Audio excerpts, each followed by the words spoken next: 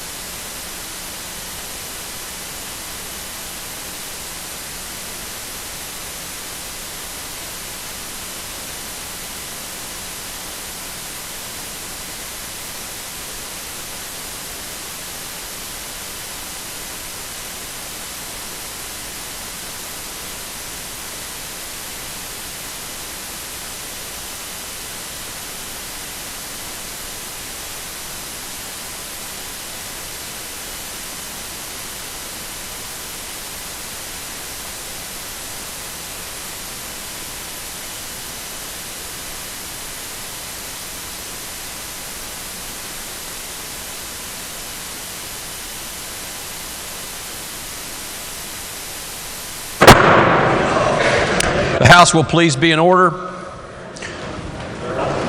Those persons not having privilege of the floor will please vacate the chamber at this time, and members and guests in the galleries will please rise as we are led in a joint interfaith prayer this morning by Bishop Mike Klussmeyer from the Episcopal Diocese of West Virginia, Rabbi Victor Urecki from B'nai Jacob, and Sue Barazi, Vice President of the Islamic Center.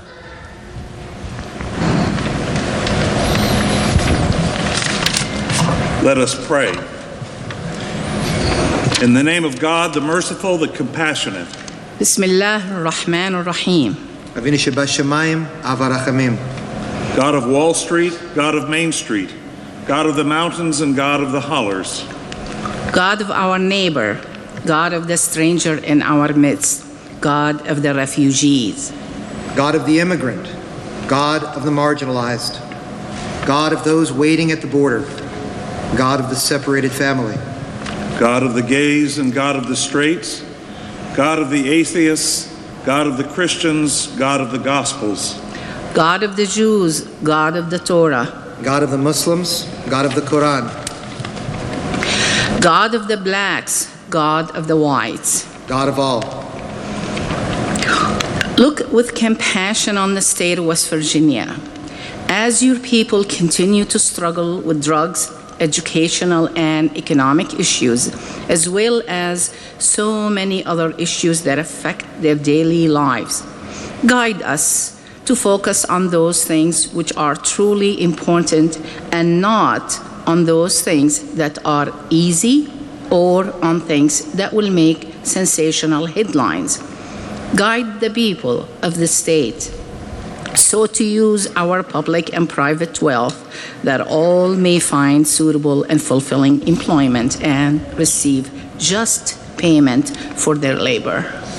Let the people of this legislature put aside their own personal agenda so that your agenda will prevail. Let us not do the Republican thing nor the Democrat thing, but rather the right thing for the people of God. Almighty God, we come together to show you that we, like you, are one. We stand together and we ask you to teach us all how to continue to stand together as human beings, as Americans, as West Virginians, as brothers and sisters. Strengthen the hearts of those able leaders in this chamber and empower them to honor the dignity of difference, treasure the joy of diversity, celebrate the ability to see the other as brother. Inspire them to push back on prejudice, hate, and oppression. Push forward for a vision of peace and goodwill for all. And lift up the divine ideal of being a blessing to others. May they honor you this session by honoring one another and loving their neighbor as themselves. Give this legislature wisdom, courage, mercy, and grace to accomplish that which you purpose. We pray in your most holy name. Amen. Amen. Amen. Members and guests will please remain standing as we are led in the Pledge of Allegiance today by the Gentleman from 37th, Doug Pushkin. Thank you, Mr. Speaker. Please join us in honoring our nation's flag. I pledge allegiance to the flag of the United States of America and to the republic for which it stands, one nation under God, indivisible, with liberty and justice for all. Members and guests may be seated.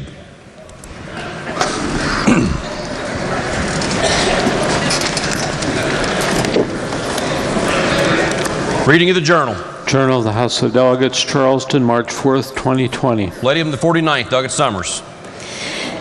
Thank you, Mr. Speaker. Your Rules Committee has met, and an update on the calendar. From special calendar to House calendar on third reading, committee substitute for Senate Bill 130. On second reading, committee substitute for Senate Bill 253 and committee substitute for Senate Bill 710. From House calendar to special calendar on second reading, Senate Bill 610. Does Lady from the 49th also ask unanimous consent that further reading of the Journal be dispensed with and it be approved as having been read? Yes. There are no objections. Introduction of guests. The gentleman from the 34th, Doggett Boggs. And good morning, Mr. Speaker. I'm just absolutely thrilled to have in the West Gallery this morning on the front row down from Braxton County, our FFA teacher and the advisor, Josh Porto, if they would stand, along with Juliana Rexroad, Ellen Collins, and Molly Ratliff. Ladies and gentlemen, these FFA in Braxton County doing some wonderful things. Very proud of what they're doing, reaching out into the community, and for everything that they're doing, instituting new programs. Please make them welcome.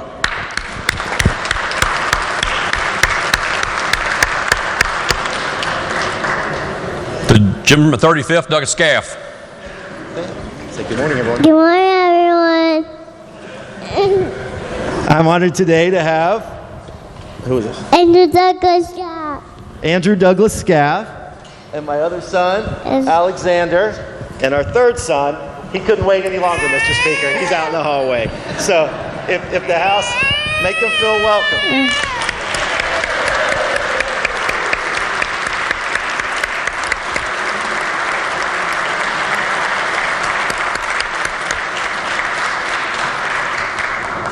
Gentleman to 58th, Douglas Coles. Thank you. Good morning, Mr. Speaker. We have guests today that have come here to see you. Up in the gallery, the West Gallery, we have the West Virginia Hemophilia Foundation and a friend of mine from back home, Fernando. If they'll stand, they are here advocating for patients affected by bleeding disorders. They have lunch up in House Finance, I think, but they're here to see you. If you get a chance to stop by and talk to them, please do. Thanks for coming. Please make them welcome. The gentleman to 22nd, Douglas Jeffries. Thank you, Mr. Speaker. Visiting from Huntington, West Virginia, our doctor of the day today is Danny Rader. If he would stand and the House make him welcome.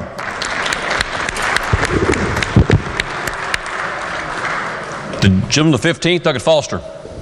Thank you, Mr. Speaker. I have a visitor from Putnam County today. We got David Hill, who is the Putnam County Juvenile Drug Court Coordinator in the North Gallery. If he would stand and the House make him feel welcome.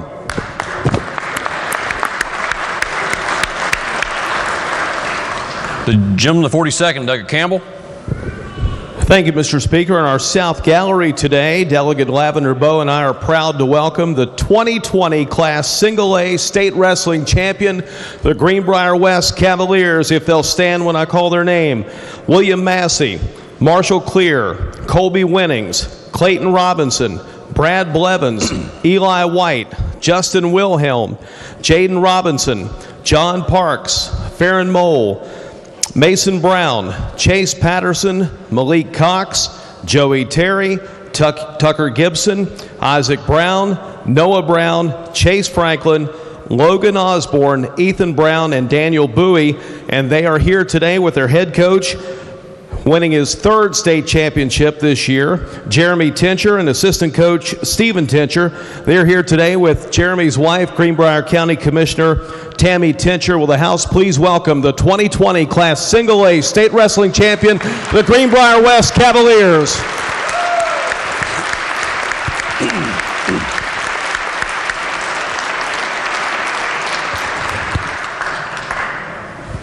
The gentleman to 50th, Douglas Angelucci. Are there further introductions? Are there further introductions? If not, reports to standing committees. Your Committee on Judiciary has had under consideration Committee Substitute for Senate Bill 752 relating generally to medical cannabis. Reports the same back without recommendation. The report to be received. For what purpose does the gentleman to 35th, Douglas Byrd, seek recognition? Thank you, Mr. Speaker. I would ask the bill be read. I'd ask unanimous consent that the bill be read a first time. Gentleman from the 35th, ask unanimous consent that the bill be read a first time. Are there objections? Objection is heard. The gentleman from the 37th, Douglas Pushkin, is recognized. Yes, I move that that bill be read a first time. The gentleman from the 37th, Douglas Pushkin, moves that committee substitute for Senate Bill 752 be read a first time. Those in favor of the motion will say aye. A roll call has been demanded. Is the demand sustained? Demand is sustained. The question is, shall a committee substitute for Senate Bill 752 be read a first time? Those in favor of the motion will vote aye. Those opposed will vote no. For what purpose does the gentleman to 50th, Douglas Cole, seek recognition? Thank you, Mr. Speaker. Point of clarification, if I might. Yes. What bill are we talking about, and did it come to the floor with a recommendation? The bill is committee substitute for Senate Bill 752. The short title says relating generally to medical cannabis. It does not come to the floor. It comes to the floor without recommendation. And the current status is we've just taken a committee report. We have taken the committee report. Thank you very much. For what purpose does the gentleman of the 50th, Doug Caputo, seek Point of recognition? order, Mr. Speaker. Is this motion debatable? This motion is debatable. So I just want to ask you a couple more questions. To comply with the 3-reading rule, we would need to read this the first time today if we wanted to pass it on Saturday as our last day. So we need 3 readings for this, correct? Every bill needs 3 readings. Gentleman is correct. I'd like to speak briefly to the motion, if I might. One more question, Mr. Speaker. Is this a simple majority? It is. It is. Thank you. Just very briefly, this cannabis issue has been around us for a long time, and I think it deserves the debate. I think we deserve to have that discussion, vote it up or down, however you want. But I just would appreciate if the members would consider voting for this to be read a first time so we can keep it on track for passage for the 3rd reading. And we'll just have to see how it goes. But I think the members deserve it. It's been around a long time. Let's vote it up or down one way or the other. Thank you, Mr. Speaker. The question is on the motion that committee substitute for Senate Bill 752 be read a first time. Roll call has been demanded. The demand was sustained. The question is, shall the motion be adopted? Those in favor of the motion will vote aye. Those opposed will vote no. The clerk will prepare the machine.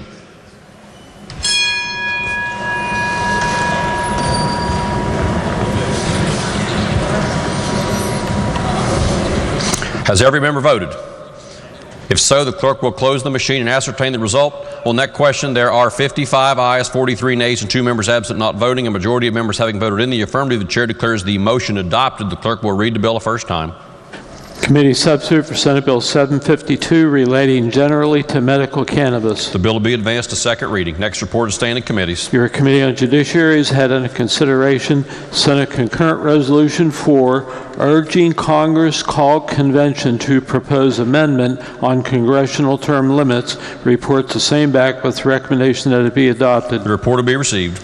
Your Committee on Judiciary has originated House Concurrent Resolution 141 urging the President and Congress of the United States of America take no action to employ military forces of the United States in active duty combat unless the United States Congress has passed an official declaration of war.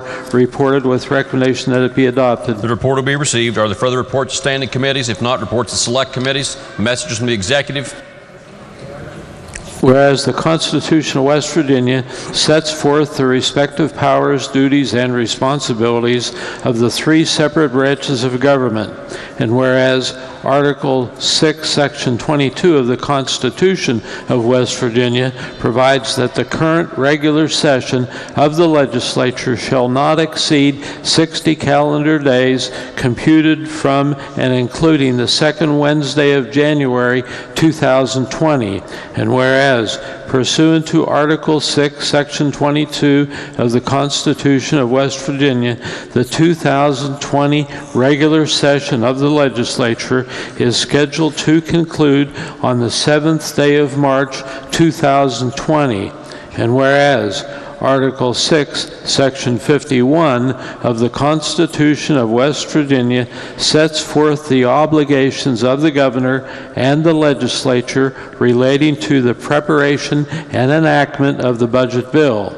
And whereas subsection D, Article 6, Section 51 of the Constitution of West Virginia requires the governor to issue a proclamation extending the regular session of the legislature if the budget bill shall not have been finally acted upon by the legislature 3 days before the expiration of its regular session. And whereas the budget bill has not been finally acted upon by the legislature as of this 4th day of March 2020. Now, therefore, I, Jim Justice, Governor of the State of West Virginia, do hereby issue this proclamation in accordance with subsection D, Article 6, Section 51 of the Constitution of West Virginia, extending the 2020 regular session of the Legislature for an additional period not to exceed 1 day through and including the 8th day of March 2020, but no matters other than the budget bill shall be considered during this extension of the regular session, except the provision for the cost thereof. In witness whereof I have hereunto set my hand and caused the great seal of the State of West Virginia to be affixed. Jim Justice, Governor. The proclamation will be received. Delegate Henshaw, Mr. Speaker, presents a communication from His Excellency the Governor advising that on March 2nd, 2020, he approved committee substitute for House Bill 4026. The message will be received. For what purpose does the gentleman of the 10th, Delegate Kelly, seek recognition? Thank you, Mr. Speaker. I'd ask unanimous consent to return to the second order of business for the purpose of introductions. Are there objections? There is no objection. Thank you, Mr. Speaker. We had a group of folks come into the South Gallery. They're representing the American Red Cross. And in that group, we have one of our favorite ladies from Wood County. And I'd ask that she stand up.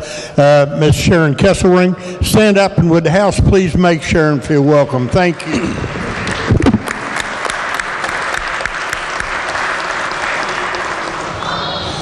Measures from the Senate.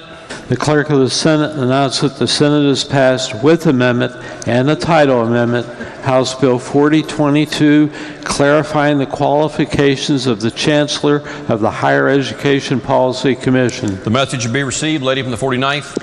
Thank you, Mr. Speaker.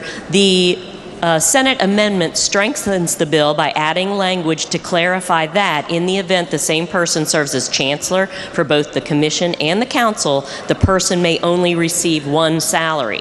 The title is amended to incorporate the changes made by the amendment. Therefore, Mr. Speaker, I move that the House concur with the Senate amendment and title amendment. The question before the House is the motion that the House concur in the Senate amendment and title amendment to House Bill 4022. Is there discussion? If not, those in favor of the motion will say aye. Those opposed will say no. The ayes have it, and the chair declares the motion adopted. The question before the House now is the passage of the bill. Are there members who wish to speak to passage of the bill? If not, those in favor of passage will vote aye. Those opposed will vote no. The clerk will prepare the machine.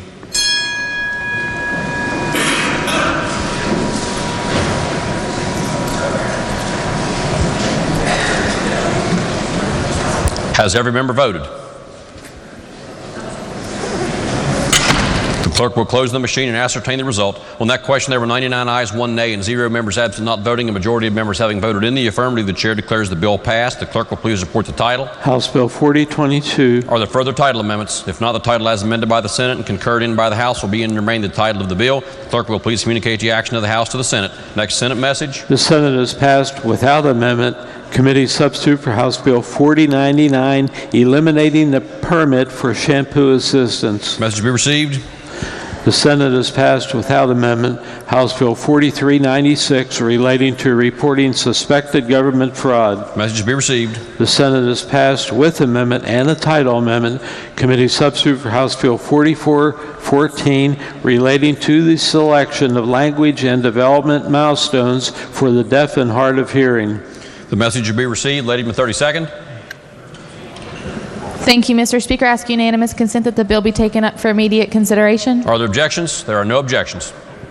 The purpose of this bill is to develop a resource which families can use to monitor and track deaf and hard of hearing children's early language acquisition and expression and developmental stages toward English literacy.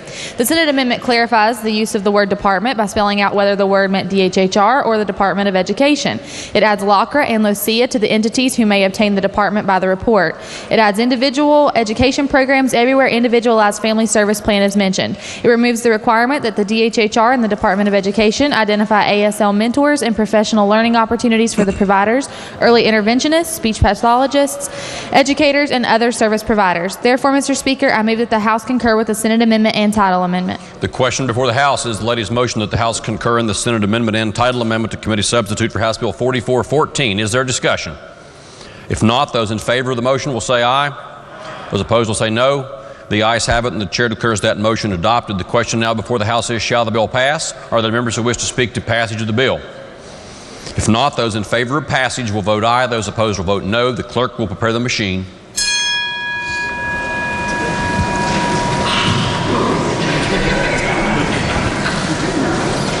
Has every member voted? If so, the clerk will close the machine and ascertain the result. On that question, there were 100 ayes, 0 nays, and 0 members absent and not voting. Majority having voted in the affirmative, the chair declares the bill passed. The clerk will please report the title. Committee substitute for House Bill 4414. Are there amendments to the title?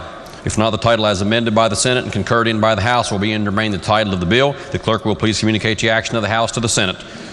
Next Senate message. The Senate has passed with amendment and a title amendment to committee substitute for House Bill 4415 relating to missing and endangered children.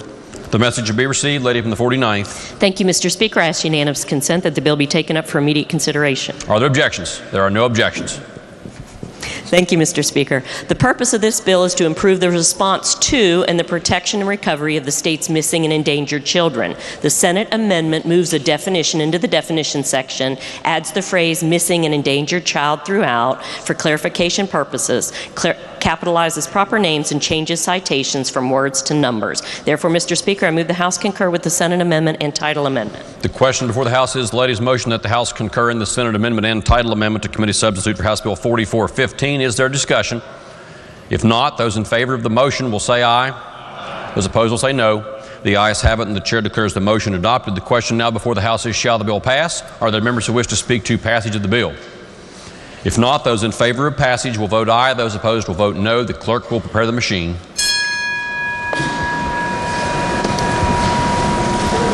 Has every member voted? If so, the clerk will close the machine and ascertain the result. On that question, there were 100 ayes, 0 nays, and 0 members absent and not voting. A majority having voted in the affirmative, the chair declares the bill passed. The clerk will please report the title. Committee substitute for House Bill 4415. Are there further title amendments? If not, the title as amended by the House and concurred in amended by the Senate and concurred in by the House will be and remain the title of the bill. The clerk will please communicate the action of the House to the Senate.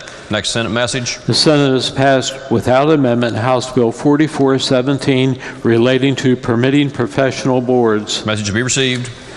The Senate has passed with amendment and a title amendment committee substitute for House Bill 4478 creating a lifetime ban for commercial drivers involved in human trafficking. Message to be received. Lady from the 32nd. Thank you, Mr. Speaker. I ask unanimous consent that the bill be taken up for immediate consideration. Are there objections? There are no objections. The Senate amendment moved the disqualifying commercial license language from human trafficking to 17E113, commercial driver's license disqualification, to join another lifetime disqualification for commercial vehicle license, use of a commercial motor vehicle in committing a felony involving a controlled substance. The amendment improved the bill. Therefore, Mr. Speaker, I move we concur with the Senate amendment. The question before the House is the lady's motion that the House concur in the Senate amendment and title amendment to committee substitute for House Bill 4478. Is there discussion? If not, those in favor of the motion will say aye. Those opposed will say no. The ayes have it, and the chair declares the motion adopted. The question now before the House is, shall the bill pass? Are there members who wish to speak to passage of the bill? If not, those in favor of passage of the bill will vote aye. Those opposed will vote no. The clerk will prepare the machine.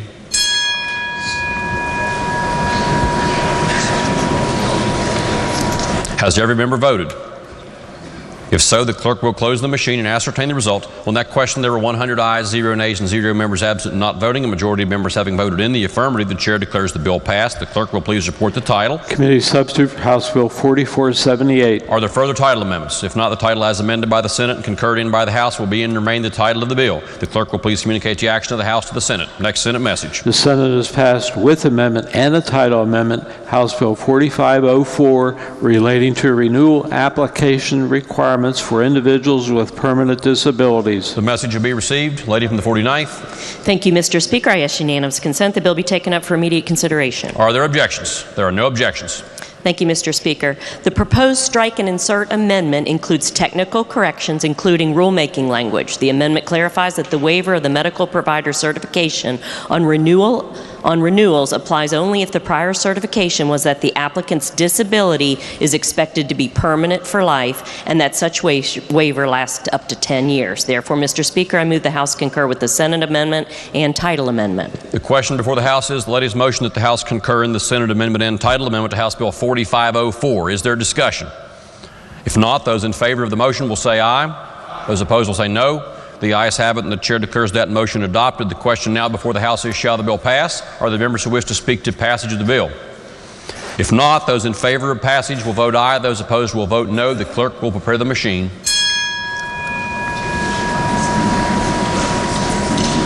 Has every member voted? If so, the clerk will close the machine and ascertain the result. On that question, there were 100 ayes, 0 nays, and 0 members absent and not voting. A majority of members having voted in the affirmative, the chair declares the bill passed. The clerk will please report the title. House Bill 4504. Are there further amendments to the title? If not, the title as amended by the Senate and concurred in by the House will be and remain the title of the bill. The clerk will please communicate the action of the House to the Senate. Next Senate message. The Senate has passed without amendment House Bill 4519, establishing a summer youth intern pilot program within Department of Commerce. Message to be received. The Senate has passed without amendment Committee Substitute for House Bill 4546, relating to tuberculosis testing for school superintendents. The message will be received. The Senate has passed with amendment and a title amendment House Bill 4551, relating to subsidized adoption. The message will be received. Lady in the 32nd. Thank you, Mr. Speaker. I ask unanimous consent that the bill be taken up for immediate consideration. Lady in the 32nd, ask unanimous consent that the bill be taken up for immediate consideration. Are there objections? There are no objections. Lady may proceed. The purpose of this bill is to define criteria for continuing to receive an adoption subsidy when the adopted child is placed out of the home. The Senate amendment makes grammatical changes. Therefore, Mr. Speaker, I move that the House concur with the Senate amendment and title amendment. The question before the House is the motion that the House concur in the Senate amendment and title amendment to House Bill 4551. Is there discussion? If not, those in favor of the motion will say aye. Those opposed will say no. The ayes have it, and the chair declares that motion adopted.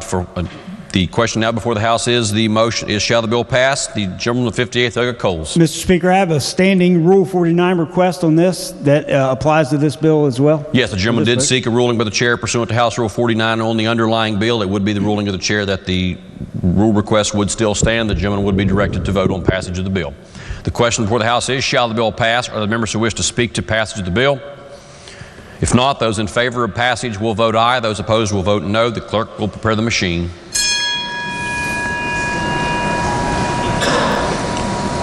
Has every member voted? If so, the clerk will close the machine and ascertain the result. On that question, there were 100 ayes, 0 nays, and 0 members absent and not voting. Majority of members having voted in the affirmative, the chair declares the bill passed. The clerk will please report the title. House Bill 4551. Are there further amendments to the title? If not, the title as amended by the Senate and concurred in by the House will be and remain the title of the bill. The clerk will please communicate the action of the House to the Senate. Next Senate message. The Senate has passed with amendment and a title amendment Committee Substitute for House Bill 4593, authorizing the assignment of poll workers to save more than one precinct under certain circumstances. The message will be received. Lady from the 49th. Thank you, Mr. Speaker. I ask unanimous consent the bill be taken up for immediate consideration. Are there objections? There are no objections. Thank you, Mr. Speaker. The Senate amendment is technical in nature to the bill and the title. Therefore, Mr. Speaker, I move that the House concur with the Senate amendment and title amendment. The question before the House is the lady's motion that the House concur in the Senate amendment and title amendment to Committee Substitute for House Bill 4593. Is there discussion? If not, those in favor of the motion will say aye. Those opposed will say no. The ayes have it, and the chair declares the motion adopted. The question before the House now is, shall the bill pass? Those in favor of passage of the bill will vote aye. Those opposed will vote no. The clerk will prepare the machine.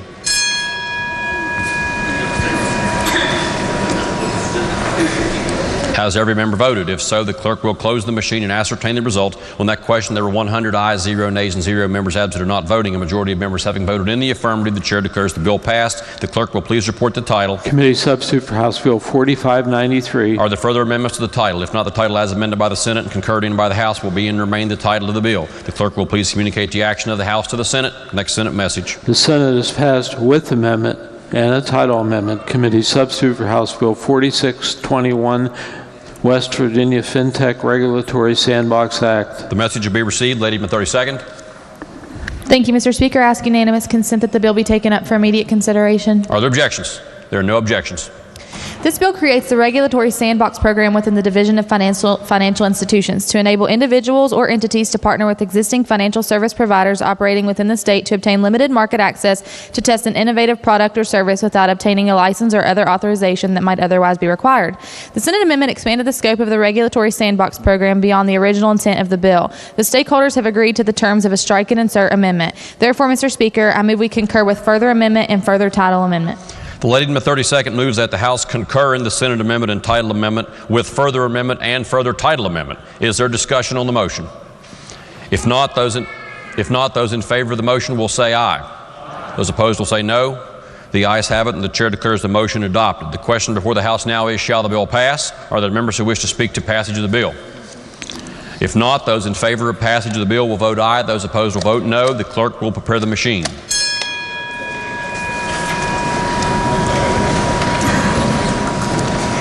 Has every member voted?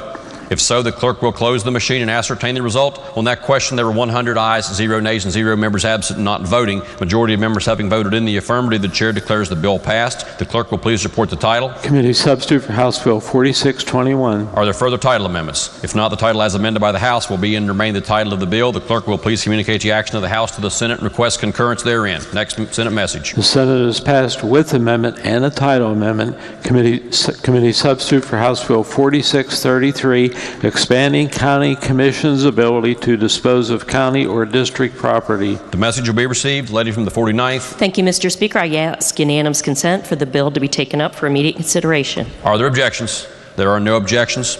Thank you, Mr. Speaker. House Bill 4633 expands county commission ability to dispose of county or district property for nonprofit public use. The Senate removed nonprofit community center organization from the reported bill, leaving the introduced version of the bill, which added only a nonprofit senior center organization. Therefore, Mr. Speaker, I move that the House concur with the Senate amendment and title amendment. The lady from the 49th moves that the House concur in the Senate amendment and title amendment to committee substitute for House Bill 4633. Is there discussion on the motion? If not, those in favor of the motion will say aye. Those opposed will say no. The ayes have it. The chair declares the motion adopted. The question now before the House is, shall the bill pass? Are there members who wish to speak to passage of the bill? If not, those in favor of passage of the bill will vote aye. Those opposed will vote no. The clerk will prepare the machine.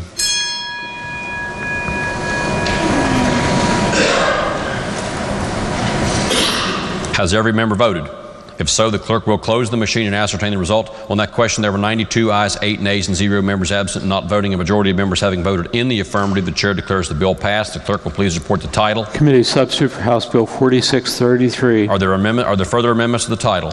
If not, the title as amended by the Senate and concurred in by the House will be and remain the title of the bill. The clerk will please communicate the action of the House to the Senate. Next Senate message. The Senate has passed with amendment and a title amendment House Bill 4655, permitting military personnel in areas where on-the-job emergency medicine is part of the training to be granted automatic EMS or EMT certification. The message will be received. Lady from the 32nd. Thank you, Mr. Speaker. I ask unanimous consent that the bill be taken up for immediate consideration. Are there objections? There are no objections. This bill will permit the United States military personnel employed in areas where on-the-job emergency medicine is part of the training and routine job performance to apply and be automatically granted certification as EMTs and paramedics. The Senate amendment adds members of the reserve components of the armed services to the list of those eligible for EMS and EMT certification. The Senate amendment is consistent with the underlying intent of the bill. Therefore, Mr. Speaker, I move that the House concur with the Senate amendment and title amendment. The question before the House is the lady's motion that the House concur in the Senate amendment and title amendment to House Bill 4655. Is there discussion? If not, the question is on that motion. Those in favor of the motion will say aye. Those opposed will say no. The ayes have it, and the chair declares the motion adopted. The question now before the House is, shall the bill pass? Are there members who wish to speak to passage of the bill? If not, those in favor of passage will vote aye. Those opposed will vote no. The clerk will prepare the machine.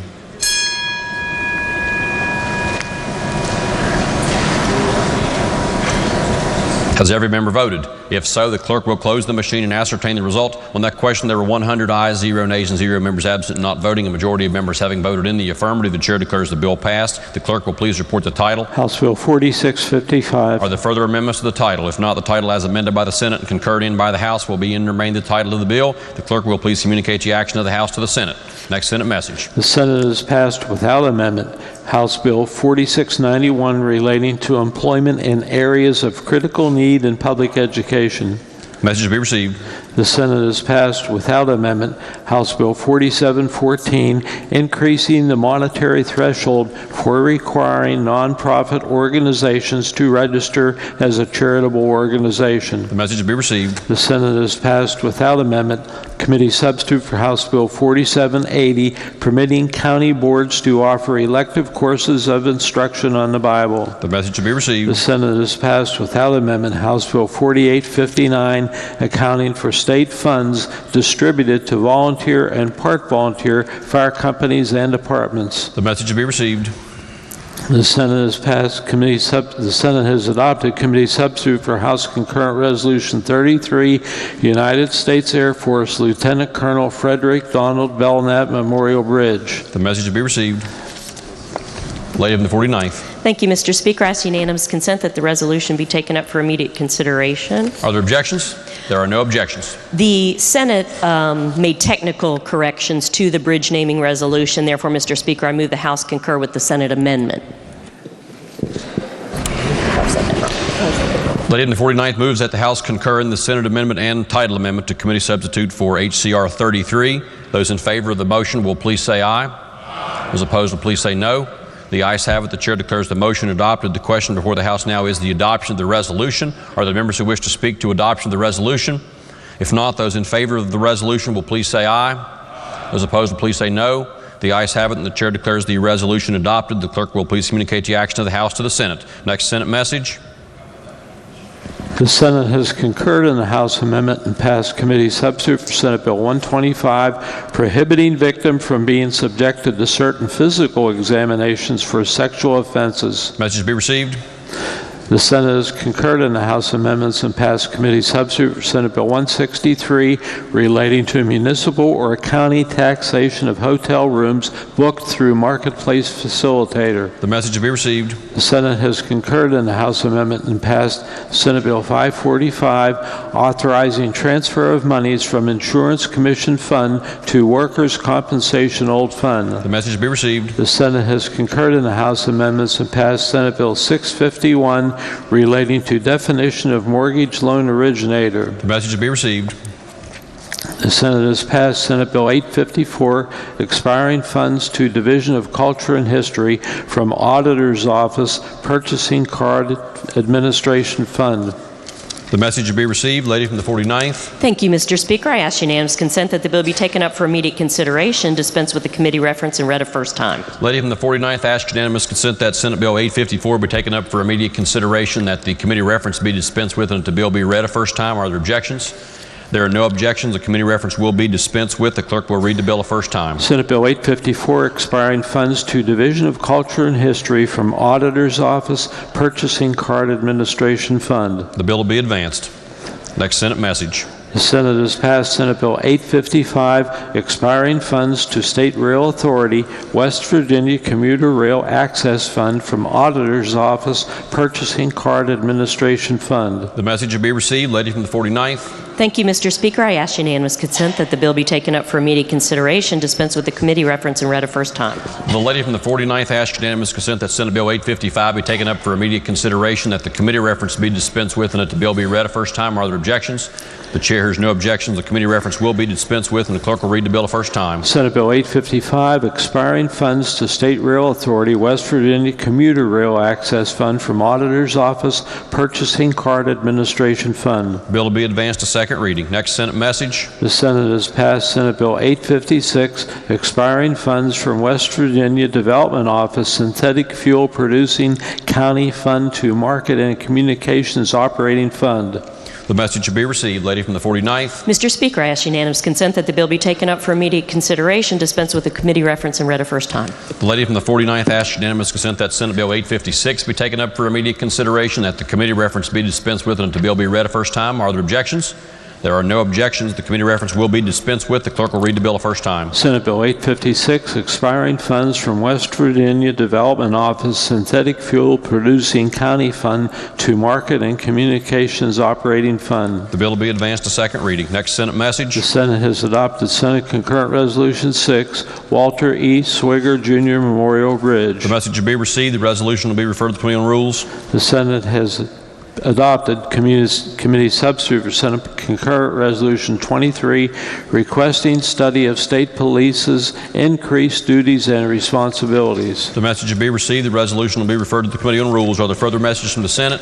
If not, resolutions, petitions, motions, bills introduced, unfinished business, bills on third reading. Senate Bill 42 permitting faith-based electives in classroom drug prevention programs. Question before the House is, shall the bill pass? Are there objections to having the bill explained in lieu of having it read?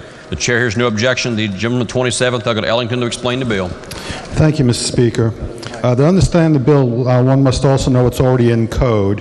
For Article 18.2.7b, which is Programs in Drug Prevention and Violence Reduction, it states that the State Board of Education shall prescribe programs within the existing health and physical education program which teach resistance and life skills to counteract societal and peer pressures to the use of drugs, alcohol, and tobacco. The purpose of the Drug Awareness and Prevention Program is to keep students from illegally using each of these substances, reduce and eliminate the incidence and prevalence of students' alcohol, tobacco, and drug abuse, reduce the factors that place students at risk of abusing each of these, through both school and community-based planning processes. Also to contribute to the development of school environments and alternative activities that are free of alcohol, tobacco, and drugs. And also to increase knowledge and skills of the students, staff, and community members, along with actively involving staff, students, parents, and community members in the development and implementation of the Drug Awareness and Prevention Program plans. And what the bill specifically does is it allows county boards to include faith-based and non-faith-based electives to be included in the Drug Awareness and Prevention programs. And as I said, may include. It's permissive. It requires, though, that the state board would promulgate a rule on how the faith-based electives can be offered in a way that is consistent with constitutional requirements. So they must make rules that would make that amenable. So, Mr. Speaker, that's the bill, and I would recommend that we pass the bill. The question before the House is, shall the bill pass? The gentleman from the 16th, Douglas Hornbuckle, is recognized. Thank you, Mr. Speaker. Would the chair yield, please? Chair does yield. Yes, sir. Thank you. As the bill is written, is it accurate that any faith could have an elective as such? Yes, they could, but they could not promote that faith. The rules, the school board would have to decide what the rules are as far as what they could present or not present, as long as it was not promoting a particular faith. In other words, they could they could present maybe information on maybe success and programs that they have in their community, or what may be offered in their community that would be optional for people to go to later on. And I just want to make sure it's open to any type of faith base. Well, according to what the school board's rules would be, they would have to decide what ones would be available. And yes, it should be open to any of them, right. Okay, thank you. The gentleman, the 51st, Douglas Hanson, is recognized. Thank you, Mr. Speaker. Would the chair yield for another question? Yes, sir.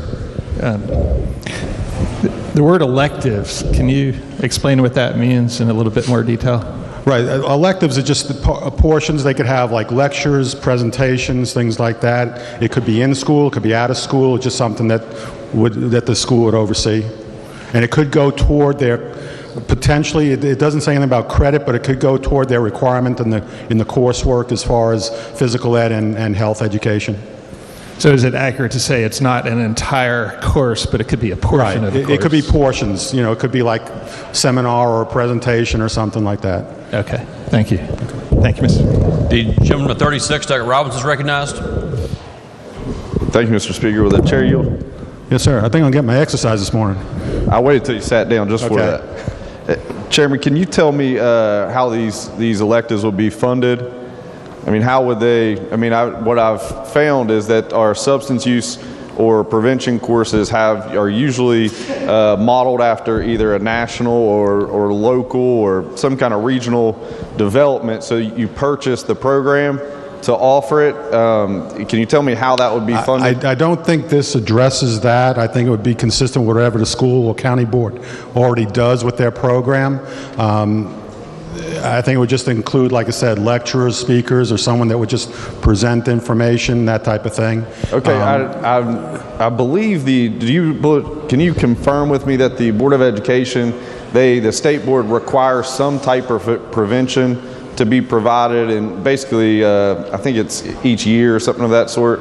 There's some kind of requirement that you have a prevention course. Yeah, there is throughout from K through 12, and it's probably grade specific as far as the level of what they present. Okay, and then I've heard a anecdotal story that Wayne County purchased a prevention program, and it cost about $70,000, I believe. And I think Wayne County has a couple schools, and one school wanted to use this. They purchased it. They paid the $70,000, but then after 1 year, they discontinued it, but they were in contract for 3 years for that program. Now, I would assume a faith-based program, there's probably faith-based programs like that out there that you can purchase. Do you have the concern that we'll be looking towards some funding issues for? I guess that would be up to the county as far as how they implement their plans. I mean, if they contract with certain groups, whether it be faith-based or not, to provide certain curriculum, I mean, I guess that's up to them. I guess that's possible, but it would still be up to the state board and the county board to develop their rules, whether there is funding. There's no fiscal note to this.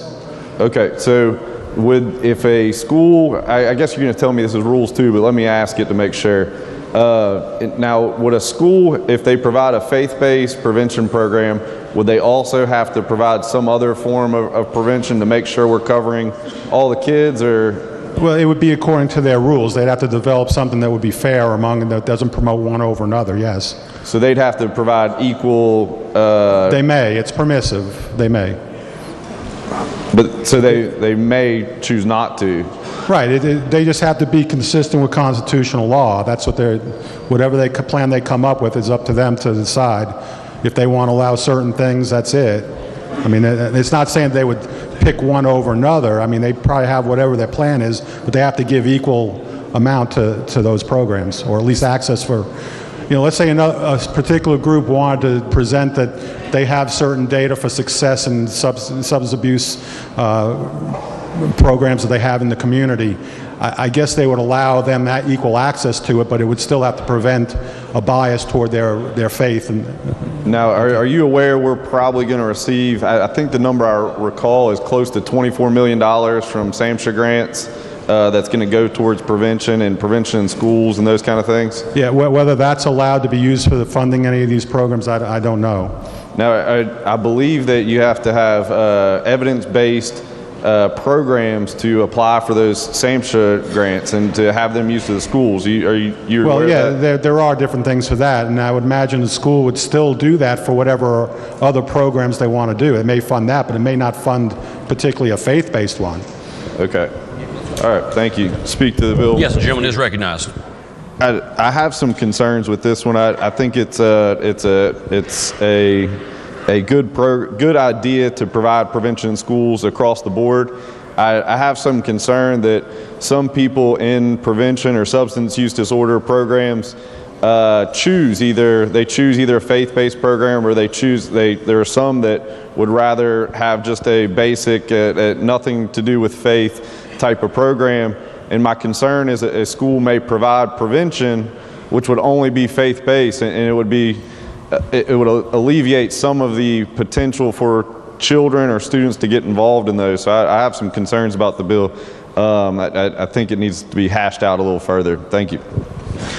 The gentleman from the 43rd, Douglas Thompson, is recognized. Thank you, Mr. Speaker. Speak to the bill. Yes, the gentleman is recognized. Religious or faith-based drug prevention programs. I have some very serious concerns with this bill. I'll go over those right now. LGBTQ students are often at times conflicted in everything going on in their lives and the changes in their bodies and the different feelings they're having. And sadly, we have a higher rate of drug and alcohol abuse. So I definitely agree we have a major problem with drug and alcohol abuse in our schools, and we should be doing something about it.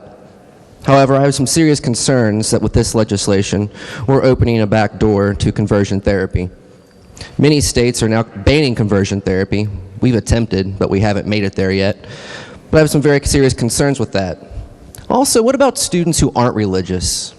Students who aren't religious, or what if they're from a different religion and there's no other non-faith-based alternative? Do they have to go, if they have a drug problem or an alcohol problem, will they have to actually go to a faith-based? Yeah, if it's not available. We heard in committee, too, about the slippery slope. We asked, could there possibly be litigation with this bill? Would we possibly be violating, would this be unconstitutional? I swore to uphold the Constitution. Guys, we're heading down a slippery slope. We keep pushing religion into our government.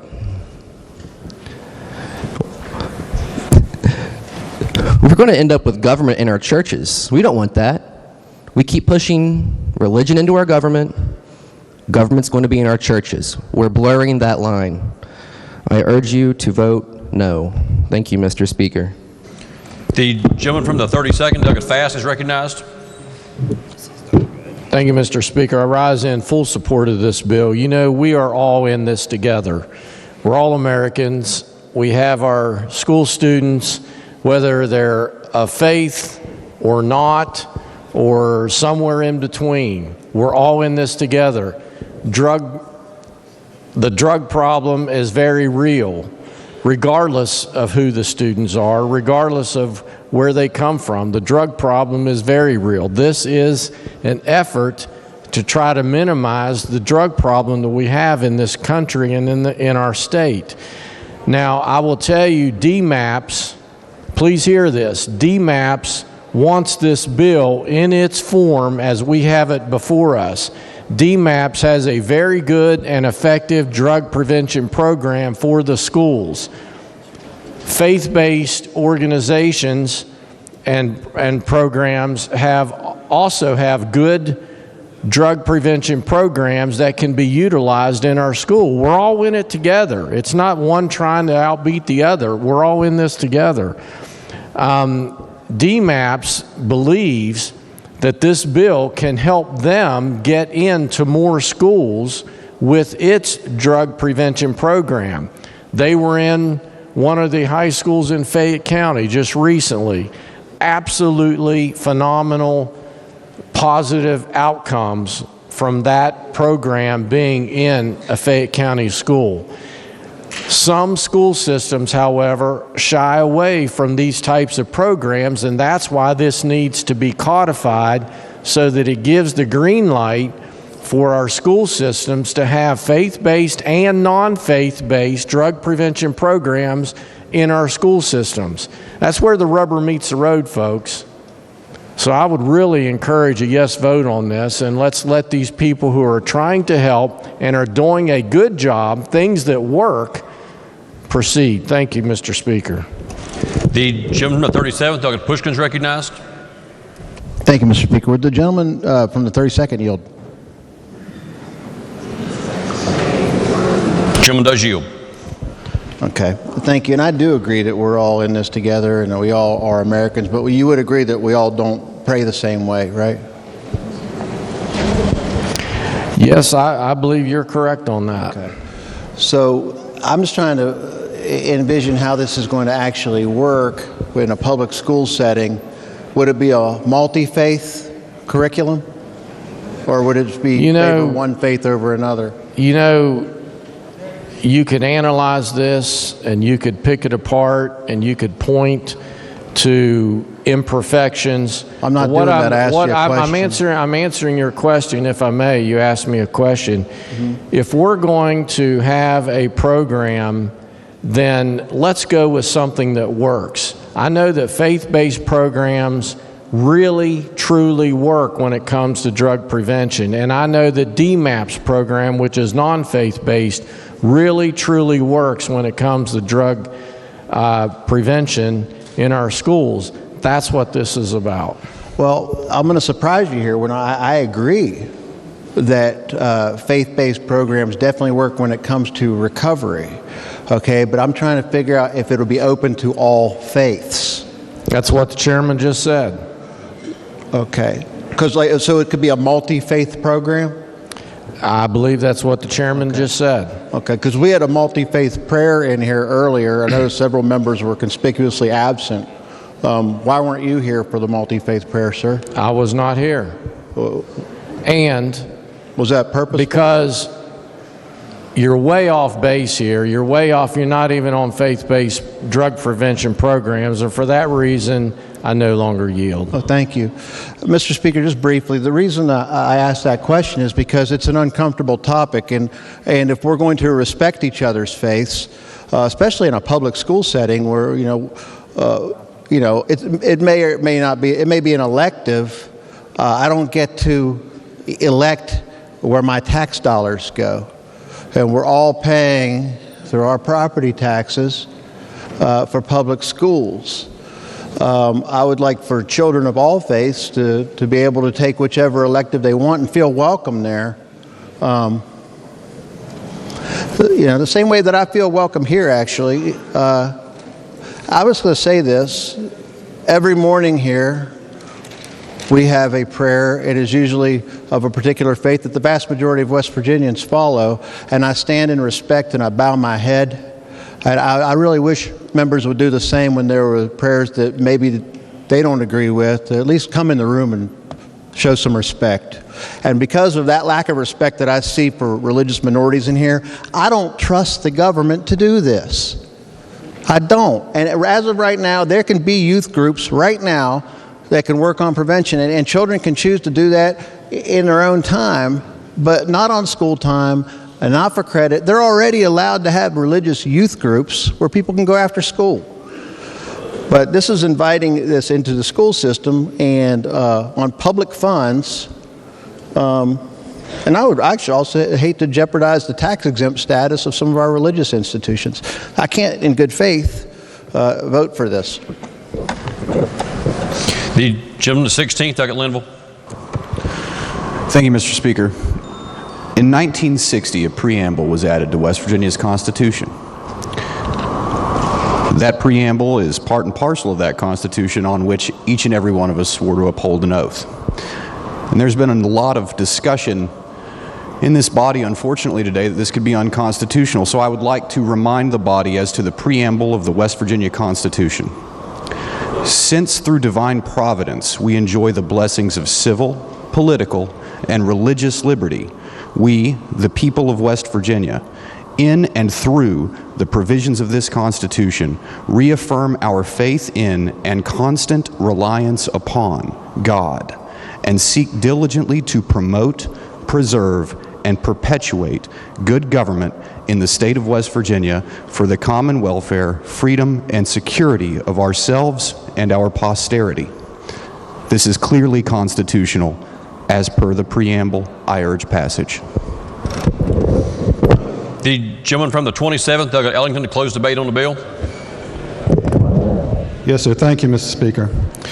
First, let me mention that this bill has nothing to do with conversion therapy. And just, putting the thought in there, that's what this is a backdoor to, is just not appropriate in my mind. The thought about mentioning faith-based and including that with schools, to me, this isn't like MC Hammer can't touch this. I mean, it's a topic that can be discussed. And if it's done properly, it is constitutional. And this does say that the state board has to decide the curriculum and the format is to make it constitutional. Now, we heard in the Substance Abuse Committee earlier this session, there was a program that was done in Iceland that brought in communities, said that the community together is what helps solve a big part of their substance abuse problems. Different communities in this state have different programs available. This is a means to allow individuals to access that or at least be aware of it. This is optional. If it is something that they can do, they're allowed to do it. It's not promoting a particular faith or religion over one or another. They would present data, say, the example I gave was that they might say that they've had certain people that were involved in substance abuse, they've had a treatment program, they had a certain amount of success. They wouldn't promote their faith, but what would happen is that might be an option for an individual to access that group outside of the school. at a different time. And I said option. Person would have to opt into that. That is their own free will and their own constitutional choice. That is not something promoted by the school. That is something that they have information that leads them to say, hey, this is available in my community. I might want to do that. That doesn't exclude anyone. So that's not biased. I think it's a good program. I think we have to discuss this, and I think we have to implement it. So I would urge adoption and passage of this bill. Thank you. Question before the House is, shall the bill pass? Those in favor of passage of the bill will vote aye. Those opposed will vote no. The clerk will prepare the machine.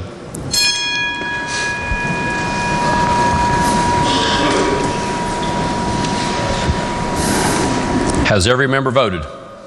If so, the clerk will close the machine and ascertain the result. On that question, there were 83 ayes, 15 nays, and 2 members absent not voting. A majority of members having voted in the affirmative, the chair declares the bill passed. The clerk will please report the title. Senate Bill 42. Are there amendments to the title? Delegate Ellington moves to amend the title. Question before the House is the adoption of the title amendment. Those in favor will say aye. Those opposed will say no. The ayes have it, and the chair declares the title amendment adopted. The title as amended by the House will be and remain the title of the bill. The clerk will please communicate the action of the House to the Senate and request concurrence therein. Next bill on third reading. Committee substitute for Senate Bill 175, requiring certain agencies maintain website which contains specific information. Are there objections to having the bill explained in lieu of having it read? The chair hears no objection and recognizes Lady Third Douglas Storch to explain the bill. Thank you, Mr. Speaker. The purpose of committee substitute for Senate Bill 175 is to set out standard content on state agency, county, and municipal web pages. A similar bill, House Bill 2992, was vetoed last year because it did not contain an exception allowing the withholding of contact information for state agency staff members for safety and law enforcement purposes. That exception has been incorporated. Finally, the bill requires the Division of Motor Vehicles to establish and maintain a voluntary enrollment list of persons who have communication disabilities for use by state and local law enforcement. The bill authorizes the Division of Motor Vehicles to promulgate rules and exempts enrollment list from the Freedom of Information Act. I urge passage. The question before the House is, shall the bill pass? The gentleman with 15th, Douglas Foster, is recognized. Thank you, Mr. Speaker. Does the General Elite from Third yield? So this sets up a website for the counties and information that they can have on it. That They already have a website. my question is, on this website, can they put their budgets on this website, or does it verify that, or? They can, but they don't necessarily have to. Don't necessarily have to. And on top of that, why not just have them put it in the newspaper, this information in the newspaper instead of on the website? They do that as well. They already put it in the newspaper? If they want to, they can. They're not required, or they can. All right, thank you. Are there other members who wish to speak to passage of the bill? If not, the question before the House is, shall the bill pass? Those in favor will vote aye. Those opposed will vote no. The clerk will prepare the machine.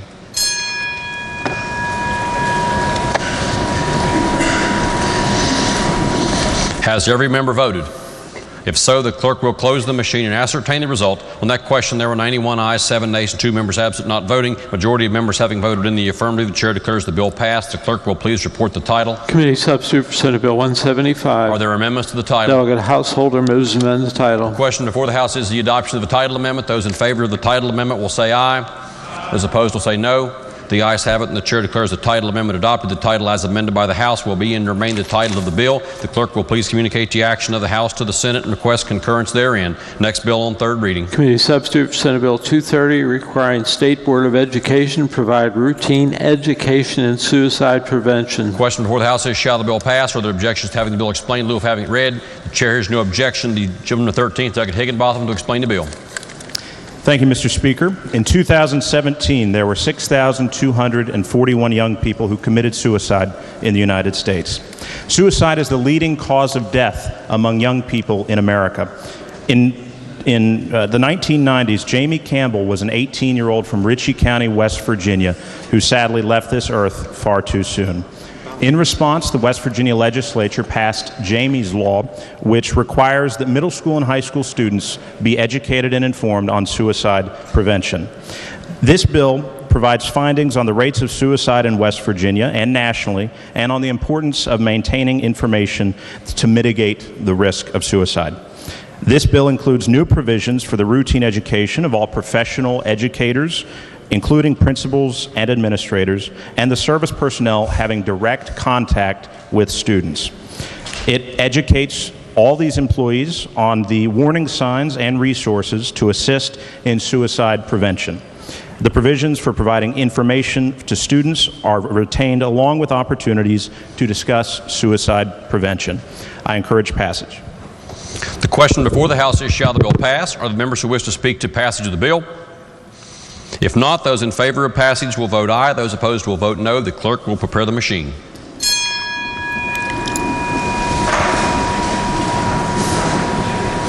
Has every member voted?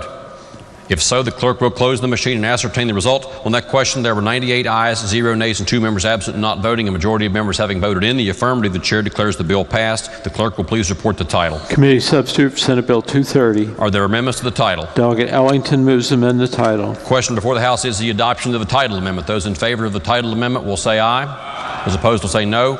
The ayes have it, and the chair declares the title amendment adopted. The title as amended by the House will be and remain the title of the bill. Lady from the 49th. Thank you, Mr. Speaker. I move the bill take effect from passage. Lady from the 49th moves that the bill be made effective from passage. Those in favor of the motion will vote aye. Those opposed will vote no. The clerk will prepare the machine.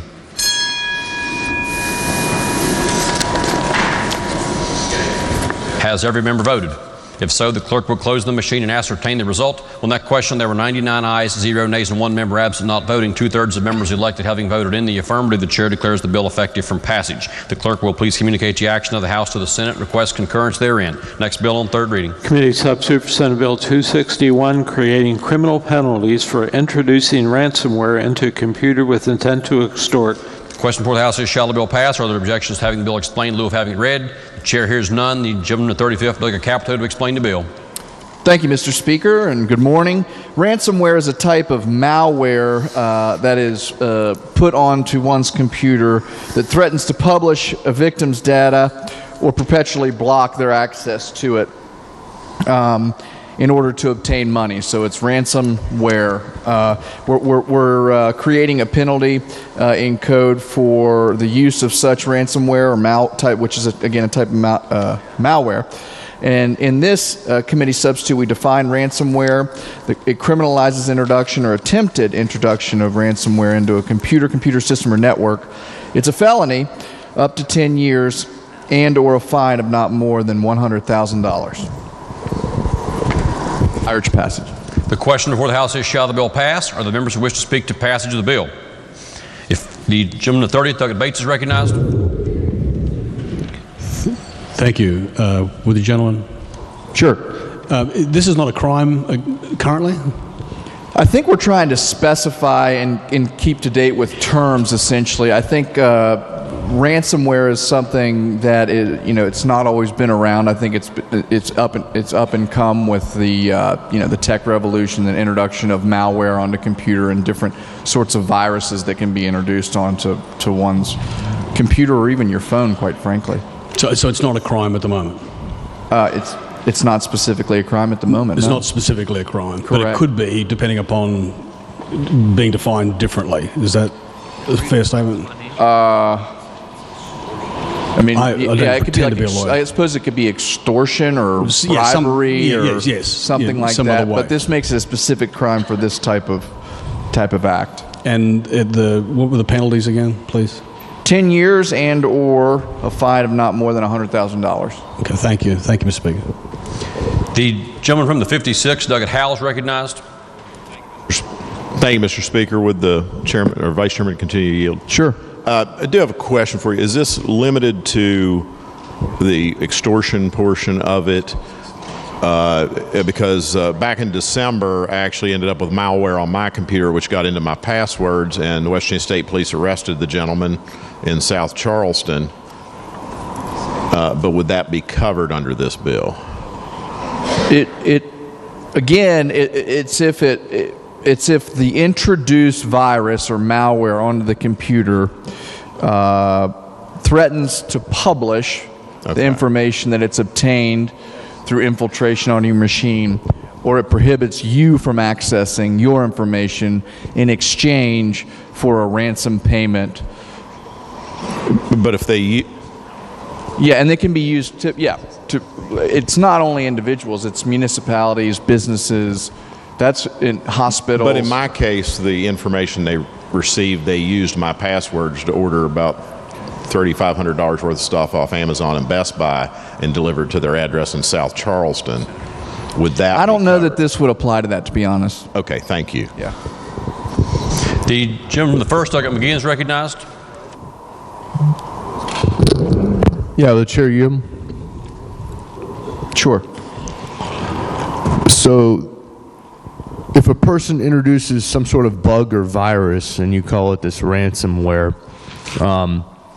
the penalty for just the introduction of that virus onto a computer, not owned by the person inducing the virus onto the computer, obviously, is $100,000 at minimum. No. And no.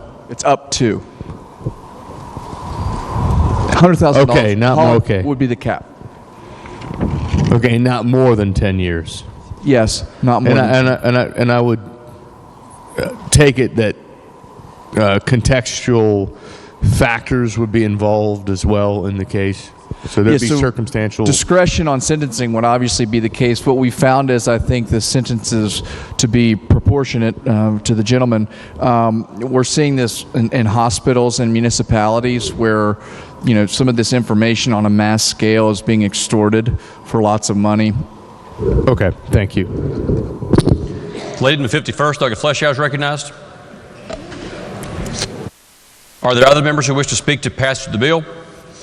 If not, does the gentleman wish to close debate on the bill? If not, then the question before the House is, shall the bill pass? Those in favor of passage will vote aye. Those opposed will vote no. The clerk will prepare the machine.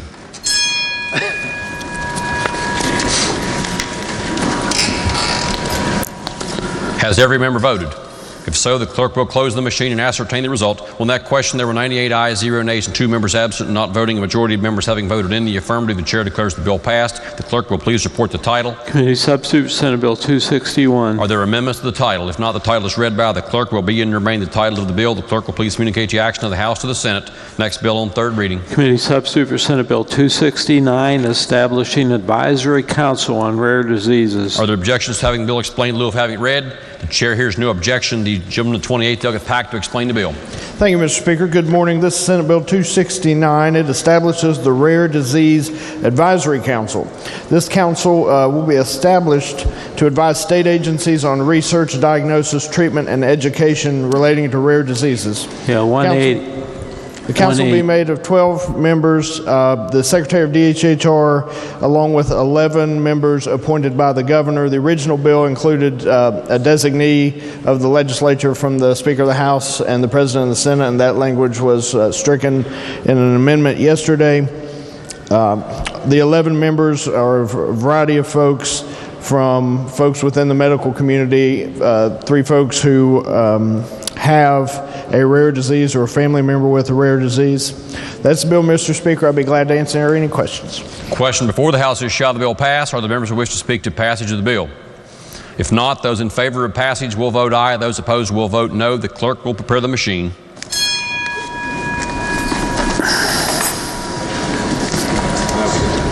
Has every member voted? If so, the clerk will close the machine and ascertain the result. On that question, there were 97 ayes, 0 nays, and 3 members absent and not voting. A majority of members having voted in the affirmative, the chair declares the bill passed. The clerk will please report the title. Committee substitute for Senate Bill 269. Are there amendments to the title? Delegate Hill moves to amend the title. The question before the House is the adoption of the title amendment. Those in favor of the title amendment will say aye. Those opposed will say no. The ayes have it, and the chair declares the title amendment adopted.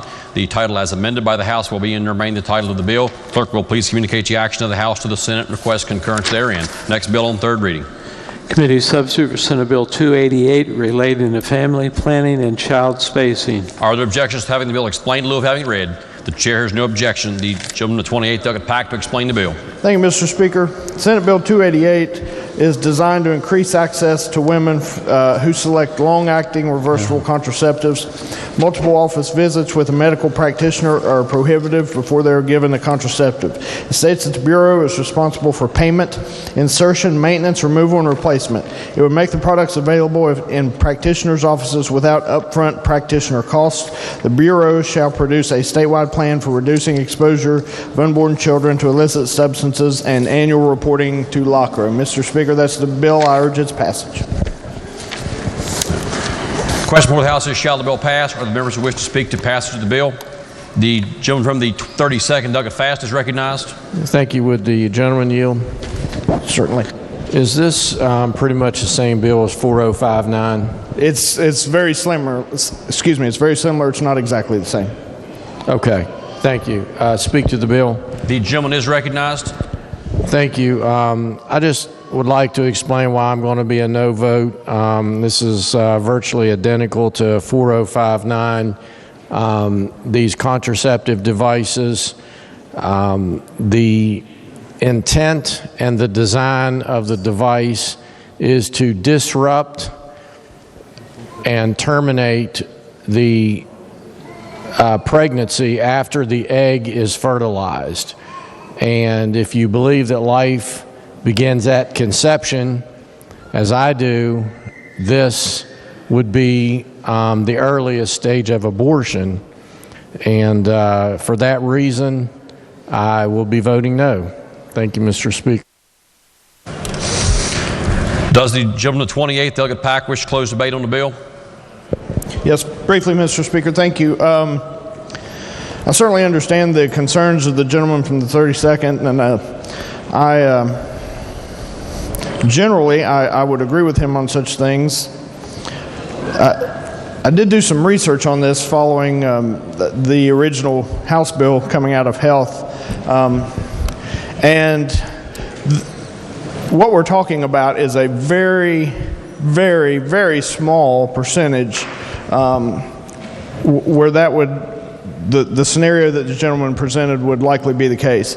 Because of that, I did in fact, Chairman Hill and myself had a conference call with West Virginians for Life, and they did not take a position in opposition to this bill. So for those reasons, Mr. Speaker, I would urge passage. The question before the House is, shall the bill pass? For what purpose does the gentleman from 27th, Delegate Ellington, seek recognition? Potential Rule 49, since I do place these and get reimbursed for them. Under that set of facts, it would be the ruling by the chair that the gentleman would be a member of class of greater than 5 and therefore should be directed to vote.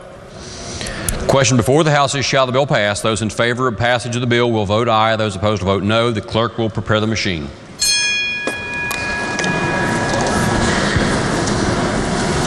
Has every member voted? If so, the clerk will close the machine and ascertain the result. On that question, there were 78 ayes, 18 nays, and 4 members absent and not voting. A majority of members voted in the affirmative. The chair declares the bill passed. The clerk will please report the title. Committee Substitute for Senate Bill 288. Are there amendments to the title? Delegate Hill moves to amend the title. Question before the House is the title amendment. Those in favor of the title amendment will say aye. Those opposed will say no. The ayes have it, and the chair declares the title amendment adopted. The title as amended by the House will be and remain the title of the bill. The clerk will please communicate the action of the House to the Senate and request concurrence therein. Next bill on third reading. Committee Substitute for Senate Bill 303, enacting Students' Right to Know Act. Are there objections to having the bill explained in lieu of having it read? The chair hears no objection and recognizes the gentleman of the 27th, Delegate Ellington, to explain the bill. Thank you, Mr. Speaker. What this bill does, it requires the State Board, in collaboration with HEPC and the CCTC, to collect and compile substantial information to the extent that it is available for distribution to students to help inform them in planning their transition to post-secondary education and career fields following graduation. The state superintendent is responsible for distributing this information by October 15th of each year to guidance counselors in the schools so it may be provided to the students. The information is also to be distributed to the public by making it readily available on the department's website. In addition, the State Board is authorized to execute a memorandum of understanding with any department, agency, or division for acquiring the information that is required to be collected. Any department, agency, or division that possesses the required information must also provide it to the State Board. All requirements are to be effective on January 1st of 2021. Mr. Speaker, that's the bill, and I urge passage. The question before the House is, shall the bill pass? Are the members who wish to speak to passage of the bill? If not, those in favor of passage will vote aye. Those opposed will vote no. The clerk will prepare the machine.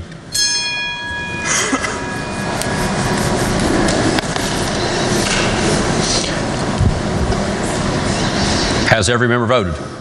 If so, the clerk will close the machine and ascertain the result. On that question, there were 96 ayes, 0 nays, and 4 members absent, not voting. A majority of members having voted in the affirmative, the chair declares the bill passed. The clerk will please report the title. Committee substitute for Senate Bill 303. Are there amendments to the title? If not, the title as read by the clerk will be and remain the title of the bill. Lady from the 49th. Thank you, Mr. Speaker. I move the bill take effective January 1st, 2021. The lady from the 49th moves that the bill be made effective January 1st, 2021. Those in favor of that motion will vote aye. Those opposed will vote no. The clerk will prepare the machine.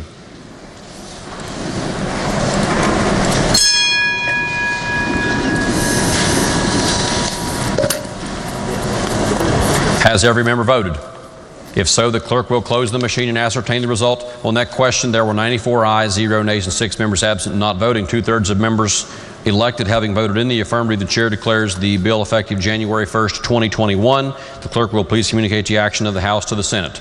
Next bill on third reading. Committee substitute for Senate Bill 308, creating criminal penalties for violation of orders issued for protection of victims of financial exploitation. Are there objections to having the bill explained in lieu of having it read?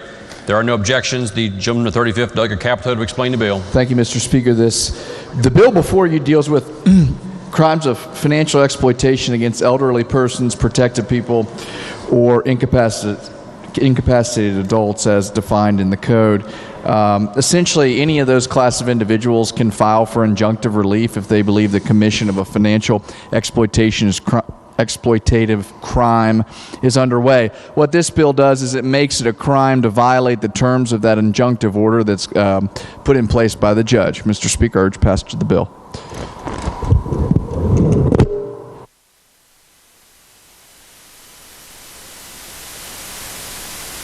Are there members who wish to speak to passage of the bill? If not, then those in favor of passage will vote aye. Those opposed will vote no. The clerk will prepare the machine.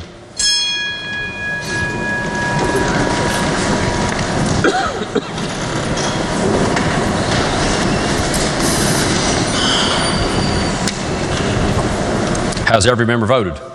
If so, the clerk will close the machine and ascertain the result. On that question, there were 94 ayes, 1 nay, and 5 members absent and not voting. A majority of members having voted in the affirmative, the chair declares the bill passed. The clerk will please report the title. Committee substitute for Senate Bill 308. Are there amendments to the title? If not, the title as read by the clerk will be and remain the title of the bill. The clerk will please communicate the action of the House to the Senate. Next bill on third reading. Committee substitute for Senate Bill 312, relating a provisional licensure of social workers. Are there objections to having the bill explained in lieu of having it read? The chair hears no objection. The gentleman of the 28th, Doug Pack, to explain the bill. Thank you, Mr. Speaker. Senate Bill 312 clarifies language to allow certain employees of DHHR to qualify for a provisional social work license. The specifics are outlined in the bill. I'd be glad to entertain any questions. I urge its passage. The question before the House is, shall the bill pass? Are there members who wish to speak to passage of the bill? The gentleman of the 32nd, Doug Fast. Thank you. Would the gentleman yield again? Thank you. I've just tried to watch this bill a little bit. It seemed like it was ping-pong back and forth on like a pay scale for social workers, CPS workers, and adult protective service workers, and then that was taken out. And can you just tell me a little bit more about what the final version of this bill does and its purpose, please? Okay, so it allows certain employees in DHHR to apply for and be granted a provisional social work license. So they have to meet the following criteria. They have to submit the application. They have to be at least 18, have a bachelor's degree in a related field, which is determined by legislative rule. Have obtained regular supervised employment for the reasonable promise of employment, satisfied the board that he or she merits the public trust, not be addicted to drugs or alcohol, not been convicted of a felony, misdemeanor or felony in any jurisdiction in the offense in which the conviction occurred relating to the practice of social work. And they have to meet all of the other administrative requirements laid out for by the Board of Social Work. Does it also address CPS workers, Child Protective Service workers, and Adult Protective Service workers? It does. It outlines the process that those workers would go through to obtain the provisional license. Okay, and does it still address pay scales for the CPS workers? It does not. Okay, that was left out. Okay. Yes. All right. Thank you very much. Are there other members who wish to speak to the passage of the bill? If not, does the gentleman wish to close debate on the bill? The question before the House is, shall the bill pass? Those in favor of passage of the bill will vote aye. Those opposed will vote no. The clerk will prepare the machine.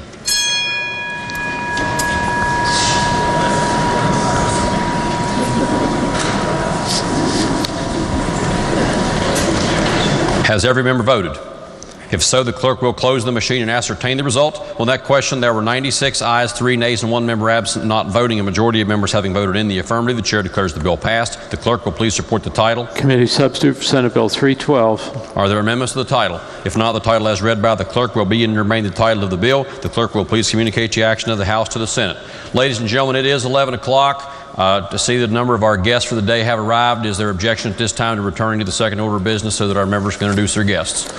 There are no objections. The gentleman from the 10th, Doug Kelly.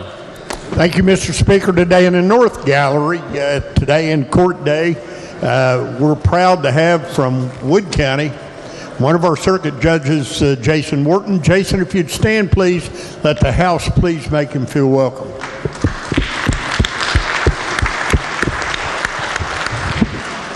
The gentleman from the 56th, Doug Howell. Thank you, Mr. Speaker. On behalf of all of the delegates representing Mineral County, we have a bunch of pages down from Kaiser Middle School. If they would please stand as I call their name. Tressie McCarty, Amaya Bartlett, Cresslin Moncrief, Logan Rotruck, Isaac Snyder, Christopher Bean, Andrew McDowell, Riley Wolf, Adam Jones, Grace Mathias, Austin Grimmert, Lucas Hart, Emily Kessner, Chase Davis, Cora Redmond, Austin Smith, Brooke Kessner, and Jack Stanzalosik. If they would please, everybody make them welcome. Thank you.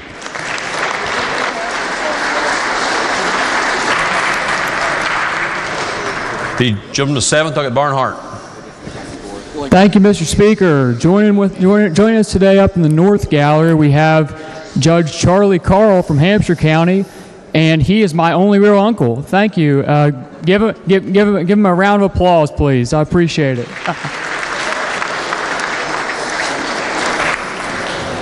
The gentleman from the 17th, Doug Rohrbach. Thank you, Mr. Speaker.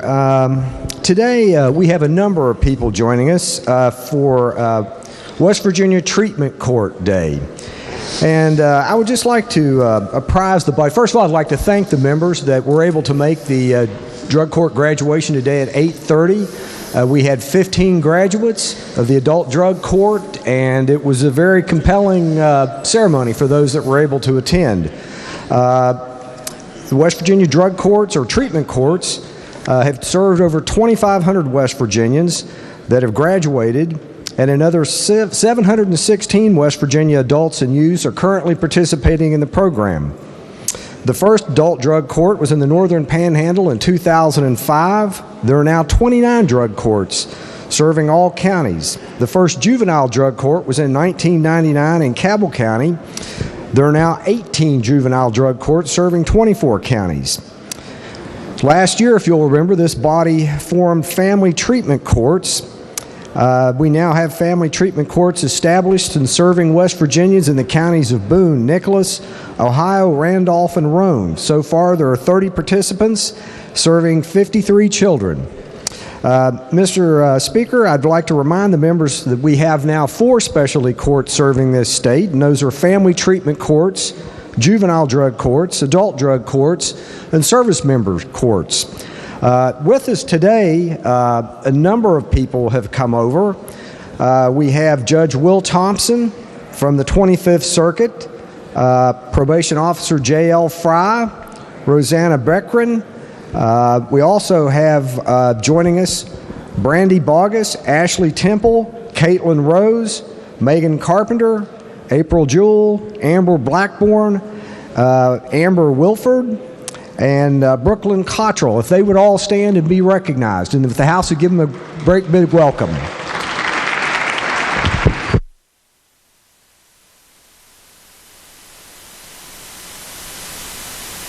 The gentleman, 23rd, Delegate Miller.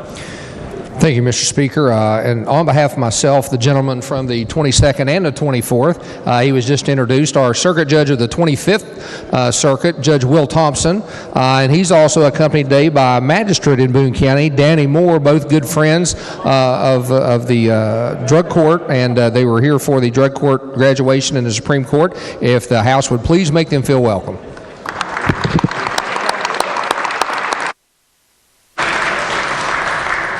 The gentleman, the 42nd, Delegate Campbell. Thank you, Mr. Speaker. Delegate Lavender Bowe and I have 2 pages today from Eastern Greenbrier Middle School. If they'll stand when I call their name. Emily McClure and Colton Huffman. They're escorted here today by their parents. David McClure and Miranda Huffman. Also in the South Gallery, I have 2 visitors from back home in Greenbrier County. If they'll stand, Darrell Bartley making his first ever visit to the state capitol for a legislative floor session, and my brother making his first appearance, Danny Campbell. Will the House please make them welcome?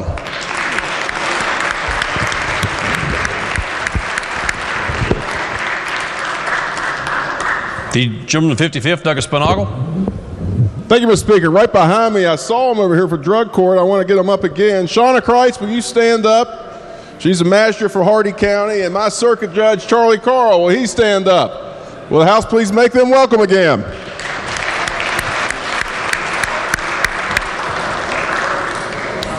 Are there further introductions? Are there further introductions? If not, next bill on third reading. Committee substitute for Senate Bill 491 relating to seed certification program. Are there objections to having the bill explained in lieu of having it read? There are no objections. The gentleman from the 45th, Delegate Martin, to explain the bill. Thank you, Mr. Speaker. The purpose of this bill is to update the Department of Agriculture's seed certification program to bring the provisions of the existing program into conformity with the Federal Seed Act and the recommended Uniform State Seed Law. I urge passage of the bill. The question before the House is, shall the bill pass? Are there members who wish to speak to passage of the bill? If not, those in favor of passage of the bill will vote aye. Those opposed will vote no. The clerk will prepare the machine.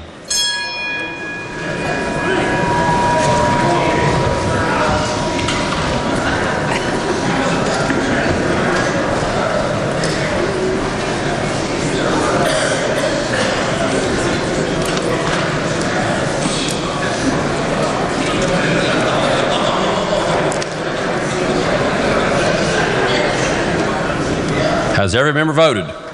If so, the clerk will close the machine and ascertain the result. On that question, there were 85 ayes, 1 nay, and 14 members absent not voting. A majority of members having voted in the affirmative, the chair declares the bill passed. The clerk will please report the title. Committee substitute for Senate Bill 491. Are there amendments to the title? If not, the title as read by the clerk will be and remain the title of the bill. The clerk will please communicate the action to the House to the Senate. Next bill on third reading. Senate Bill 510, making permanent land reuse agency or municipal land banks right of first refusal on certain tax sale properties. Are there objections to having the bill explained in lieu of having it read? The chair hears no objection and recognizes the gentleman, the 27th, Douglas Schott, to explain the bill. Thank you, Mr. Speaker. We discussed this bill at pretty good length yesterday on the second second reading for amendments. Basically, this bill addresses the situation that we have developed to deal with abandoned and dilapidated property, and specifically with respect to municipal land banks. Currently, a land reuse agency or municipal land bank shall have the right to first refusal to purchase at a tax sale any tax delinquent property which is within municipal limits and meets one or more of the following criteria. First, it has an assessed value of $25,000 or less, or if the property's been condemned. This bill basically raises that threshold to $50,000, and it also adds additional criteria by which cities could have the right of first refusal on such delinquent property. And these are the additional criteria, any of which would trigger that first right of refusal. If there are municipal liens on the property that exceed the amount of the back taxes owed in the current tax cycle, or if the property has been on the municipality's vacant property registry for 24 consecutive months or longer. And finally, alternatively, if the property was sold at a tax sale within the previous 3 years, was not redeemed, and no deed was secured by the previous lien purchaser. While it still permits the city's interest to be trumped by an adjacent landowner in certain circumstances, it now does not allow this in instances where the adjacent landowner is delinquent on any of the taxes with respect to the property. And the bill now adds new sunset dates. Mr. Speaker, that's a summary of the bill. I urge its passage. The question before the House is, shall the bill pass? Are the members who wish to speak to passage? And because part of my financial portfolio has been a tax sale. Yes, the gentleman did seek a ruling from the chair yesterday pursuant to House Rule 49 on Senate Bill 510 and the underlying amendments. It was the ruling of the chair that the gentleman does belong to a class of greater than 5 members and therefore is directed to vote today. Thank you, Mr. Speaker. The gentleman of the 51st, Douglas Hanson, is recognized. Thank you, Mr. Speaker. I support this bill. In Morgantown, the organization that was created under this code is the Land Reuse and Preservation Agency. And they've only been in existence for a few years, but they're already working on developing a park and reusing a city property, putting it back into productive use.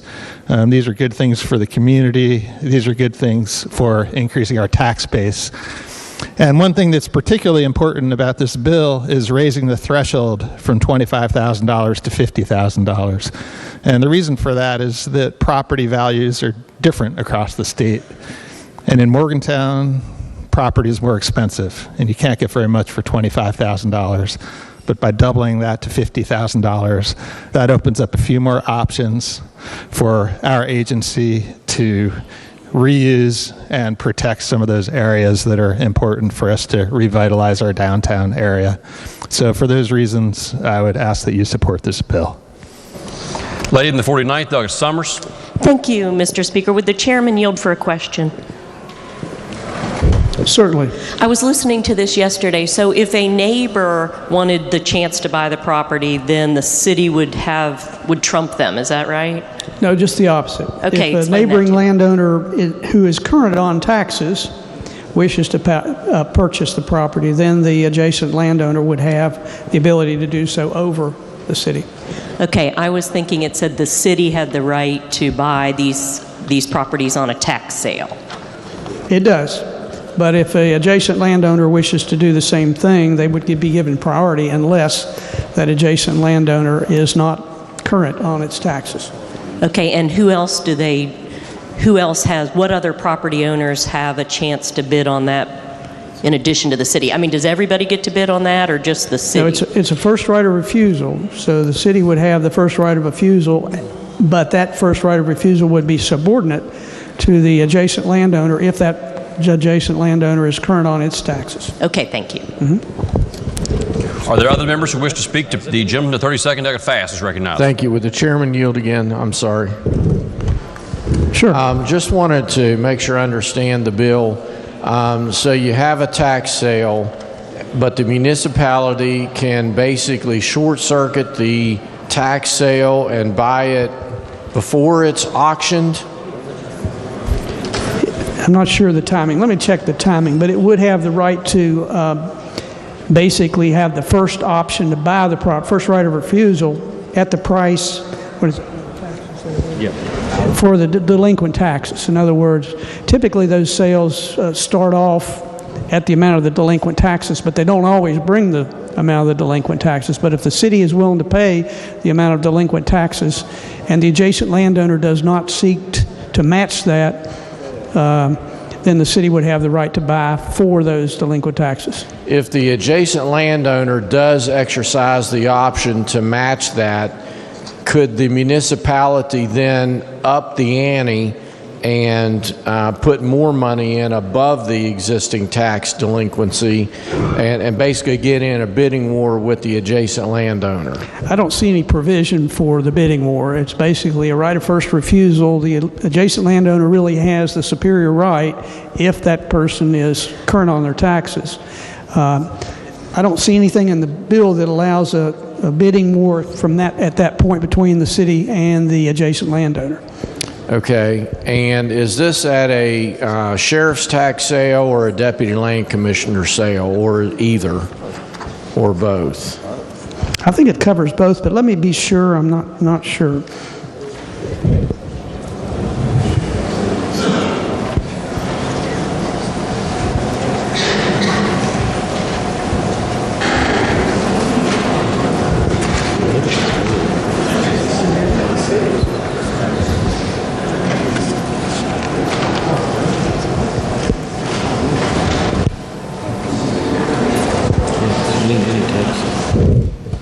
The way I read the bill, it would cover any tax sale. Okay, and of course, the municipality would have the coffers of the taxpayer dollars to exercise rights. Adjacent landowner would be digging out of their own pocket. Your description, I guess it would be more than digging out of their pocket. But yes, they would be private funds versus the city funds, to the extent the city has funds or the land reuse agency has funds, I guess is what we're talking about. And to be clear, the adjacent landowner, as long as they're not delinquent on their own taxes, has an absolute right to match the amount of the delinquent taxes on the property in question, and they would then obtain the property. That's correct. That's built in the statute. Thank you. Leading the 52nd, Doug Seipold's recognized.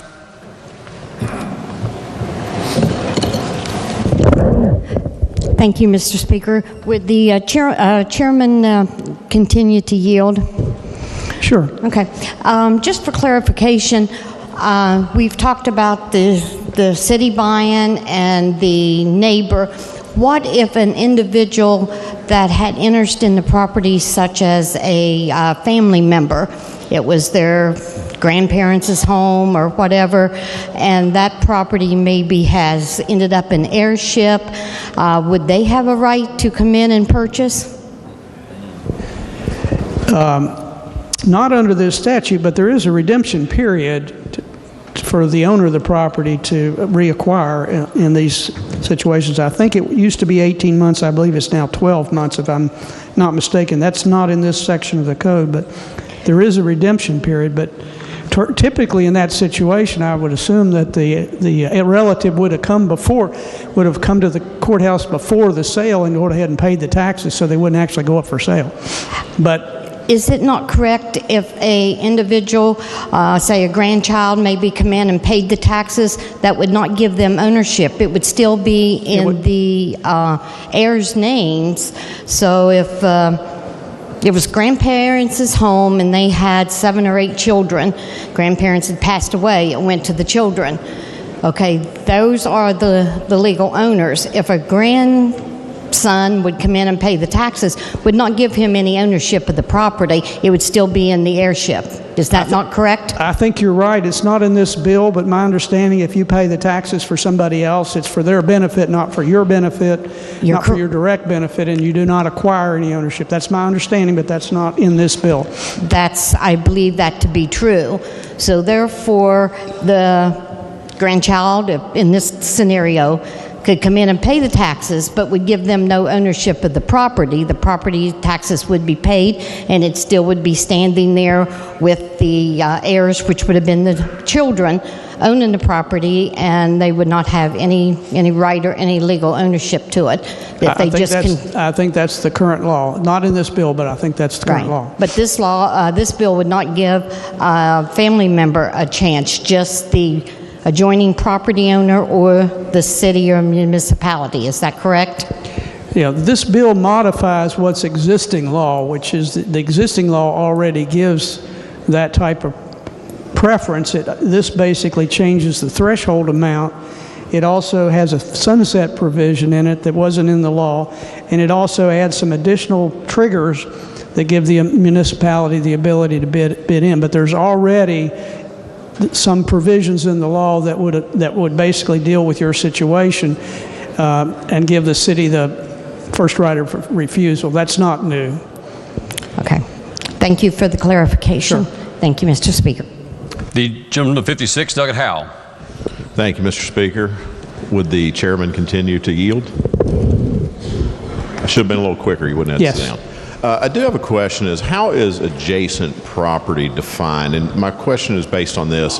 If a homeowner was looking at an adjacent piece of property, but maybe there was a public right-of-way like an alley, they wanted to build a garage or something in the future, would that public alley or right-of-way bar them from being defined as the adjacent property owner? It's not defined, okay? I would assume that some element of common sense would prevail, and adjacent would mean the next property owner that owns property, and the alley would basically not break that barrier. In other words, the alley would be disregarded for that purpose. So if there's a public alley in between parcel A and parcel B, I think parcel A and B would still be considered adjacent.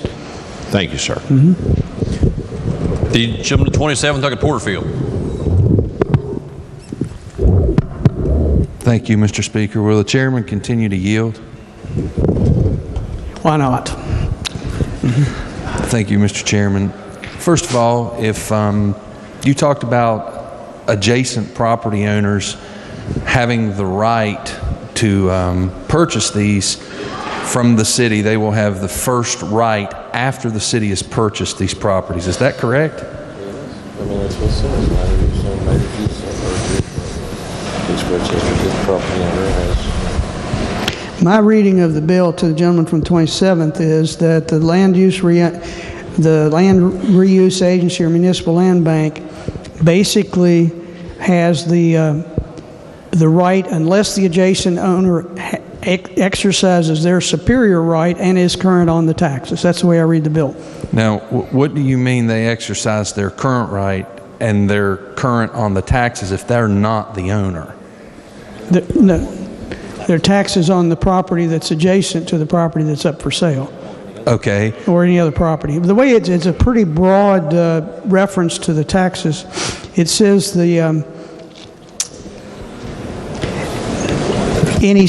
any state, let's see, it reads any state and local taxes or municipal fees on any of their property, okay? So that's pretty broad. That would, in my interpretation, would go beyond the individual adjacent piece. What I guess I'm saying is if the person does not have an interest in the property, how are they supposed to just go in and pay the city fees? Because according to what the bill says is that if the city purchases this, that the adjacent property owner within 15 days, who would be a separate owner that did not have an interest in the property, a separate owner can come in and purchase that from the municipality. Is that correct? If they're adjacent. If they're an adjacent property owner, yes. Okay. What if there are 2 or 3 adjacent property owners? For example, you have house 200, you have house 204, and house 202 is the one that the city has exercised the first right of refusal on. Who then would get the first option on that? I assume that the first-in-time rule would apply there. Normally in real estate transactions, we go by, for instance, on the recording statutes, first in time is the first in line. So I assume the first adjacent property owner that comes in and exercises this right would be the one who gets to buy the property. But it is not spelled out in the statute, but that's normally the way real estate law is applied. Understood, but would it not make more sense to let those 2 competing interests, if they both wanted those, to go to the tax sale and for them both to bid on the property and the highest bidder wins, instead of getting this middle road of the government involved and then racing where one might know that that's going on, the other one does not, and it's not a fair playing field and you choose winners and losers? I'm not sure how many questions there were in that, but if you're asking me what makes more sense, the bill before us basically, and I don't believe there was an amendment offered to address your more sensible solution, but basically the bill before us sets out a provision by which an adjacent landowner has the right to purchase this property if they're current in their taxes. And my My understanding of the way the law would read, if there's more than one adjacent property owner, the first one there that exercises that right would purchase the property. Now, whether there's a better solution and you return next year, you can certainly offer to amend the bill at that time, but the bill before us does not include that as an alternative. Well, hopefully people will see how bad of a bill this really is and hopefully vote it down, and my return next year will not have anything to do with that. Hopefully the merits of what's been accomplished here would. Another question I'd like to ask is, you mentioned to the gentlelady that the taxes are not always paid in full at these particular sales. Could you elaborate on that just for a few moments? And if you would repeat the question. You mentioned to the gentlelady from the 49th that that the taxes owed on that were not what was always paid at these sales. Can you explain at the sheriff's tax sale when that is an exception? I'm sorry, I don't follow your question. My understanding of the law is if you're not the owner of property and you show up before the tax sale and pay the taxes, it is for the benefit of the current owner. That's what the gentlelady and I were discussing. I'm talking about once the sale takes place. From what I understood you to say is that the full amount of the taxes is not paid when it goes to sale. I want to tell you that is not accurate in a sheriff's sale. It starts at taxes and then the bidding goes up from there. Oftentimes in a huge factor higher than what the taxes are being bid on, people in the private markets are buying those properties. And in a municipality in which you reside, $50,000 are some pretty nice houses. There's a lot of houses in your area there where you live that would not need a whole lot of work. At $50,000 that might owe $2,000 of taxes, somebody would go to the Mercer County Sheriff's sale and spend $10,000 or $15,000 to get that house. But we're giving municipalities the first right of refusal on properties that are not necessarily dilapidated. Let me get back to your question before the lecture began. The question was whether or not I indicated the amount of the tax sale what began with the amount of taxes owed, and I think that's exactly what I told the gentlelady. However, the right of first refusal could be exercised at that price. Obviously, if the right of first refusal is not exercised, then the bidding would begin at the rate, at the level of the taxes owed, and go from there if there are competitive bids. And you would be in favor of a bill like this whenever, from my understanding of the books, that the city of Bluefield owns over 400 pieces of real estate with a city of about 10,000 people, many of which have been purchased at these tax sales, including the property that used to be a gas station right near the Martin Luther King Jr. Bridge, in which the municipality bid $26,000 and has done nothing with it? To the gentleman, I don't appear at these tax sales, never have, and probably have no interest in, but I do know that the city of Bluefield is trying to deal with areas of the town that are severely dilapidated, that some of the properties are being turned into drug houses. And so I will accept your representation that there are 400 properties within their land bank, but I have no problem with that because I think they're undergoing some sort of a planned demolition of some of those properties, and also an effort to try to for some of the adjacent landowners to reacquire these properties and turn them into an inhabitable property. So I'm going to be voting for the bill. I have already urged its passage, and certainly you have the right to exercise your right to vote against it. Sure. And in conclusion, when the municipality has these properties, do they pay any property taxes at all on these properties while they are held in their possession, or any city fees themselves? I don't know for sure. I think in some cases they pay some of the taxes. They probably do not pay city fees, but I know in certain situations they have city employees that go to these properties to secure them, to cut the brush and so forth, to be sure that they don't constitute a nuisance or a danger to those in the area. So while they may not pay monetary fees, I know they spend money to preserve these properties and protect the public from their improper use. But no property taxes are being paid from the city to the county while they're in holding of these properties. I don't know the answer. I don't know the answer to that. Could council please give us the answer to that question?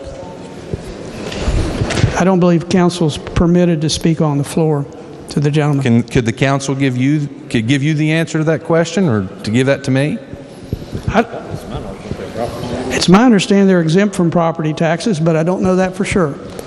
They are exempt from property taxes. You are correct. Thank you. May I speak to the bill briefly, Mr. Speaker? Yes, the gentleman is recognized. I think we've seen all the way around that this is just a bad bill. I don't understand how something that's this far out in the weeds and would be so far contrary to our agenda that we've even got this bill on the agenda.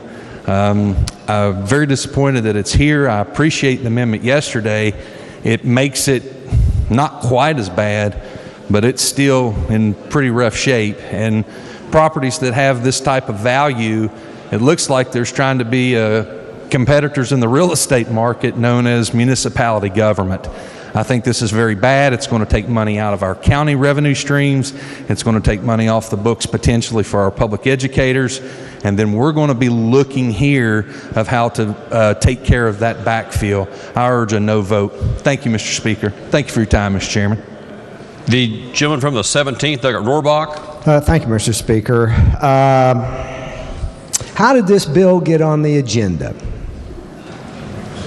How did this bill get on the agenda? Well, I'll tell you how it got on the agenda. First of all, we already have land reuse organizations in this state. So this is simply some changes. But I'll tell you how this bill got on the agenda. Because we as a state and as a legislative body have decided we want to improve this state. And you're going to improve it by improving the housing stock in our municipalities in such a manner that businesses and people will want to move there. So I would strongly urge, the reason that all these municipalities have land reuse organizations now is they want to better their communities. Now, I'm sorry, ladies and gentlemen, but to me, that's something we need to do to move this state forward, and I would urge a yes vote on this bill. Thank you. The gentleman from the 37th, Dr. Pushkin's recognized. Thank you, Mr. Speaker. I've been, well, first of all, I just want to say this bill has been a compromise, and I can tell you that nobody really seems to be thrilled with the outcome of that compromise. Nobody got exactly what they wanted. There were municipalities that have higher property values, like was mentioned before by the gentleman from the 51st, that probably wanted a higher threshold so they could deal with commercial properties that are going to be over 50,000. And then there are, of course, people who maybe through personal experience know a little bit more about purchasing these properties at tax sales. However, a compromise was reached, and we know it's a good compromise because nobody is perfectly happy. That's a good compromise. Nobody walked away from the table with everything that they wanted. However, this is an important, very important piece of legislation, and I'll go ahead and admit to the body that I have a personal interest in this legislation too.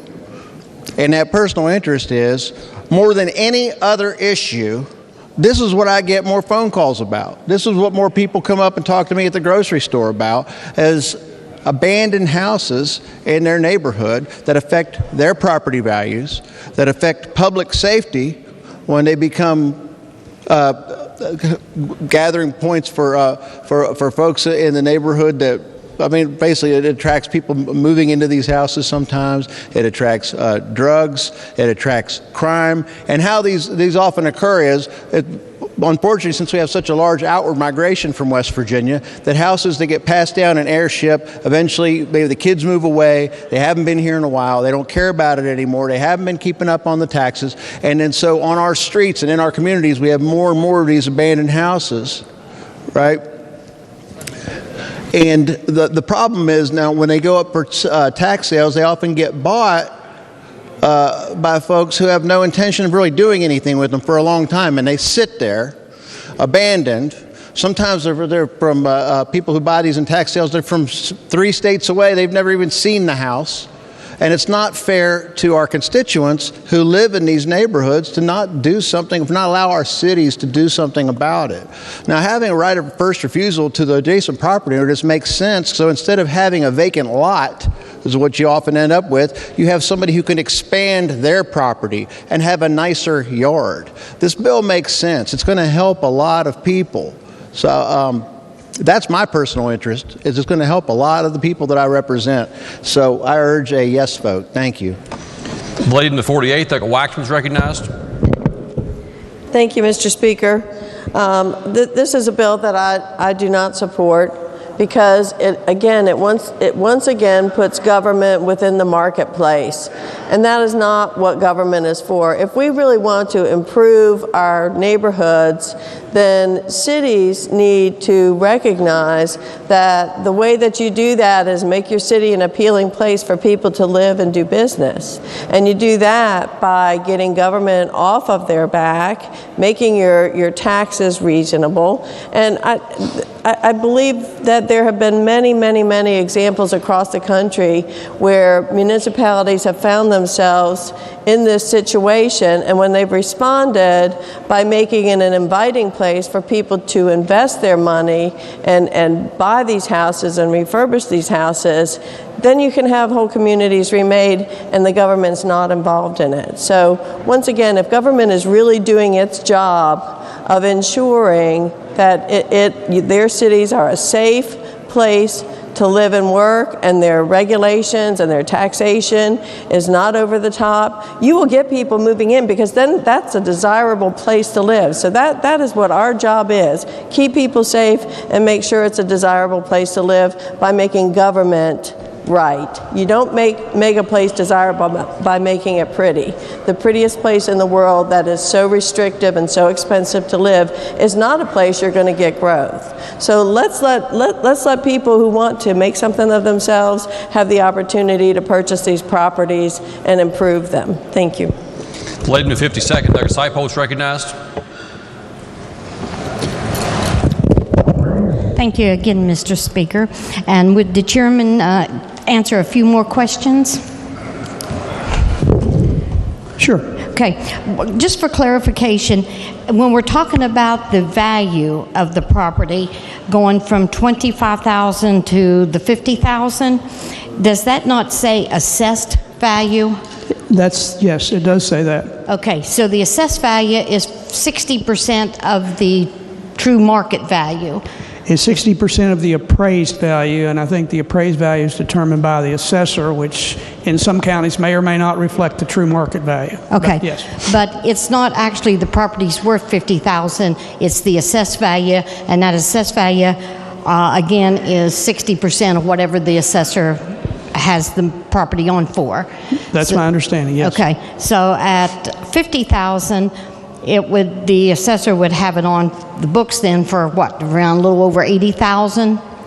Oh, you're testing my math skills. I'd say that's close. That's okay. Close. Let's see. So really, we're talking the value 60% of 80,000 is 48,000, right? Yeah. Okay. So you're close. Yeah, the low 80s. So we're really talking about a piece of property that at least has a value of somewhere in the $80,000 mark, when we're talking about the assessed value of being $50,000. Is that correct? Assuming the assessment of the assessor is correct, yes.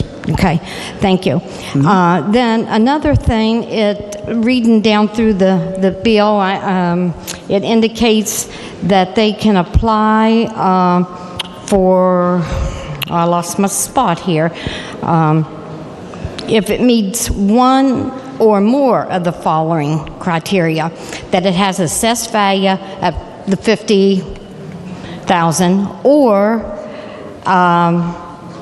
there's liens on the property's been vacant for 24 months, the property was sold at a tax sale within the previous 3 years and not redeemed, and no deed was secured by the lien purchaser from that. So they only have to meet one of those criterias. That is correct.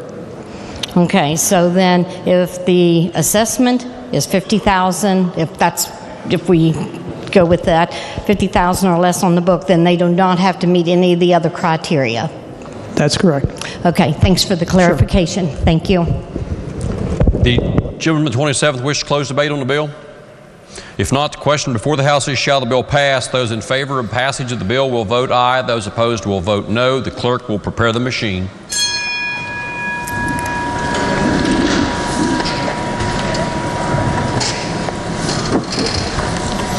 Has every member voted? If so, the clerk will close the machine and ascertain the result. On that question, there are 83 ayes, 17 noes, and 0 members absent not voting. A majority of members having voted in the affirmative, the chair declares the bill passed. The clerk will please report the title. Senate Bill 510.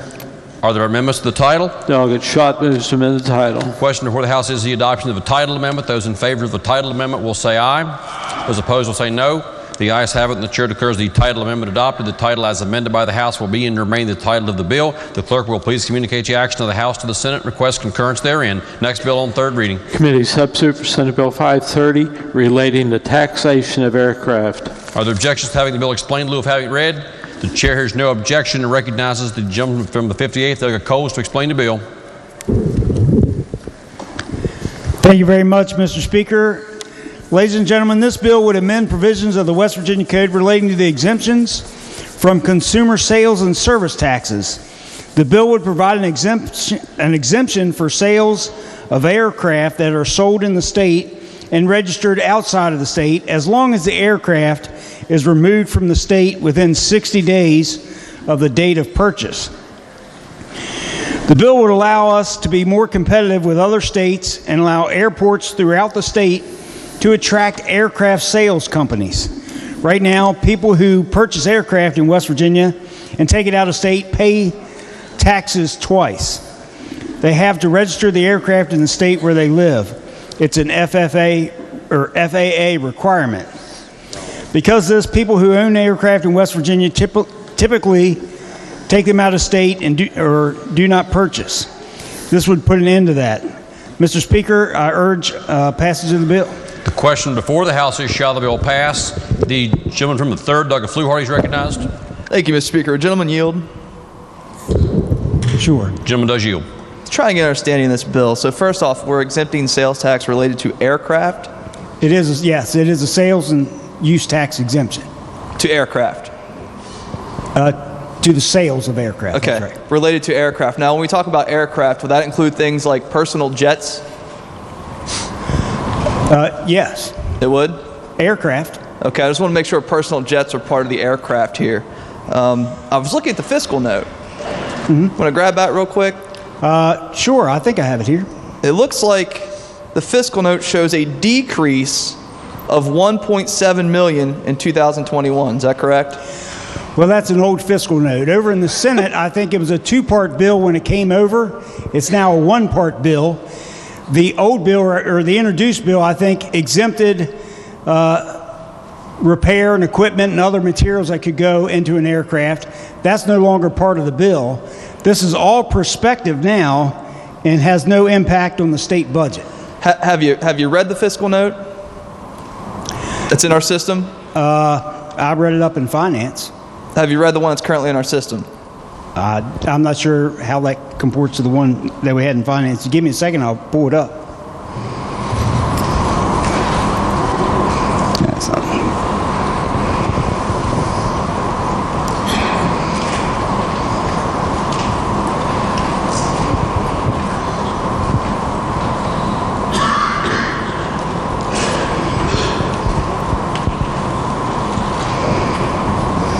No, I got it.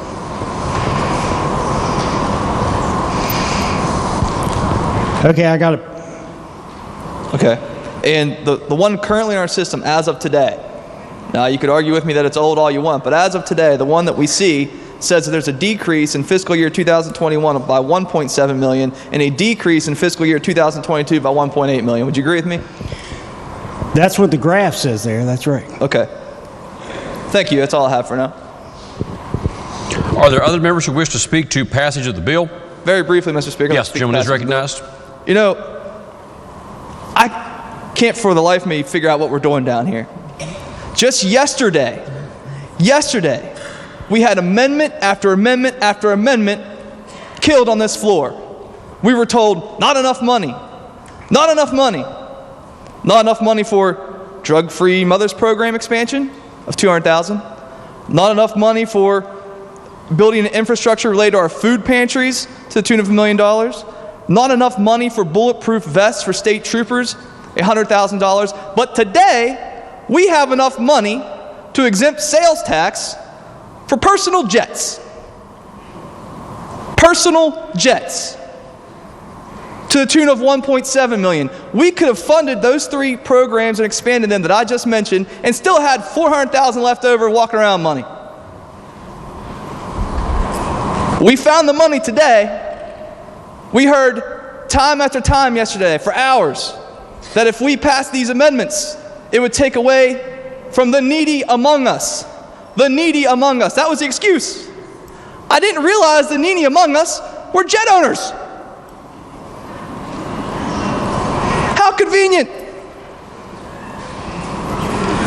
So while today, as our governor literally is trying to get an ethics recommendation if he can use the state aircraft, the state jet, to fly around and then potentially go to campaign functions following his flights, which we just had this whole impeachment thing about the Supreme Court related to that, but the governor, he's an exception to the rule. So I can in good conscience, Mr. Speaker, vote for this bill, which gives an exemption in the sales tax to potential jet owners. Now, I don't know what part of West Virginia you guys are from, but I don't know too many jet owners in Ohio County or the Northern Panhandle for that matter. I don't see people lining up to buy jets.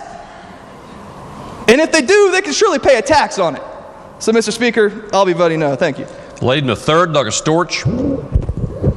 Thank you, Mr. Speaker. Will the gentleman from the 58th yield? Aren't you from the 58th? Sure. Thank you. So, I appreciate the testimony by my colleague from the 3rd and friend, although somewhat off base. As you said, you pointed out the fiscal note has changed to reflect the bill changes from when it was in the Senate to what the product is on the floor currently, correct? That's right. And if you continue reading the fiscal note that my friend from the 3rd had me pull up, it says explicitly in there that part of that fiscal note is based on two things, a two-part bill. One of them has been eliminated, the other one remains, and it has no significant effect on because we just don't sell that many aircraft in West Virginia. And it's my understanding that if, without this piece of legislation passing, and somebody were to want to sell their plane in West Virginia, and they were not a resident, or the purchaser was not a resident of West Virginia, they would pay tax to West Virginia and then pay tax to the state where they're registering their aircraft, which would be contrary to how we currently tax automobiles. Would that be correct as well? It would be. There's not a double tax on automobiles. There is a double tax on aircraft if you buy in West Virginia. We're trying to eliminate the double taxation. Okay, thank you. The gentleman to the 62nd, Douglas Bibby, is recognized. Thank you, Mr. Speaker. Would the gentleman continue to yield? The delegate from Morgan County? Sure. Just as long as I understand this, what we're talking about then is we're talking about aircraft that are purchased and sold within 60 days within the state, so that those aircraft could be, I see here, repair, remodeled, or maintenance within the state, I'm assuming. Is that correct? Well, they may be. This is a bill to eliminate the sales tax on the purchase of an aircraft in West Virginia.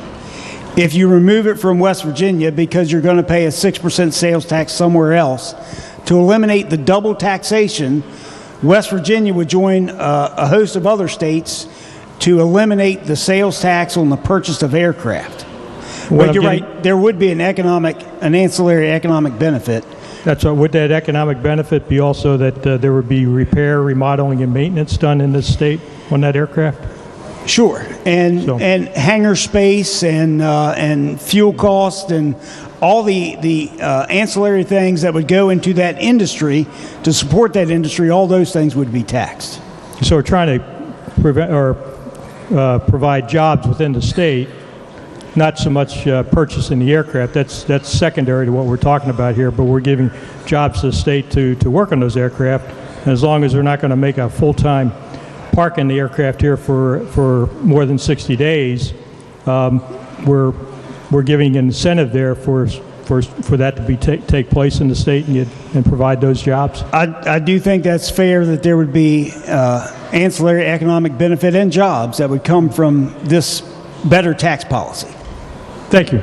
You're welcome. Mr. Chairman, speak to the bill. Yes, the gentleman is recognized. I think this bill is a good bill. At first, I didn't really understand it until I started reading it, and I think this is a good economic development for the state, and I'd urge folks to support it. Thank you. The gentleman from the 56, Douglas Howell, is recognized. Thank you, Mr. Speaker. Would the gentleman from 58th yield? Sure. I know we have multiple aircraft parts manufacturers in the state. I know there's some in Harrison County, Northrop Grumman's in mine.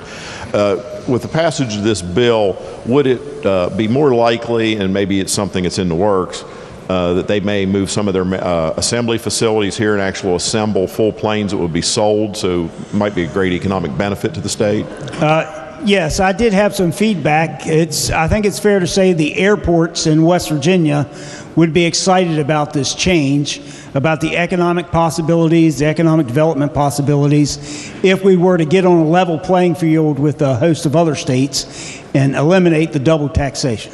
Thank you, sir. You're welcome. The gentleman from the 48th, Douglas Miley, is recognized. The gentleman continue to yield. Sure. I want to follow up on what the questions were asked by my friend from Mineral County. There's a pretty robust aerospace industry up in Harrison County. Did you talk to any of them up there, or any from the companies or the management of the airport about whether they're pushing this, whether they have any prospective businesses coming in or that have said they would come in? I did not personally. They may have talked to the chairman about getting the bill on the agenda. I had correspondence, a couple visits from the Martinsburg folks at the Eastern Regional West Virginia Airport. Okay, because I haven't heard anything from them, but that's not to say they haven't reached out to somebody else. But I know there's a robust aerospace industry up there. I don't know what effect, if any, this would have on it, whether it be beneficial or not. So thank you. Well, I hope it has a beneficial effect. Does the gentleman from the 58th wish to close debate on the bill? Yes, just briefly, Mr. Speaker, if I could. Currently there are not many aircraft sales that happen in West Virginia, and it doesn't appear that this will be much of a hit on our budget at all. I think what this bill proposes is possible economic development and increased investment in West Virginia. What's hindering that is a tax policy that's out of step with a lot of other states. We double tax these folks. If we just make this change and eliminate it from our sales tax requirements, I think we'll be on a level playing field and give a fair shot for airports to invest in this kind of economic development. It's a good bill, and I urge its passage. Thank you, Mr. Speaker. The question before the House is, shall the bill pass? Those in favor will vote aye. Those opposed will vote no. The clerk will prepare the machine.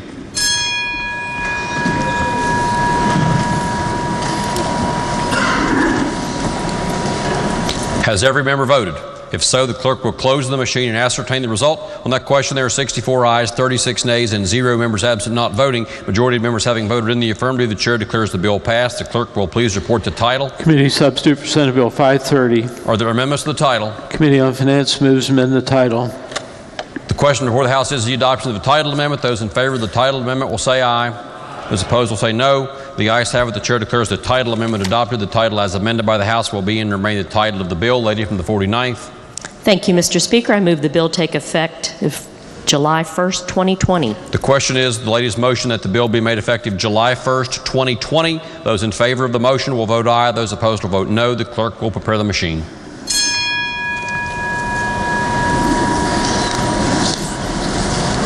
Has every member voted? If so, the clerk will close the machine and ascertain the result. On that question, there are 82 ayes, 17 nays, and 1 member absent not voting. 2/3 of members elected having voted in the affirmative. The chair declares the bill effective July the 1st, 2020. Clerk will please communicate the action of the House to the Senate. Request concurrence therein. Next bill on third reading. Committee Substitute for Senate Bill 575, designating local fire department as safe surrender site to accept physical custody of certain children from lawful custodian. Are there objections to having the bill explained in lieu of having it read? The chair hears no objection. The gentleman from the 41st, Douglas Hill, to explain the bill. Thank you, Mr. Speaker. The purpose of safe haven laws is to ensure that relinquished infants are left with persons who can provide the immediate care needed for their safety and well-being. To that end, approximately 16 states and Puerto Rico require parents to relinquish their infants only to a hospital, emergency medical services provider, or healthcare facility. In 27 states, fire stations also are designated as safe haven providers. Personnel at police stations or other law enforcement agencies may accept infants in 25 states. In 5 states, emergency medical personnel responding to 911 calls may accept an infant. In addition, 5 states all allow churches to act as safe havens, but the relinquishing parent must first determine that church personnel are present at the time the infant is left. This bill would permit the local governing body of a fire department, which is staffed 24/7, to become a safe surrender site. To notify the public of such designation, signage shall be placed at the local fire department. Additionally, the bill states what the fire department must do when they receive a child, including contacting CPS and taking the child to the nearest hospital. I urge passage. The question before the House is, shall the bill pass? Are the members who wish to speak to passage of the bill? If not, those in favor of passage will vote aye. Those opposed will vote no. The clerk will prepare the machine.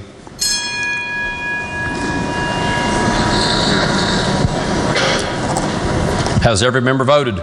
If so, the clerk will close the machine and ascertain the result. On that question, there were 99 ayes, 0 nays, and 1 member absent not voting. A majority of members having voted in the affirmative, the chair declares the bill passed. The clerk will please report the title. Committee Substitute for Senate Bill 575. Are there amendments to the title? Delegate Hill moves to amend the title. The question before the House is the adoption of the title amendment. Those in favor of the title amendment will say aye.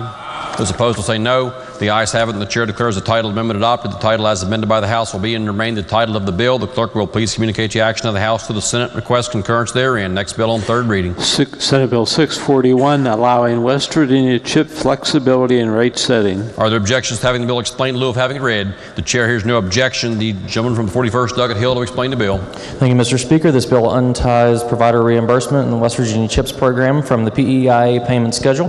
CHIP has been under the administrative umbrella of the Department of Health and Human Resources for the past several years. Prior to that, it was situated in the Department of Administration, home to the Public Employee Insurance Agency, hence the tie to PEIA reimbursement. Like most of DHHR's Medicaid programs, plans are to move CHIP to managed care.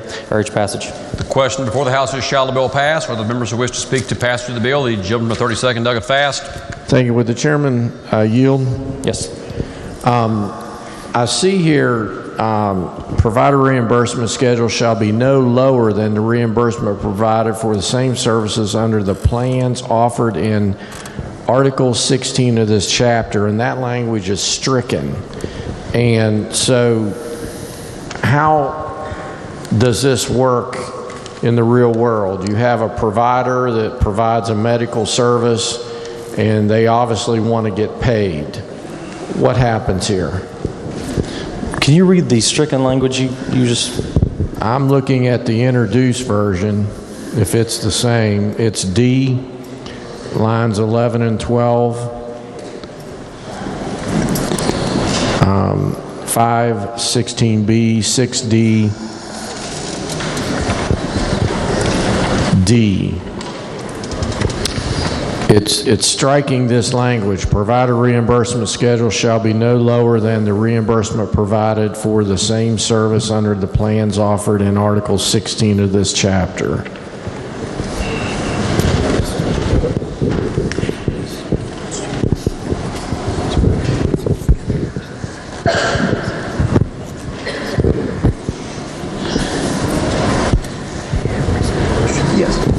All right, can you restate your question? My question is, how is, if that language is stricken from our code, you have a doctor who provides a medical service, and they obviously want to get paid, the doctor does. How is this going to affect the providers as far as the amount that they get paid?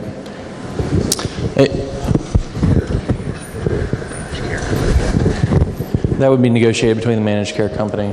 I'm sorry? That would be negotiated between the managed care company and the provider. Okay, so on like Medicaid, if a doctor provides a service for a Medicaid patient, let's say it's $1,000 in medical services, they may get paid maybe $100 and $150. Okay, so what is this in that same scenario? Where would that leave the doctor in providing a medical service? Let's say the doctor has $1,000. Could it then be lower than the $150 and even be negotiated lower than that? It could be. It just depends on the negotiation. Okay, are medical providers in favor of this? I mean, are they in fear that they're going to even get cut lower in their reimbursement rates? There were no concerns brought to our attention. I'm sorry? There were no concerns brought to our attention. Okay.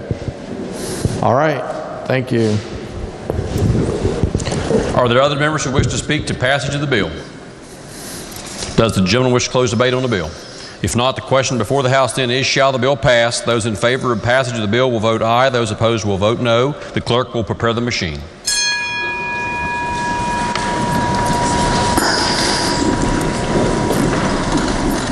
Has every member voted?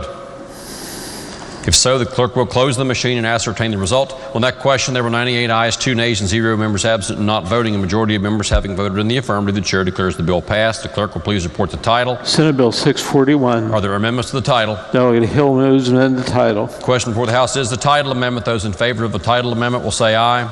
Those opposed will say no. The ayes have it. The chair declares the title amendment adopted. The title as amended by the House will be and remain the title of the bill. The clerk will please communicate the action of the House to the Senate and request concurrence therein. Next bill on third reading. Senate Bill 647, permitting physicians, assistants, and advanced practice registered nurses issue do not resuscitate orders. Are there objections to having the bill explained in lieu of having it read? The chair hears none. The gentleman from the 41st, Delegate Hill, to explain the bill. Thank you, Mr. Speaker. A do not resuscitate order allows a patient or that patient's family to put in place a medical order that says doctors, nurses, and other providers will not attempt emergency cardiopulmonary resuscitation if the patient's breathing or heartbeat stops. In the event the patient is unable to discuss the order or family members are not available, a DNR order may be issued by a physician, physician assistant, or APRN after a second physician has personally examined the patient and concurs with issuing the order. For persons in healthcare facilities, a do not resuscitate order is issued in accordance with the policies and procedures of the healthcare facility, along with statutory requirements. This is particularly beneficial in instances when physician assistants or APRNs are the practitioners dealing most closely with the patient or his or her family. Approximately 36 states currently allow physician assistants and APRNs, along with physicians, to issue DNR orders. I urge passage. The question before the House is, shall the bill pass? The gentleman from the 35th, Delegate Byrd. Thank you, Mr. Speaker. Gentleman, yield for a quick question. Yes. Those are usually kept on file at healthcare providers, but is there anything prohibiting to be shared between healthcare providers like that are on, like, say, the Sorian system? Because I think there was some discussion maybe by one of my constituents about it's prohibited to be shared between like 2 hospitals on the same system. It's not in this legislation. I don't see anything here that would prevent such thing. There's nothing in the legislation that would prohibit. So it's, as you know right now, nothing prohibits that. Right. Okay, thank you. That's it. Are there other members who wish to speak to passage of the bill? The gentleman from the 32nd, Delegate Fast. Would the chairman yield again? Yes. Would this in any way affect language in a durable power of attorney that has medical provisions, that has special directive language that says if a physician or two physicians, one of whom is my treating physician, determines that I'm beyond medical hope of recovery, then I do not want artificial life support. Would this in any way inhibit that language? It would not. All right, thank you. Does the gentleman from the 41st wish to close debate on the bill? If not, the question before the House then is, shall the bill pass? Those in favor of passage will vote aye. Those opposed will vote no. The clerk will prepare the machine.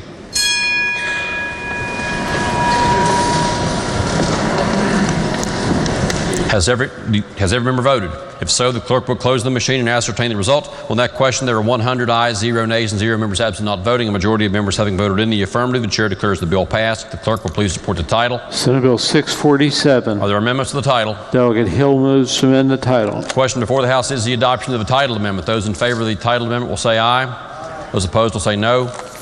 The ayes have it. The chair declares the title amendment adopted. The title as amended by the House will be and remain the title of the bill. The clerk will please communicate the action of the House to the Senate and request concurrence therein. Next bill on third reading. Senate Bill 654, allowing certain sheriffs transfer from PERS to Deputy Sheriff Retirement System. Are there objections to having the bill explained in lieu of having read?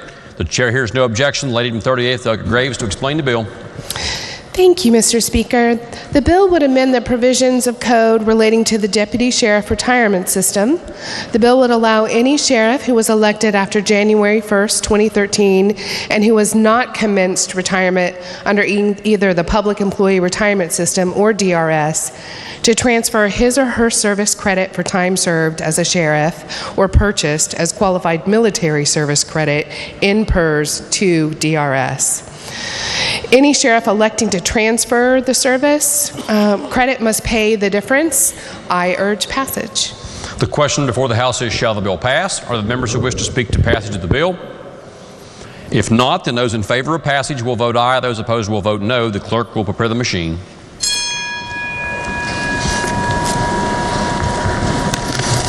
Has every member voted? If so, the clerk will close the machine and ascertain the result. On that question, there are 100 ayes, 0 nays, and 0 members absent and not voting. A majority of members having voted in the affirmative, the chair declares the bill passed. The clerk will please report the title. Senate Bill 654. Are there amendments to the title? If not, the title as read by the clerk will be and remain the title of the bill. The clerk will please communicate the action of the House to the Senate. Next bill on third reading. Committee substitute for Senate Bill 689, enacting requiring accountable pharmaceutical transparency oversight and reporting act. Are there objections to having the bill explained in lieu of having read? The chair hears no objection. The gentleman from the 28th, Delegate Pack, to explain the bill. Thank you, Mr. Speaker. This bill requires the state auditor to create a searchable pharmaceutical price transparency website available to the public at no cost. Effective July 1st, 2021, the auditor shall update the information displayed on the searchable pharmaceutical price transparency website within 30 days of receiving updated or revised information from a drug manufacturer or health benefit plan issuer. Mr. Speaker, that's the bill. I urge passage. The question before the House is, shall the bill pass? The gentleman from the 40th, Delegate Jeffries, is recognized. Thank you, Mr. Speaker. I rise today in support of Senate Bill 689. It was truly an honor to be a sponsor of the House version of this legislation. It has been a commitment of mine to my constituents to address transparency in health care. Prior to the start of the session, I was working on a medical procedure transparency bill along with State Auditor J.B. McCuskey when opportunity opened up to work with both the auditor and AARP West Virginia. We shifted on addressing to a health care issue that affects nearly every West Virginia family, the rising cost of prescription drugs. AARP released a statewide survey that showed 90% of the 1.8 million residents in our state take at least one prescription medication on a regular basis.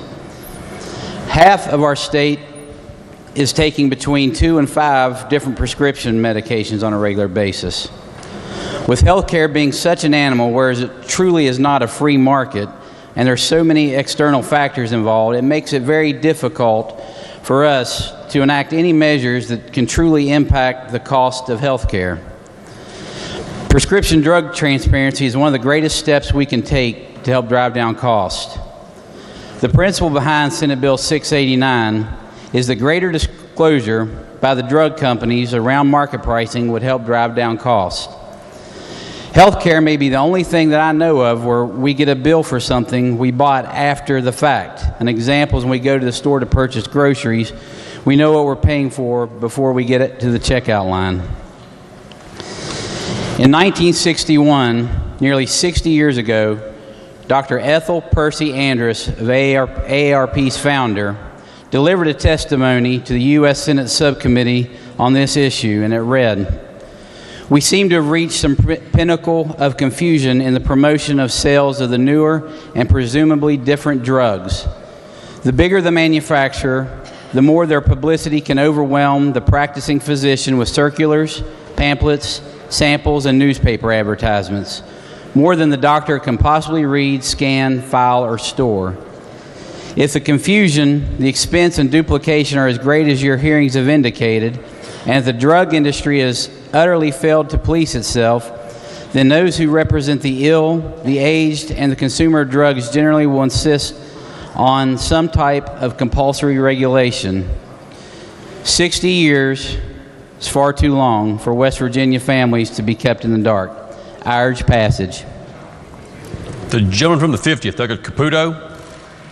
Thank you very much, Mr. Speaker. Very briefly, I know the AARP is extremely excited about this piece of legislation because they believe, as I do, and I believe most of my colleagues do, that transparency is the key in a first step of controlling the out-of-control prescription drug prices. So with that, Mr. Speaker, I would urge everyone to support this. This idea has been around for a while. My good friend Don Perdue and former chair of health tried to pursue this several years ago, and we just couldn't get it across the finish line. So I can commend you, Mr. Chairman, Mr. Vice Chairman, and the Health Committee for your work on this.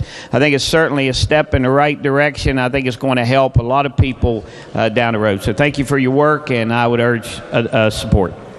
Does the gentleman wish to close debate on the bill? The question before the House is, shall the bill pass? Those in favor of passage will vote aye. Those opposed will vote no. The clerk will prepare the machine.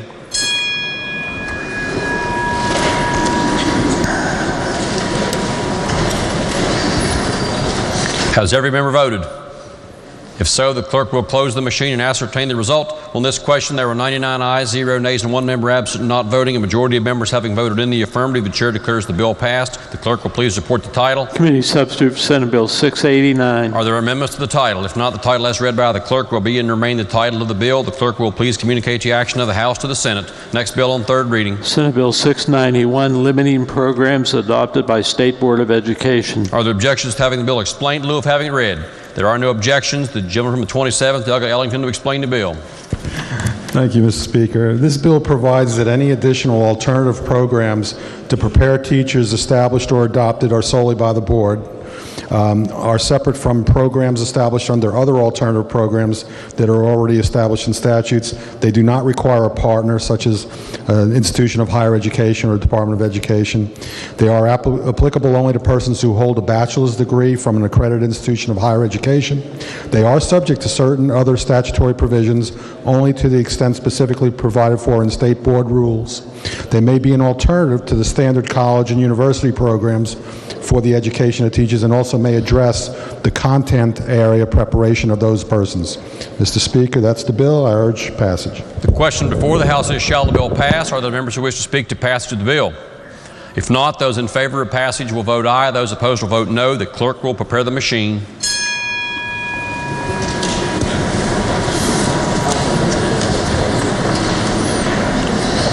Has every member voted?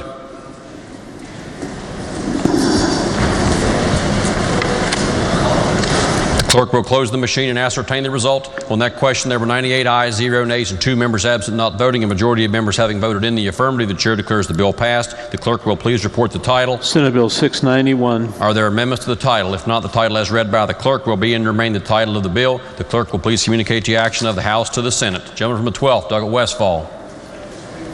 Thank you, Mr. Speaker. Over in the East Wing, we have sandwiches, chips, cookies, drinks. If you want to use the pages, it's in front of the 204, ham sandwiches, turkey sandwiches. I'm not sure what all, but the hospitality group provided again. So 204, go get it if you want it. Next bill on third reading. Committee substitute for Senate Bill 692, clarifying persons indicted or charged jointly for a felony offense can move to have separate trial. Are there objections to having the bill explained in lieu of having read? There are no objections. The gentleman with the 12th Doggett Shot to explain the bill. Thank you, Mr. Speaker. This bill reestablishes the principle that a defendant indicted or charged with one or more other persons upon motion is entitled to his or her own separate trial to determine his or her guilt or innocence. However, based on the amendment offered yesterday by the gentleman from the 4th, which we adopted, if the offense involves sexual assault or violence, then the court may deny the motion if it finds that requiring the appearance of the victim at multiple trials will cause the victim of violence or sexual assault undue mental or emotional distress. Mr. Speaker, that's the bill. I urge its passage. The question before the House is, shall the bill pass? The gentleman with the 29th Doggett Steele. Thank you, Mr. Speaker. I appreciate this bill coming forward, and I'd like to start by saying I'd like to thank the gentleman from the 4th for offering this amendment.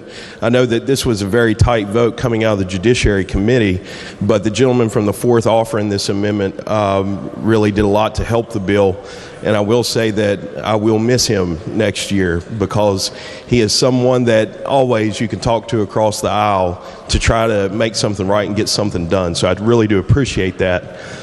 This bill is actually very, very important to me. A long time ago, I shouldn't say that long ago, but back in February of 2015, I was appointed to represent a young man named Kevin Goodman, who was charged with first-degree robbery, burglary, grand larceny, and conspiracy to commit a felony.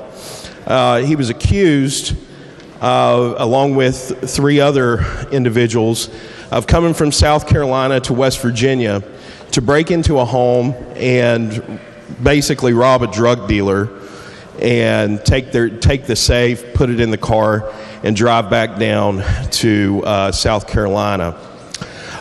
Kevin was charged with those 2 other men, and we tried very, very hard under Rule 14B to get the case set to where they were tried individually and not collectively.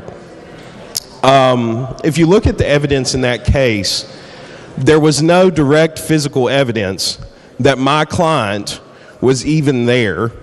There was no direct physical evidence that my client, and I should go back to say that one of the locations was the home in South Carolina of one of the other defendants where the safe was recovered, several firearms were recovered, and some bullet casings and things like that where the safe had been shot open.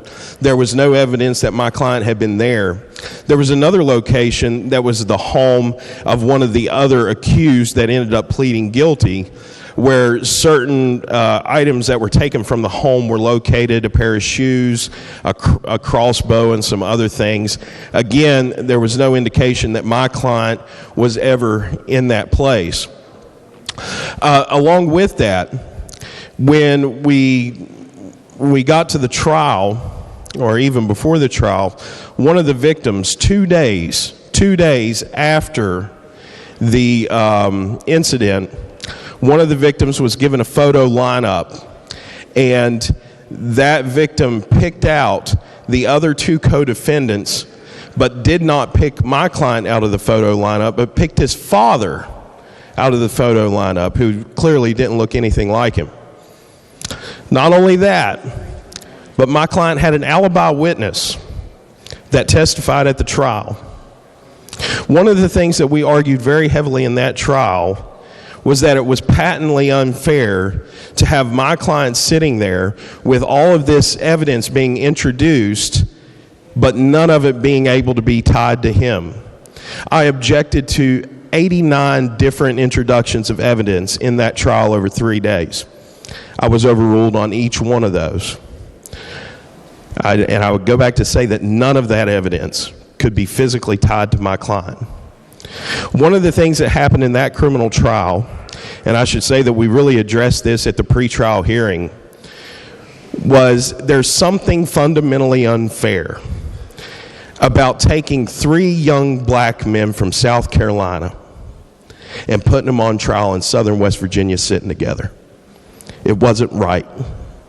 Now, I know that racism can be a difficult topic in here, but on that day, we all knew at our core that there is something embedded in our society that if you take 3 young black men and put them on trial, you're already at a severe disadvantage, and I was.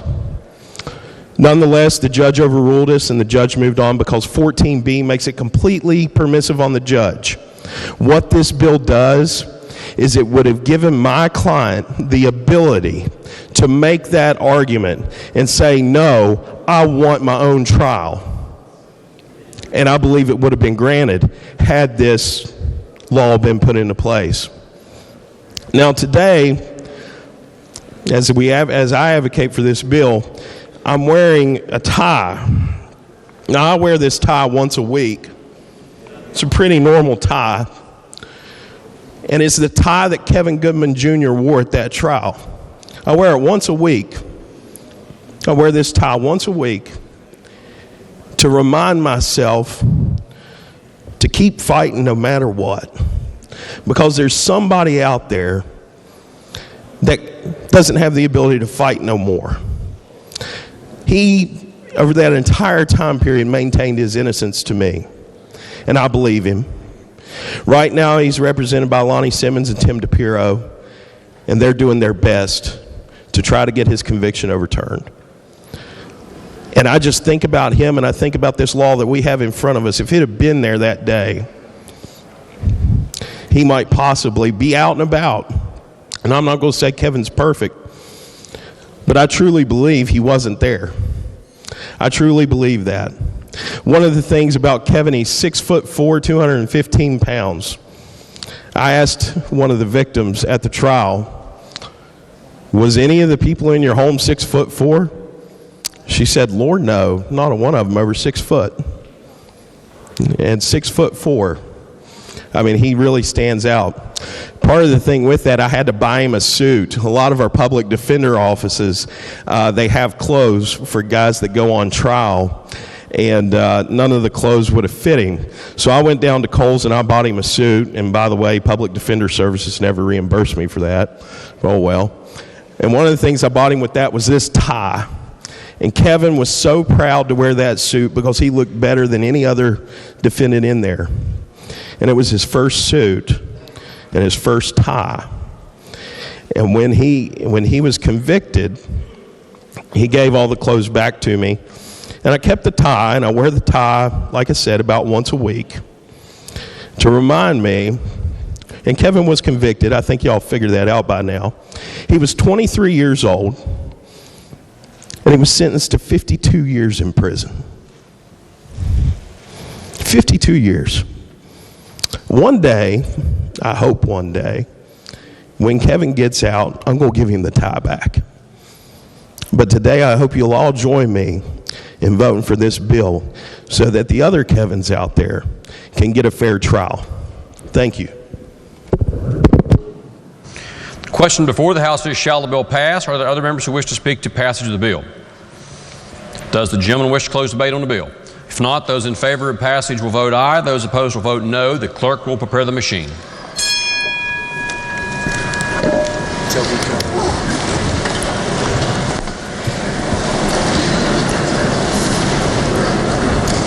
Has every member voted? If so, the clerk will close the machine and ascertain the result. On this question, there were 95 ayes, 3 nays, and 2 members absent not voting. A majority of members having voted in the affirmative, the chair declares the bill passed. The clerk will please report the title. Committee substitute for Senate Bill 692. Are there amendments to the title? Delegate Schott moves to amend the title. The question before the House is the title amendment. Those in favor of the title amendment will say aye. Those opposed will say no.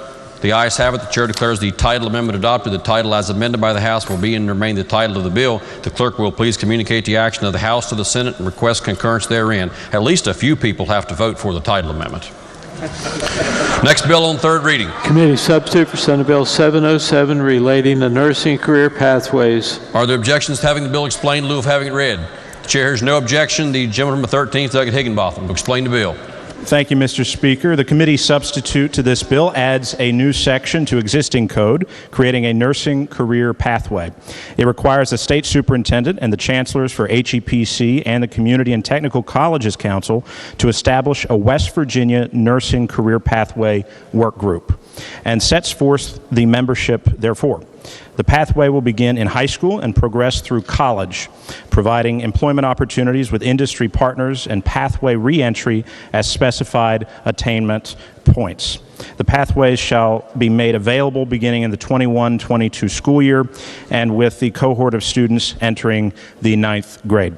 The superintendent, chancellors, or any combination thereof shall report to LOCIA or on the progress in implementing the career pathway until this pathway has been fully implemented. Mr. Speaker, I urge passage. The question before the House is, shall the bill pass? Are there members who wish to speak to passage of the bill? If not, then those in favor of passage will vote aye. Those opposed will vote no. The clerk will prepare the machine.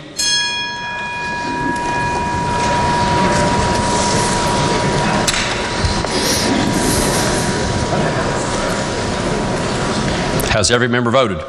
If so, the clerk will close the machine and ascertain the result. On this question, there were 94 ayes, 0 nays, and 6 members absent not voting. A majority of members having voted in the affirmative, the chair declares the bill passed. The clerk will please report the title. Committee substitute for Senate Bill 707. Are there amendments to the title? Delegate Ellington moves to amend the title.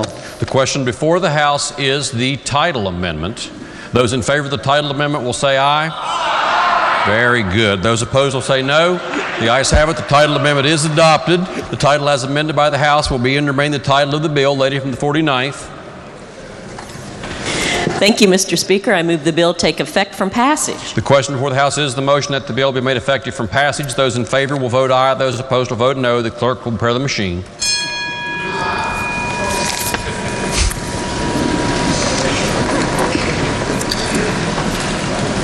Has every member voted? If so, the clerk will close the machine and ascertain the result. On this question, there were 93 ayes, 0 nays, and 7 members absent and not voting, and with 2/3 of members elected having voted in the affirmative, the chair declares the motion adopted. The bill will be effective from passage. The clerk will please communicate the action of the House to the Senate. Request concurrence therein. Next bill on third reading. Committee substitute for Senate Bill 729 relating to awards and disability under Deputy Sheriff Retirement Act. Are there objections to having the bill explained in lieu of having it read? There are no objections. Lady from the 38th, Delegate Graves, to explain the bill. Thank you, Mr. Speaker. The bill would amend the provisions of West Virginia Code relating to the retirement benefit provided by the Deputy Sheriff Retirement System for deputy sheriffs who were totally disabled as a result of their service as a deputy sheriff. Current law authorizes a benefit payment of 90% of the deputy's average monthly salary for the 12 months prior to the disability. This bill would increase this monthly benefit by $400. I urge passage. The question before the House is, shall the bill pass? Are there members who wish to speak to passage of the bill? If not, those in favor of passage will vote aye. Those opposed will vote no. The clerk will prepare the machine.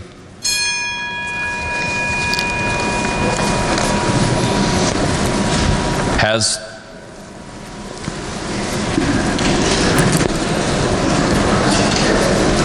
every member voted?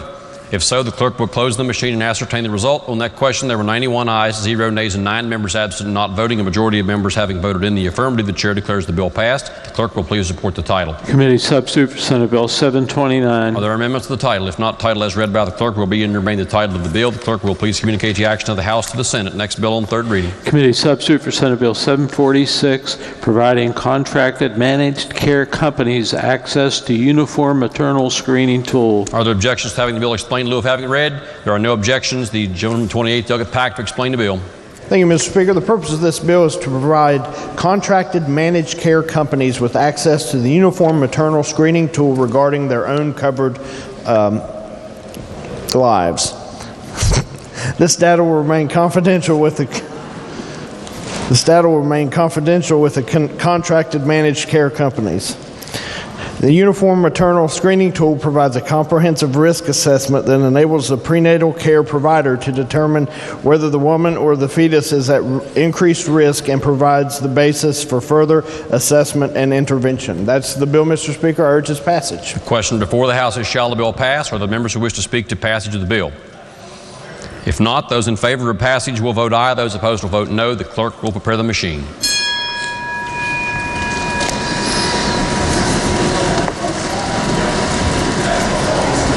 Has every member voted?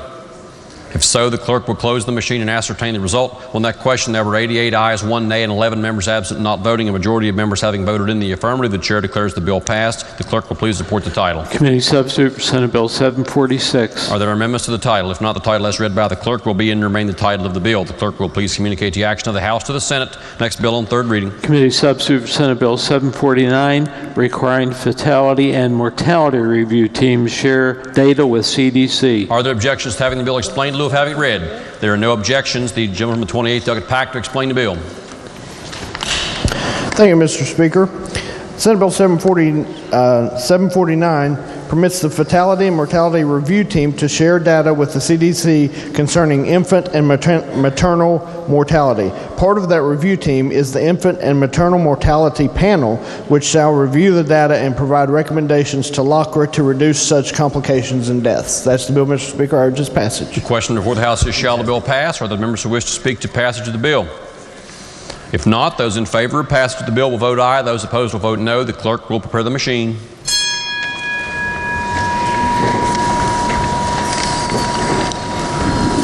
Has every member voted? If so, the clerk will close the machine and ascertain the result. On that question, there were 92 ayes, 0 nays, and 8 members absent and not voting. A majority of members having voted in the affirmative, the chair declares the bill passed. The clerk will please report the title. Committee substitute for Senate Bill 749. Are there amendments to the title? If not, the title is read by the clerk will be and remain the title of the bill. The clerk will please communicate the action of the House to the Senate. Next bill on third reading. Committee substitute for Senate Bill 760, allowing state college or university apply to HEPC for designation as administratively exempt school. Are there objections to having the bill explained in lieu of having read? There are no objections. The gentleman from the 27th, Delegate Ellington, to explain the bill. Thank you, Mr. Speaker. What the committee substitute does, it provides that any state college and university can apply to the HEPC for designation as an administratively exempted school. The HEPC is required to make its determination as to whether to grant or deny the exemption designation based on the definition of administratively exempted school. Administrative exempted school is defined as either a state college or university that maintains 3 out of the following 5 criteria. First one is a 3-year average graduation rate of not less than 45%, a 3-year average retention rate of not less than 60%, a 3-year credit headcount enrollment increase or decrease of not more than 5% over the same period, a 3-year average of not less than 50 days of cash reserved, a composite financial index or CFI of not less than 1 as reported in the college and university's audited financial statements, or any special circumstances as verified by the chancellor after a requested review by the institution's governing board. Administrative exempted schools is exempt from the following: the required approval of capital projects, development and approval of institutional mission definitions, program approval, rules providing guidance to the governing boards in filling vacancies in the office of president, the HEPC's rule governing and controlling acquisitions and purchases upon adoption by the Board of Governors of its own rule, the required approval of capital improvement projects exceeding $3 million, the required approval of lease purchase agreements or for capital improvements and equipment of $1.5 million or greater, and the required approval of real estate transactions, lease purchases, and new building construction exceeding $1 million. The HEPC is also required to propose rules regarding the administratively exemption status and must at least provide that after the first year an administratively exempted school fails to meet 3 of the 5 designated criteria, the HEPC may advise the institution on strategies that may be implemented in order to meet the criteria before the next year. An institution may not lose its designation as an administratively exempted school until it has failed to meet 3 of the 5 criteria for 2 consecutive years. The HEPC can revoke the administratively exempted status of an institution if it determines that the special circumstance upon which the institution's administratively exempted status is based no longer exists, and the HEPC may also provide notice to an institution at least 30 days before revoking the institution's exemption status. The committee substitute also confirms the currently exempted schools, but changes references to these schools to statutorily exempted schools. That would be WVU, Marshall, and the West Virginia School of Osteopathic Medicine. The HEPC is required to report to LOCIA and the institutions regarding any administratively exempted schools' eligibility criteria, including data for each of the 3 preceding years as available, and also the 3-year average of each of the institutions under its jurisdiction. The committee substitute also makes the statutorily and administratively exempted schools eligible for any incentive funds to influence institutional behavior in ways that are consistent with public priorities. It also amends existing code to require that by October 1st of each year, the HEPC and Community Technical College Council report to the Joint Committee on Government and Finance and LOCIA a recommendation on a formula or methodology for allocating appropriations to the institutions on a ratable basis by enrolled student, by credit hour, or by other relevant measures, provided that the HEPC and CTCC shall also take into consideration the needs of each institution relating to a base level of appropriation, support, and mission differentiation. Also recommends to the legislature as to the amounts that each institution should have appropriated to it in the general revenue budget for the next fiscal year, based on the total general revenue appropriations that the institutions received in aggregate in the enacted budget for the current fiscal year. It also engages with the institutions to seek development of a consensus on formulas and methodologies underlying any recommendations. Also provides the institutions with at least 30 days written notice to comment on any recommendations before any report is provided to the legislature. Also removes the requirement for all institutions that the HEPC confirm the appointment of any presidents of the institutions under its jurisdiction and the institution's campus development plans. Requires also that if any classified employees are employed by an institution, they be included with the institutional personnel that are to be included when doing evaluations of institutional presidents. Provides that the geographic areas of responsibility for Marshall, WVU, and the Osteopathic School are also statewide. Requires that each state institution of higher education establish benchmarks in collaboration with the HEPC or CTCC is applicable. And it also makes a number of changes throughout to be consistent with the elimination of the statewide master plan and the state and institutional compacts by Senate Bill 673 last session. Mr. Speaker, that's the bill in total. I recommend passage. The question before the House is, shall the bill pass? The gentleman from 36, Douglas Robinson, is recognized. Thank you, Mr. Speaker. Will the chairman yield? Yes, sir. Thank you, Mr. Chairman. You went through that a little quick. I've got a couple highlights. I just want to confirm that I've read it correctly. Okay. Now, on exemptions for these schools, can you tell me if I'm correct that capital improvements, we're going to let them spend up to $3 million without oversight? That would be if they are exempt. Okay, and then real estate transactions up to $1 million. Yes. And then lease purchase agreements up to $1.5 million. Correct. That's what's okay. in. And then we're also going to exempt them from having HEPC or the state having any input on their the president of the university's hires. Yeah, the governing board has oversight on all of that too. First, but what was your last question? The hiring of the president. President, yeah. The HEPC doesn't have to do anything with that. Okay, and then now tuition is not exempt in this one. No, I believe it's under current rules as far as increase or decrease over a 3-year period or whatever. They have to follow the window we gave them a couple years ago. Statute on that, but that's not in here. No. Yes, sir. Okay, now what universities would this apply to? Well, it applies to all of them, but the 3 that I just mentioned as far as WVU, Marshall, and the Osteopathic School are already exempt. 3 that would, if you're asking which ones might qualify under these conditions at present, you would have Shepherd, Fairmont State, and West Virginia Liberty. Okay, just to focus on, say, Shepherd right now, have they seen an increase or decrease in enrollment over the last couple years? As far as Shepherd, enrollment change has been down 7.5% over over that period of time. Yeah. Over 5 years? Believe so. Now, what about their cash on hand? Has it gone up or down? Yeah, what I have on them, cash on hand is 80 days of operation cash on hand. So they meet the 50-day criteria. So, but would you tell me I'm correct if their cash on hand has gone down 45% in the last 5 years? That I don't know. Let's counsel. I don't know that. Okay. Thank you, Mr. Chairman. Would the Finance Chair yield?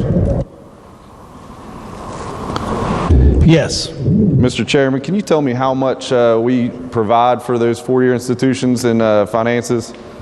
For higher ed, roughly $357 million. Would 277 million sound about right for four-year institutions? You're probably pretty close. Okay. I know for CTC it's roughly 80 million. Okay, thank you, Mr. Chairman. Mr. Speaker, speak to the bill. Yes, gentleman is recognized. I would like to, a few years ago, we had a bill similar to this that gave some leeway to our major universities. WVU was the group that testified to us in Judiciary Committee, and I'll tell you, it is one of the bills that I regret my vote most, because in that situation, I asked the representative of WVU at that point, why wouldn't you just go to the max increase on tuition on our students and stay just below the line so nobody asks any questions about your increase? And the answer that was given to me was, we would never do that to our students. However, we left here that year. It was an inauguration year, so we left later in the year. They had increased tuition on their students, the max, before we even left the building. So before we adjourned, the university had already increased tuition the maximum amount. Now, what I want to point out to you is the universities are going to be able, if exempt, to spend $3 million without oversight, $1 million without oversight, $1.5 million without oversight. Now, what is even more important is the hiring of a president of the university. So while right now our HEPC can review and make sure they qualify for that position, at this point, the governor appoints all Board of Governor members to these universities, and that selection will be made by the Board of Governors with no oversight by the HEPC. So our universities will be run by appointments from our governor. Now, that causes me some concern, because I want to make sure when we provide $275 million to our four-year institutions that we aren't sending it to people without the qualifications to handle that type of money, make sure they're providing true education to the students enrolled in our institution, and also making sure they're doing it in a fiscally responsible manner. I would suggest that we take a few seconds and ask some questions about this bill. I am going to vote no, and I encourage you to look a second time at this legislation. Thank you. The gentleman from the 16th, Dr. Hornbach, was recognized. Thank you, Mr. Speaker. Would the chairman yield, please? Chairman does yield. Yes, sir. Thank you. You mentioned during your explanation of the bill about special circumstances that certain schools might be exempt in addition to the criteria? Right.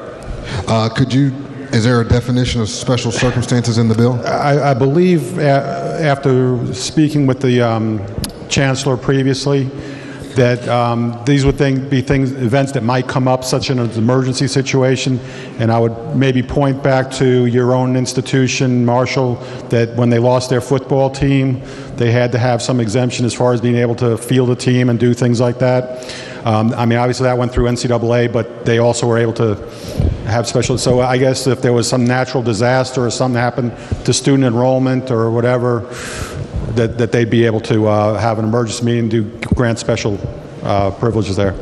Yes, sir. Is this something that the chancellor asked for in this legislation? No, I don't believe she asked for it, and she probably doesn't want that authority, but I think it just allows for those situations that we're not anticipating that could occur, that it could be evaluated.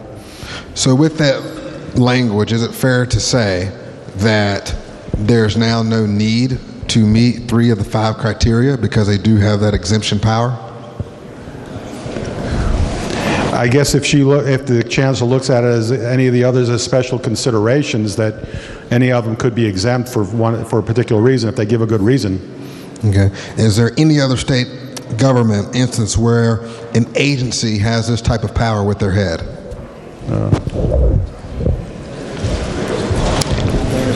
I don't know within our state. I mean, there might be in other states. I'm not aware of that myself. Okay. Thank you. May I please speak to the bill? Yes, the gentleman is recognized. Thank you, Mr. Speaker. I'm still contemplating a yay or a nay, but I do think this is a precedent that we're setting here with giving the chancellor the authority to do this. But I would suggest for you all, if we're going to do this for this instance, to help out these schools with these capital projects, which ultimately goes back for financial reasons. I would hope, and if you're listening, Chancellor Tucker, that you have the authority to have the Marshall West Virginia football game. Thank you. The gentleman from the 50th, Doug Angelucci. Sorry. Thank you, Mr. Speaker. Would the chairman of education yield for a quick? Yes, sir. So under the guidelines of this bill, speaking with the chancellor, I was under the impression from her statements that these three schools, Fairmont, Shepherd, and West Liberty, would have full exemption if they met that criteria. If they meet the criteria, yes, they would have full exemption of those. So would it be just the 8 items listed here on the abstract, or would it be full exemption? Because what the impression we got, it was full exemption. Administrative exemption. So would they still have legal oversight over these? Legal oversight is by HEPC, yes. Okay, thank you, Mr. Chairman. Okay. Thank you, Mr. Speaker. The gentleman from the 67th, Doug Doyle. Thank you, Mr. Speaker. I just want to make one point. It's a point that got ignored in the Education Committee, I think through no fault of anybody. And the gentleman who spoke before me, I think, alluded to it. In 2015, Marshall, WVU, and the Osteopathic School were given this administrative exemption in about 24 categories. This proposal would have these smaller institutions exempt in only 8 of those 24 categories. And for example, the types of categories which the larger institutions from which the larger institutions will still be exempt, and from which we are not proposing to exempt the smaller ones: approval of capital budgets, that's one of them; annual accreditation by the Higher Education Policy Commission; approval of tuition and fees beyond a certain amount; HEPC approval of bonding review; HEPC approval of presidential compensation. And there's a phrase in there called general oversight by the HEPC, from which the larger institutions are exempt and from which this bill will not allow the smaller ones to be exempt. I do think we've had enough experience with the larger institutions to understand that there are some of these categories that it makes sense to have to allow some of the smaller ones to be exempt. So for that reason, I think this is a really good bill. Thank you. The gentleman from the 35th, Doug Byrd. Thank you, Mr. Speaker. Will the gentleman yield for one quick question? Yes, sir. So I just wanted to follow up on the capital improvement projects for $3 million or less. They do not have to go through.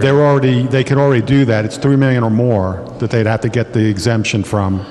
Okay, so if they meet the exemption, then they could still do those projects. And that would be, are those projects cash on hand, or are those projects that are encumbered by state bonds? That I'm not sure. I do understand. I think from what I remember in the committee that if, let's say, they defaulted on a project, that the state would be on the hook for that. That was mentioned. But that would have been a decision made by the board of the school, not... Right. The Board of Governors decides what they do. They have to approve that for their own individual institution. Okay. Thank you. The gentleman from the 66th, Doug Espinosa. Thank you, Mr. Chairman. I rise in support of this legislation. For a number of years, there's been discussion as to under what criteria we should allow additional exemptions in addition to those exemptions that already exist from our larger flagship institutions. I commend our education chairs for their work on this legislation with the chancellor to put in place some reasonable criteria so that we can use that to govern those decisions with regard to exemptions. I urge passage of the bill. Does the gentleman from the 27th, Doug Ellington, wish to close debate on the bill? Yes, sir. There's been discussion over the years, and actually during the interim time, we had meetings about schools wanting exemptions from HEPC regulations. there was a decision, do you continue HEPC? Do you get rid of that? Do you have some type of regulation? I think this was more of a consensus to say, let's set some rules that if schools that could meet certain criteria, that they could be exempt and do things on their own. There still is oversight. That could also be revoked if they deviate from the plans. So I think this is a good criteria to start with. Maybe not perfect, but it's something that we could always work on and tweak it in the future if we have to. But it at least gives some criteria, and it gives some motivation for other institutions to try to meet those criteria. And some of the criteria were set at maybe not as high levels as we would like, but they were at least being reasonable and something that they could try to attain. So I would recommend passage of this and then give us a criteria to start with. Thank you. The question before the House is, shall the bill pass? Those in favor of passage will vote aye. Those opposed will vote no. The clerk will prepare the machine.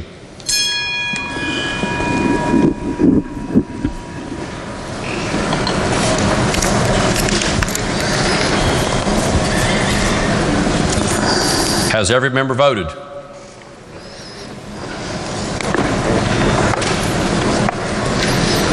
The clerk will close the machine and ascertain the result. On that question, there were 91 ayes, 9 nays, and 0 members absent and not voting. Majority of members having voted in the affirmative. The chair declares the bill passed. The clerk will please report the title. Committee substitute for Senate Bill 760. Are there amendments to the title? If not, the title is read by the clerk will be and remain the title of the bill. The clerk will please communicate the action of the House to the Senate. For what purpose does the gentleman from the 50th seek recognition?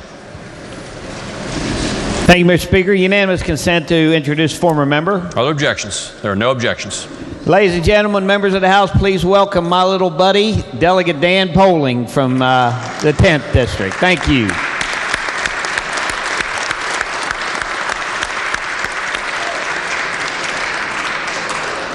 The gentleman from the 66th, Douglas Espinosa.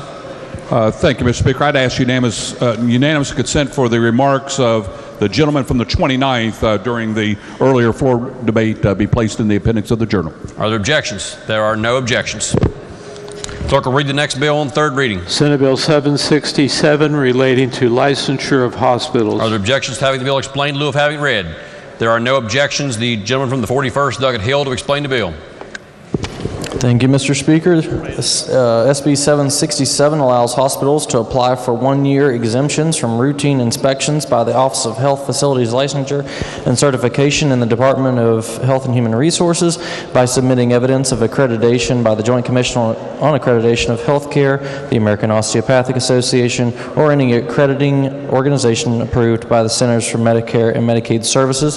The bill also removes requirements for hospital board composition. I urge passage. The question before the House is, shall the bill pass? Are the members who wish to speak to passage of the bill?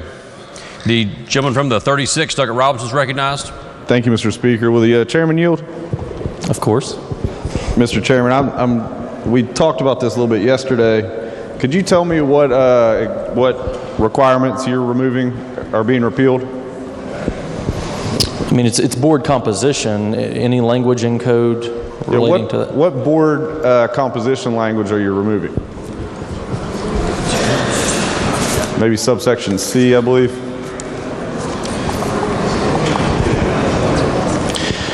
At least 40% of the boards of directors of applicable hospitals shall, on or before July 1, 1984, be composed of an equal portion of consumer representatives from each of the following 4 categories: small businesses, organized labor, or elderly persons, and persons whose income is less than the national median income. Special consideration shall be made to select women, racial minorities, or handicapped persons. Okay, thank you. Speak to the bill, Mr. Speaker. Yes, the gentleman is recognized. I hope the body heard that, what we're going to repeal here. Senior citizens, small business, minorities, women. We're gonna make sure they're not on the board. Okay, we're not gonna suggest you put those on the board because we're having a tough time filling them. I would suggest to you that healthcare cost should be the utmost thing on our minds right now. Combating the escalating price gouging and increase of healthcare costs. I would suggest to you that allowing or requiring a hospital to put people under the average income on a healthcare or hospital board would help them find ways to decrease the costs of their healthcare providers. I would suggest to you that helping and requiring senior citizens to stay on a hospital board would help them decrease cost on their senior citizens. I would suggest to you that having minorities and women preferred members of a hospital board would help decrease healthcare costs. Now, in a couple months, when we're all out there campaigning and we're telling people, I'm working to get your healthcare costs down, I'm working to get prescription costs down, don't let them see your vote on this one, because if you vote yes on this, you're doing the exact opposite of what you're promising your constituents. I would suggest the body take it upon themselves to put some kind of requirements on our hospitals to help senior citizens, to help people below the average income, and to help decrease health care costs on our constituents. I would suggest a red vote on this bill, Mr. Speaker. Thank you. Are there other members who wish to speak to passage of the bill? The lady from the 51st, Douglas Fleshauer, is recognized. Thank you, Mr. Speaker. When we had this bill in health, it really bothered me. Since 1984, I believe, we have had a set number of consumers and low-income people on our local community health boards in hospitals. And that's been 40 years that's been going on. The amendment yesterday would have made the requirements a little bit less. It would only need to be 30% of the board would be made up with consumers, and they'd have to give special consideration to women and minorities and a few other groups. That didn't seem like asking too much, especially since we've had this. And they said we were the only state in the country to have this. Well, I think that's great that we're the only state that says hospital boards should be composed of the people, some of the people who are most dependent on receiving services in their community. We have a community hospital. It used to be a county hospital. That's what almost all of them used to be. And then they became nonprofits, and some of them have great, great big excess reserve funds. I know, I'm relatively certain that ours does. And the amendment yesterday would have made some adjustments that I think would have should have satisfied. I am on the board of a community mental health center, an FHQC. I think that's what, I never can remember what the acronym is. And they have those all over the country. Their boards, we have one in Monongalia County. Many of you have them in your counties or nearby. Their boards require 50% consumers, and they require mandatory representation of women and minorities. And I think that's a good thing. Women do make up half the population, and I think if you look at many corporate boards, they are not half women. And we do consume healthcare services. I think it would be good if, since we are so worried about healthcare costs in our country, we just passed that transparency bill. People in our state are worried about the cost of healthcare. I'm worried about the cost of healthcare. And I'm going to vote no on this. I do not think we urgently need to change the boards of healthcare of our community hospitals that have been using this bill for many, many years. I don't think it's an urgent necessity, and I urge a no vote. Are there other members who wish to speak to passage of the bill? The gentleman from the 41st, Douglas Hill, to close debate.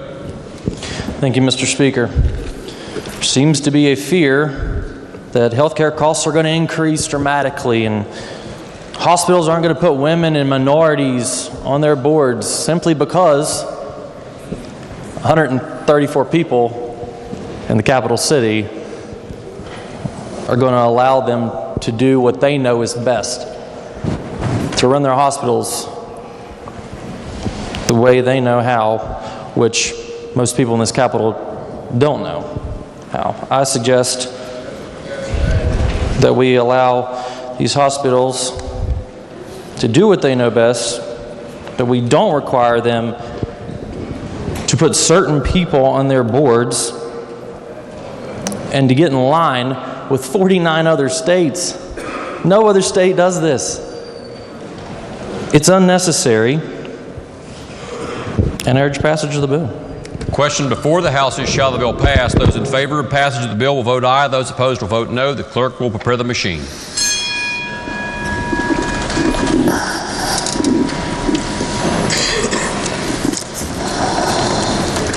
Has every member voted? If so, the clerk will close the machine and ascertain the result. On that question, there were 70 ayes, 30 nays, and 0 members absent not voting. A majority of members having voted in the affirmative, the chair declares the bill passed. The clerk will please report the title. Senate Bill 767. Are there amendments to the title? If not, the title is read by the clerk. Will be and remain the title of the bill. The clerk will please communicate the action of the House to the Senate. Lady from the 49th. Thank you, Mr. Speaker. I move, subject to announcements, that the House stand in recess until 2 p.m. Lady from the 49th moves that, subject to announcements, the House stand in recess until 2 o'clock. Are there announcements? Gentleman from the 28th, Doug Pack. Mr. Speaker, Republican members of the House will caucus here in the chamber at 1:30. Are there further announcements? If not, questions on the motion that the House stand in recess until 2 o'clock. Those in favor will say aye. Those opposed will say no. The ayes have it. The motion is adopted. The House is in recess until 2 o'clock.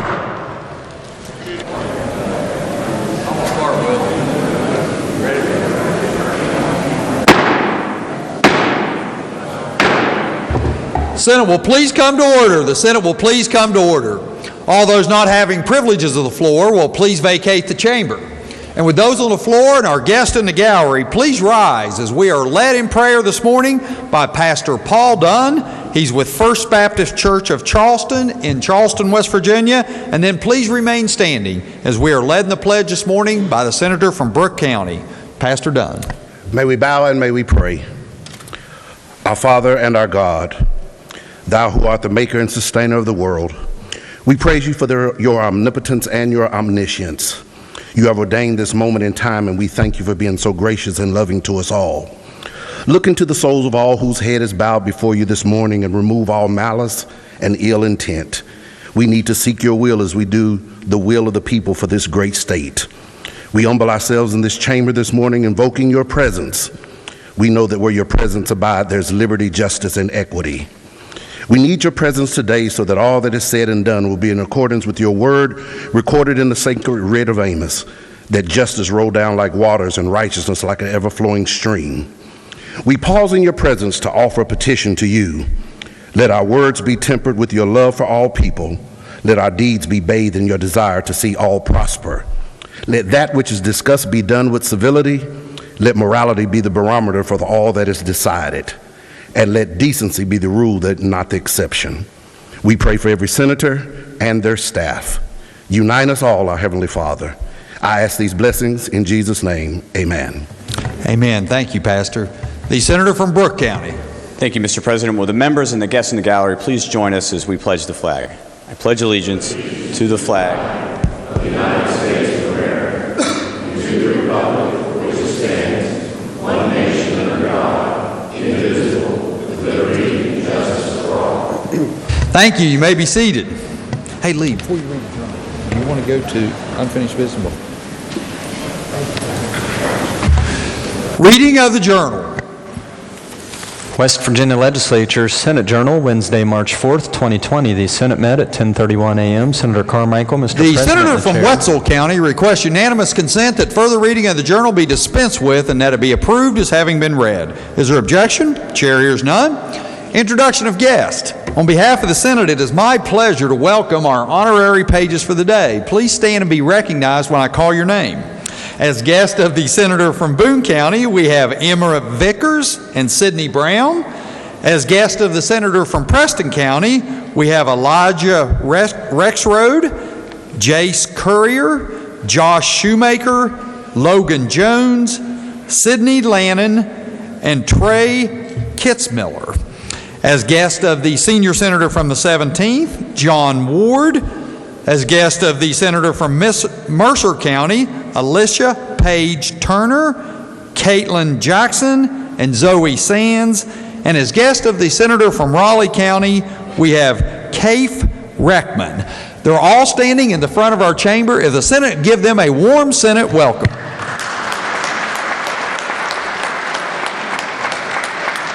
Thank you. You may be seated. Further introductions, the junior senator from the 17th. Thank you, Mr. President. On behalf of the Senate, it is my pleasure and yours to introduce our doctor of the day, one of my old attendings, Dr. Danny Rader, in the rear of the chamber. If you wouldn't mind standing, let the Senate give you a warm welcome.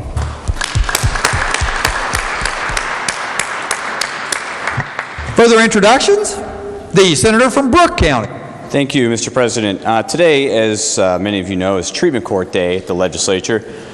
So we have a lot of people here that are here to be a part of it. I think mostly they're in the North Gallery. Nick Leftwich, who's the drug court coordinator for the Supreme Court. A lot of drug court graduates are also here today. Tiffany Corbin, Dusty Mullins, Amanda Triplett, Denise Stallings, Stephen Moore, Travis Adkins, Stephen Gerald, Terrence Shelnut, Sam Broyles, Jeremiah Githner, as well as our juvenile drug court graduates, Brooke Allman, Alyssa Church, Isaac Maxwell, and Zachary Hopkins. Also, I see a Circuit Court judge from Roane County. Judge Ashley is here as well. If they could all please stand and the Senate make them feel welcome.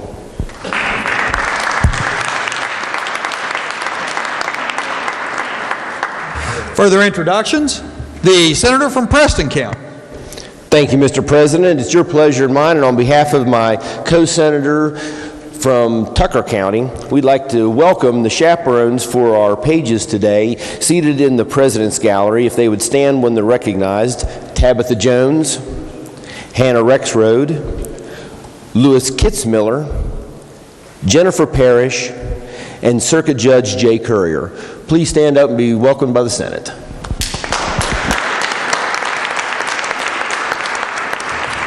Thank you. Further introduction, Senator from Boone County. Thank you, Mr. President. On behalf of the Senator from Logan, we're very pleased to have the chaperones of our pages here from Van. They are Wayne Elkins, Tom Brown, and Sarah Hines. If they would stand in the Senate, give them a warm welcome.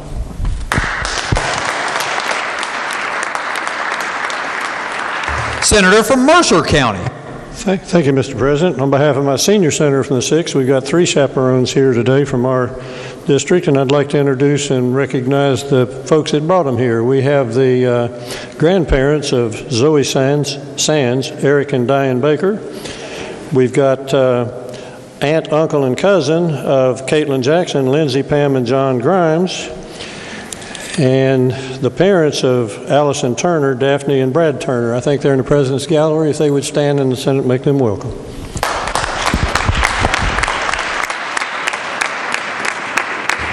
Further introductions? Further introductions. Junior Senator, recognized Senator from Harrison County. Thank you, Mr. President. It's my honor and yours, and on behalf of my senior senator from Braxton County, we have some great folks from Braxton County High School today. We have Juliana Rexroad, Ellen Collins, and Molly Ratliff, all of who are with the FFA, and if they'd stand up, along with their advisor, Josh Puro. He's, I believe they're up in the South Gallery, Mr. President, but please make them a great job up in Braxton County for all of our future farmers. Thank you. Are there further introductions? Recognize Junior Senator from 17th. Thank you, Mr. President. I request unanimous consent to go to the 7th order of business. Is there objection? Chair hears none. Unfinished business. Senate Concurrent Resolution 58, requesting study of sexual violence in West Virginia. Resolution will be referred to Committee on Rules. Senate Concurrent Resolution 59, the Rachel Hershey Smith Memorial Shelter. Recognize the Senator from Harrison County. Thank you, Mr. President. I request unanimous consent the resolution be taken up for immediate consideration, committee reference be dispensed with, and the resolution be put upon its adoption. Is there objection? Chair hears none. Clerk will read the resolution. Senate Concurrent Resolution 59, naming the Rachel Hershey Smith Memorial Shelter. Question for the Senate is adoption of resolution. Is there discussion? Recognize the Senator from Harrison County. Thank you, Mr. President. I know this is a naming resolution, but I had to stand because as a person who grew up in Harrison County, Watersmith is a great name. And you know, you never really know why things are named after people, but if you take a look at this resolution, the Watersmith family came before the United States was even the United States and had a plot of land that was given to them by the King of England. And through the generations, they have turned that into one of the finest state parks in all of north central West Virginia. It's not a great big state park, but it's a wonderful state park and a part of our county that doesn't have a lot of good things down there for people to do. And the DNR has done a great job keeping it up, and we just had another recent contribution from another heir of Watersmith. And that's who we want to honor with the naming of this resolution. And I'd like to take a second, with your permission and the permission of the body, Mr. President, to recognize the folks that do such a great job for us at our parks all around the state. We have with us DNR Director Stephen McDaniel, Parks and Rec Director Mark Wiley, from Watersmith State Park Superintendent Andy Bennett. And with your permission, Mr. President, I recommend adoption of the resolution. Thank you. Is further discussion? Not. Question before the Senate is adoption of the resolution. All those in favor will say aye. Aye. Those opposed, no. The ayes appear to have it. The ayes do have it. Declare the resolution adopted. Clerk will communicate the action of the Senate to the House. Senate Concurrent Resolution 60, requesting study on nutrition of public school students when schools are closed. Resolution will be referred to Committee on Rules. Senate Resolution 66, recognizing March as Red Cross Month.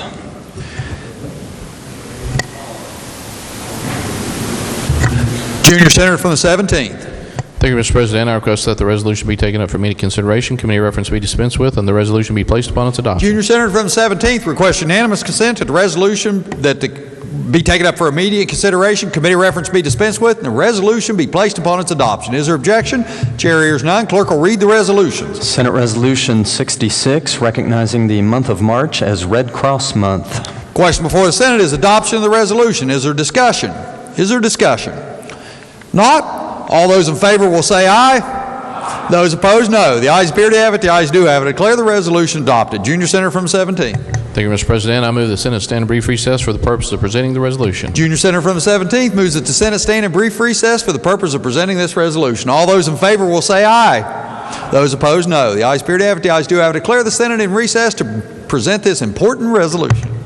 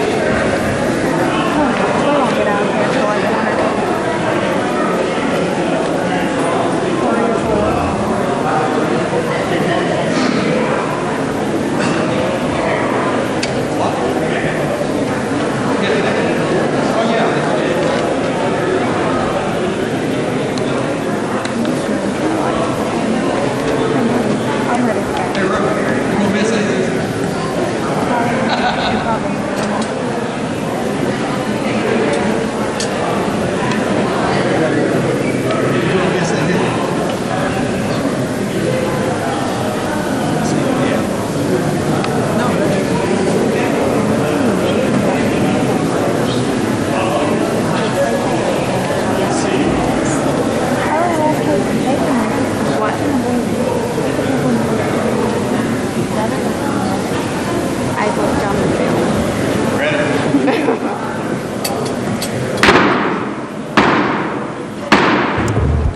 Senate will please come to order. The Senate will please come to order. Are there additional items under unfinished business?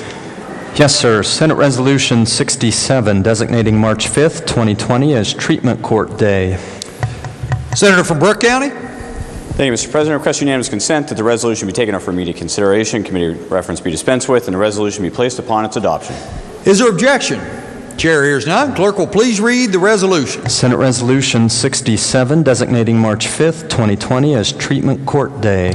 The question before the Senate is adoption of the resolution. Is there discussion? Recognize the senator from Brooke County. Thank you, Mr. President. Today is a great day to recognize the hard work that people put into our treatment courts, whether it be drug treatment courts, juvenile drug treatment courts, our military service member courts, our family treatment courts, which have just recently been stood up.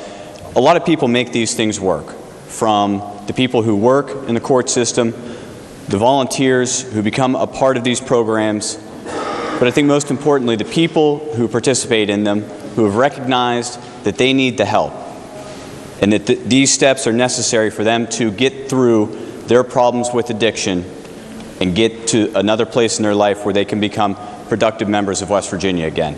And this morning I had the opportunity and the pleasure to attend the drug court graduation over in the Supreme Court, but also one part of it I wanted to bring all the members' attention to, that the first graduate of our military service member court, as we reinstituted it last year, graduated this morning. A young man from Raleigh County. And so I think everyone in this room should take pride in the fact, knowing that you all helped get legislation done that has changed that young man's life, an Air Force veteran, and he's now on a better path. And so I think that these courts work. I come from a county where the gentleman I often refer to as the godfather of treatment courts, Jim Lee, a former Brooke County probation officer who's known to many in this chamber. So he played an integral part in that, and I think that we're carrying on that tradition, but also starting new programs that recognize the challenges that West Virginia faces, the challenges that West Virginians face, but finding a way to get to the root of these people's problems instead of just locking them up and not addressing what's really the reason they found themselves in the criminal court system. So because of that, Mr. President, I want to thank everyone in here for their hard work, and I urge adoption of the resolution. Thank you. Is there further discussion? Recognize the senator from Boone County. Thank you, Mr. President. Again, this is a great celebration today.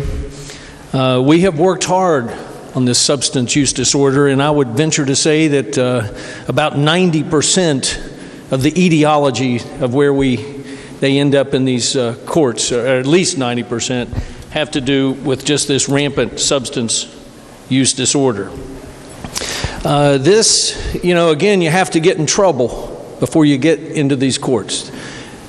Along the continuum, this is the last stop, in many cases, for a productive life in these people's lives. And I have seen firsthand the dramatic turnaround, the dramatic future for folks that have graduated from these courts.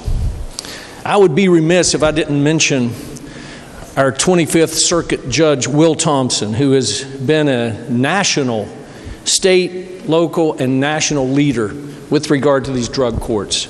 It's a phenomenal program. I applaud the Supreme Court for getting this right, and I applaud the Senate for trying so hard along the continuum of prevention, treatment, recovery, and this is a huge part of recovery because they're going down a road that the next stop would be prison. So I urge adoption of the resolution.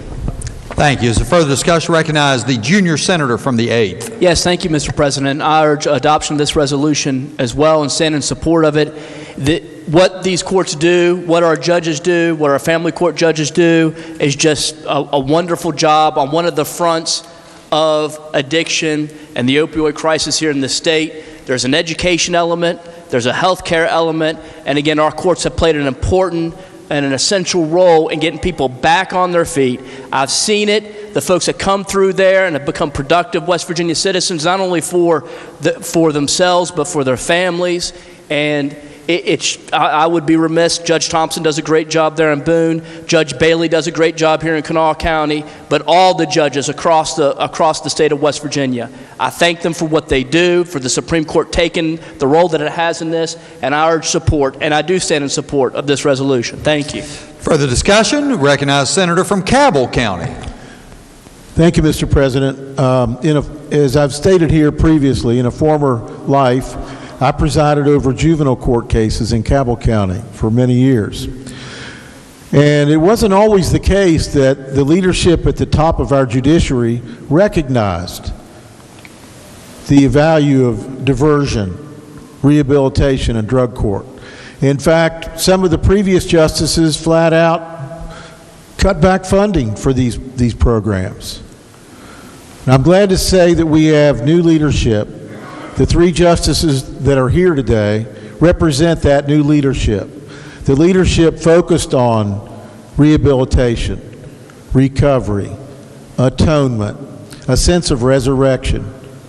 And we all recognize how hard it is for the individual and their families, but it really starts at the top. And this group of justices has given us the leadership that allows drug courts like Cabell County, Judge Greg Howard, Judge Al Ferguson, to flourish and to give people a second chance that's well deserved. So I urge adoption.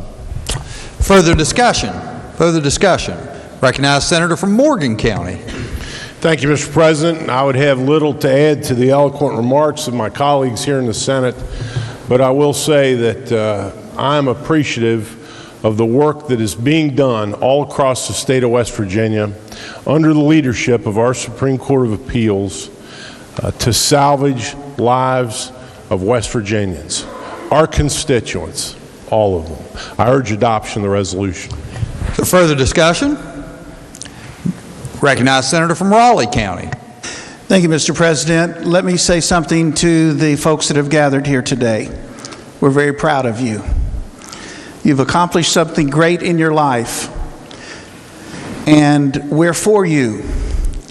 I hope that you sense the love that comes from a place like this, with creating an atmosphere where you can be able to become winners. You are winners. You're on the winning side, and we want to cheer you on. Keep on going, go in the right direction. And when you are a success, that makes our state a success. We're proud of you. Thank you for being here today to represent the treatment courts program, and thank you for your effort being put forth. When it gets to those quiet times, the times of temptation, the times when there's stress and difficulties that are pressing on you, don't ever forget that you've got a whole host of people behind you that are cheering you on, and we want you to do very well. We're so proud of you. Thank you for being here today. Thank you, Mr. President. Thank you. Other members desiring to speak to the resolution? Not. Question before the Senate is adoption of the resolution. All those in favor will say aye. Aye. Those opposed, no. The ayes appear to have it. The ayes do have it. I declare the resolution adopted. Junior Senator from the 17th.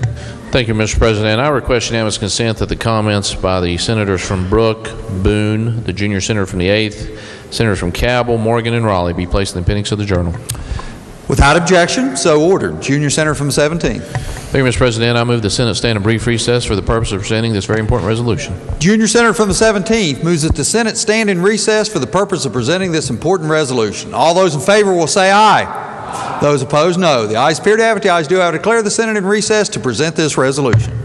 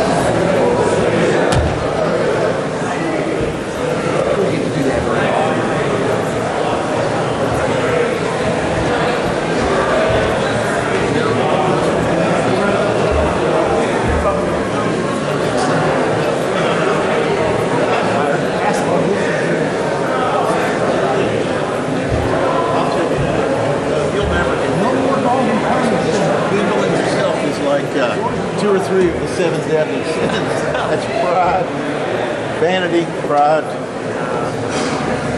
I'll check it out. There's a bunch of them out there. They're still coming in the door. Yeah, that's good. That's awesome. We might have a new You've always been a big proponent of this, haven't you? So's Mitch. I meant to mention him because he gets some credit for running all these bills. Back through here.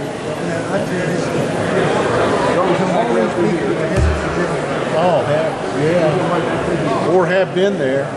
These are, as we like to say, our people, right? Everybody's got to have some people. These are our people.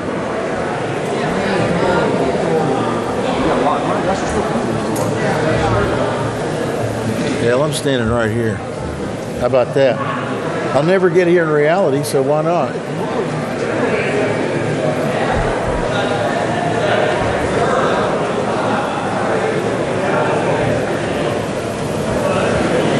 This might be a record. I think it is a record. My gosh. It's a good record. Yeah, it's a great record.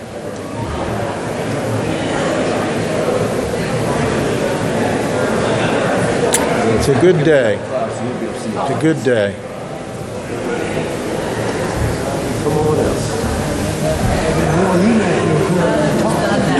Hey, you in the T-shirt, come up here, right here. Come on up here. Get up here. This is your Senate as much as it is Oh, no, anybody. it is not. What is No, wrong with you you? stand here. No, I'm serious. Okay, I'm running this place. I can do anything I want to.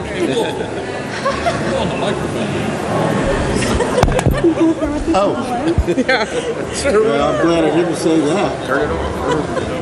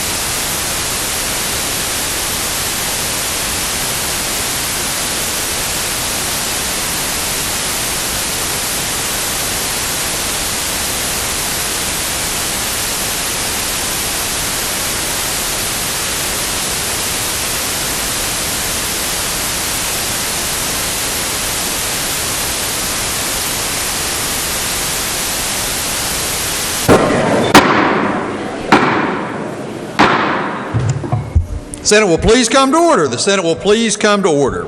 Are there additional items under unfinished business? Yes, sir. Senate Resolution 68, recognizing the Buchanan Upshur 4-H Air Rifle Club. Recognize the senator from Upshur County.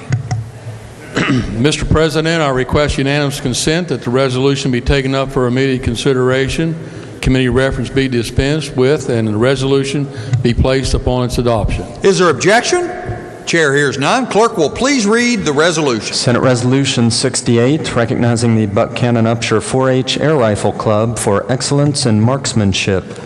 Question before the Senate is adoption of the resolution. Is there discussion? Senator from Upshur County is recognized. Thank you, Mr. President. It is indeed an honor and a privilege to present the 9 team members of the Buchanan Upshur 4-H Air Rifle Team, who are the West Virginia State 4-H Air Rifle Team champions for 2020. This is quite an achievement for them because they worked long and hard to accomplish this. Team members are accompanied by head coach Russ Warner, assistant coaches Dave Riffle, Craig Preaser, and Courtney Warner. Parents and grandparents who are accompanying the team today are Karen Lemon, Holly Lemon, Dale Morgan, and Gary Tenney. 4-H has been a factor in the development and leadership of our Upshur County and West Virginia youth since the late 1940s.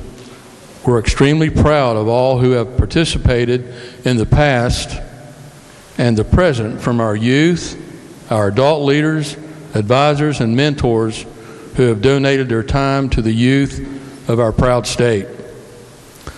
I especially want to thank our parents, school board members, Dr. Sarah Stangus, Superintendent of the Upshur County Board of Education, and the West Virginia WVU Extension Service for their joint cooperation and dedication towards developing a program that will continue to grow and thrive into the future.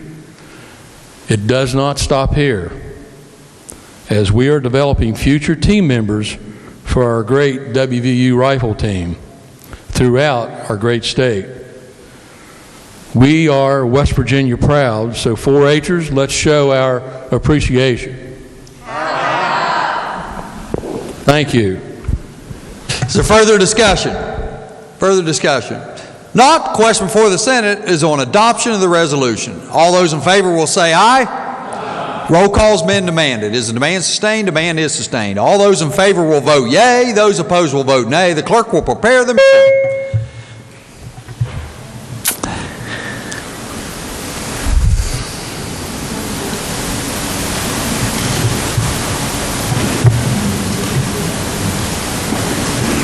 Has every member voted? Has every member voted?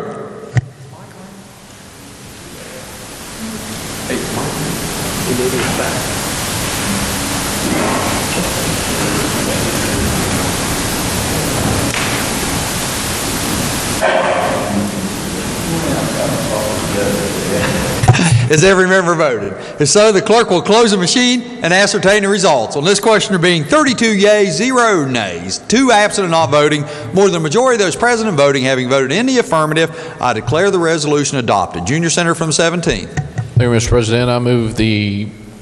I request unanimous consent that the comments by the Senator from Upshur be placed in the appendix of the Journal. Is there objection? Chair hears none. So ordered. Junior Senator from 17th. Thank you, Mr. President. I move the Senate stand in brief recess for the purpose of presenting the resolution. Junior Senator from the 17th moves that the Senate stand in brief recess for the purpose of presenting this important resolution. All those in favor will say aye. Aye. Those opposed, no. The ayes appear to have it. The ayes do have it. Declare the Senate in recess to present this resolution.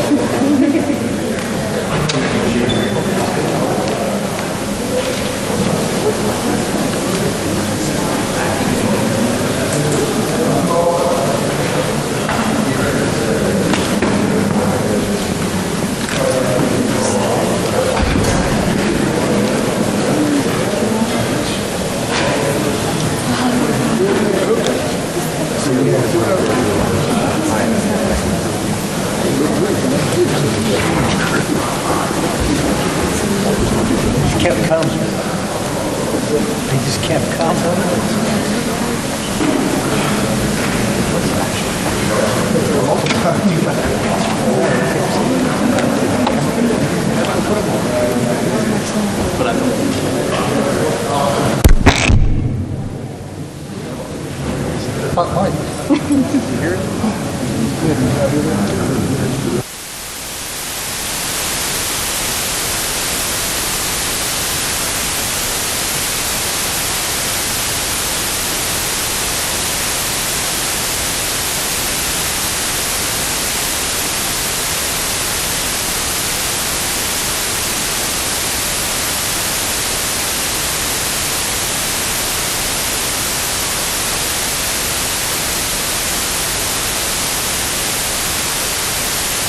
Senate will please come to order. Are there additional items under unfinished business? No, sir. Bills on third reading. Engrossed committee substitute for House Bill 2646, providing a safe harbor for employers to correct underpayment or non-payment of wages and benefits due to separated employees. Third reading of the bill. The question before the Senate is, shall the bill pass? Is there discussion? Recognize the senator from Morgan County. Thank you, Mr. President. House Bill 2646 makes amendments to the West Virginia Wage Payment and Collection Act. The amendments are in Section 21, Chapter 21, Article 5, which is the Wage Payment Collection Act. Creates a new section in the Act designated Section 4A, providing for a safe harbor. So the West Virginia Wage Payment Collection Act provides enforcement mechanisms when employees aren't paid wages or benefits in timely fashion. This bill creates a safe harbor for purposes of unpayment or non-payment or underpayment of wages and fringe benefits before the filing of a lawsuit. And it provides that an employee cannot recover in a lawsuit liquidated damages or attorney's fees without providing first a notice to the employer that the employee was shorted in some fashion on wages or benefits, and giving the employer after a written demand an opportunity to cure it without filing a lawsuit. The bill provides the employer with 7 calendar days to correct an alleged underpayment or non-payment of wages or fringe benefits prior to the filing of a lawsuit. So the bill certainly still allows, doesn't deprive anybody of the right to file a lawsuit, but provides what we hope will be an expedited, inexpensive mechanism for these problems to be corrected without litigation that is costly and expensive to everyone. Be happy to try to answer questions, Mr. President. Otherwise, I urge the bill's passage. Is there further discussion? Recognize the senator from Harrison County. Thank you. Will the gentleman from Morgan yield? Senator yield. Senator does yield. Certainly. Thank you, Senator. We've just, and since you and I have been here, adjusted and certainly made a little bit stronger for employers, a little weaker for employees, the Wage Payment and Collection Act, particularly with damages. And I'm sorry, I just don't remember this coming through committee for some reason, but it says in here that that the employee must make a written demand advising the employer of its representative, the employee's representative. Is that right? Are you referring to the Judiciary Committee strike and insert amendment? I'm looking at the engrossed bill, I believe. I mean, I'm looking at the one on the system. Yes, it would be the, maybe I'm not looking at the correct amendment. What line are you on? Yeah, just give me 1 second. There are 3 subsections in the Judiciary Committee strike and insert amendment to the Section 4A, which is... I think I was looking at the House version, Mr. Chairman. Yeah, thank you. It was changed substantially in committee, so I don't know. What this bill says is the employer has, upon notice, the employer has 7 days from receipt to correct it, underpayment or non-payment, and then if after 7 days the employer has not done that, then the plaintiff can avail himself or herself of any of the remedies that are available under the Act. Yeah, the only concern that I have, and it looks to be in the comp sub or the strike and insert from the committee, is that it says on line 6 that the employer shall notify the employee who the authorizes. So the employer has to make the first notice. Am I understanding that correctly?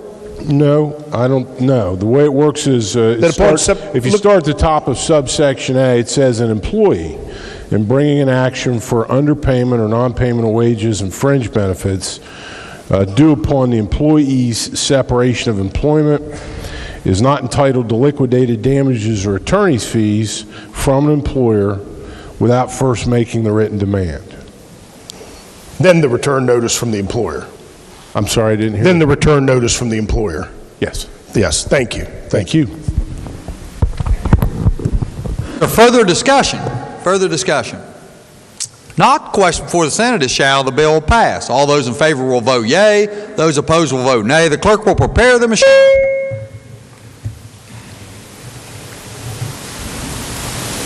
Has every member voted? Has every member voted? If so, the clerk will close the machine and ascertain the results. On this question being 28 yeas, 5 nays, 1 absent and not voting, more than the majority of those present and voting having voted in the affirmative, I declare the bill passed. Clerk has a title amendment. Committee on the Judiciary moved to amend the title of the bill. Question before the Senate is adoption of the title amendment. All those in favor will say aye. Those opposed, no. The ayes appear to have it, the ayes do have it. Declare the title amendment adopted. Clerk will communicate the action of the Senate to the House.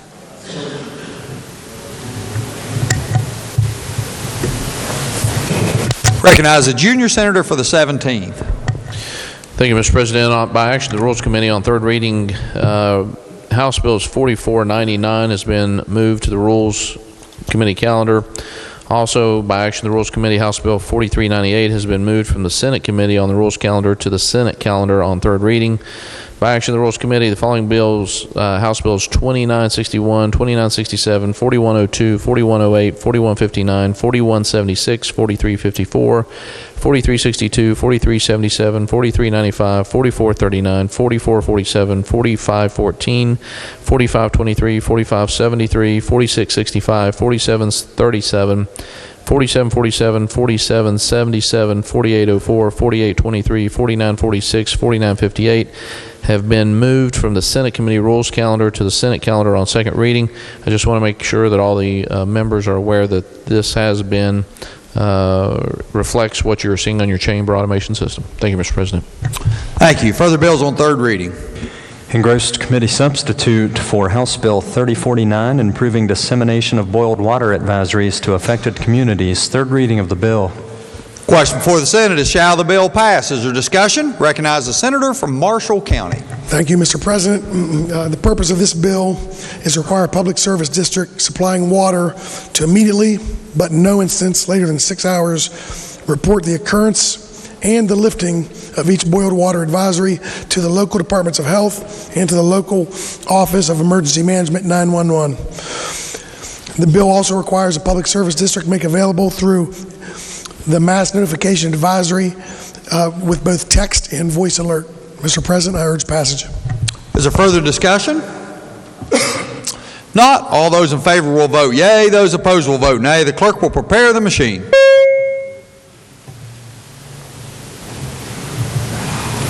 Has every member voted? Has every member voted? If so, the clerk will close the machine and ascertain the results. On this question being 33 yeas, 0 nays, 1 absent and not voting, more than the majority voting having voted in the affirmative, I declare the bill passed. Clerk will communicate the action of the Senate to the House. Engrossed committee substitute for House Bill 4001, creating West Virginia Impact Fund. Third reading of the bill. The question before the Senate is, shall the bill pass? Is there discussion? Recognize the senior senator from the 15th. Thank you, Mr. President. House Bill 4001 would create the West Virginia Impact Fund, the Investment Committee, and the Mountain Area Impact Office. The purpose of the Impact Fund is to attract investment money from around the world to the state of West Virginia. The Mountain Area Impact Office would propose investments in projects for consideration by the Investment Committee, and the Investment Committee would consider and approve or disapprove proposed investments. For approved investments, the Impact Fund would hold funds available for investments in approved projects requiring at least $25 million in capital. The House of Delegates passed this bill on a vote of 94 to 4 with 2 absent. Mr. President, I urge passage. Is there further discussion? Further discussion? Not, all those in favor will vote yea, those opposed will vote nay. The clerk will prepare the machine.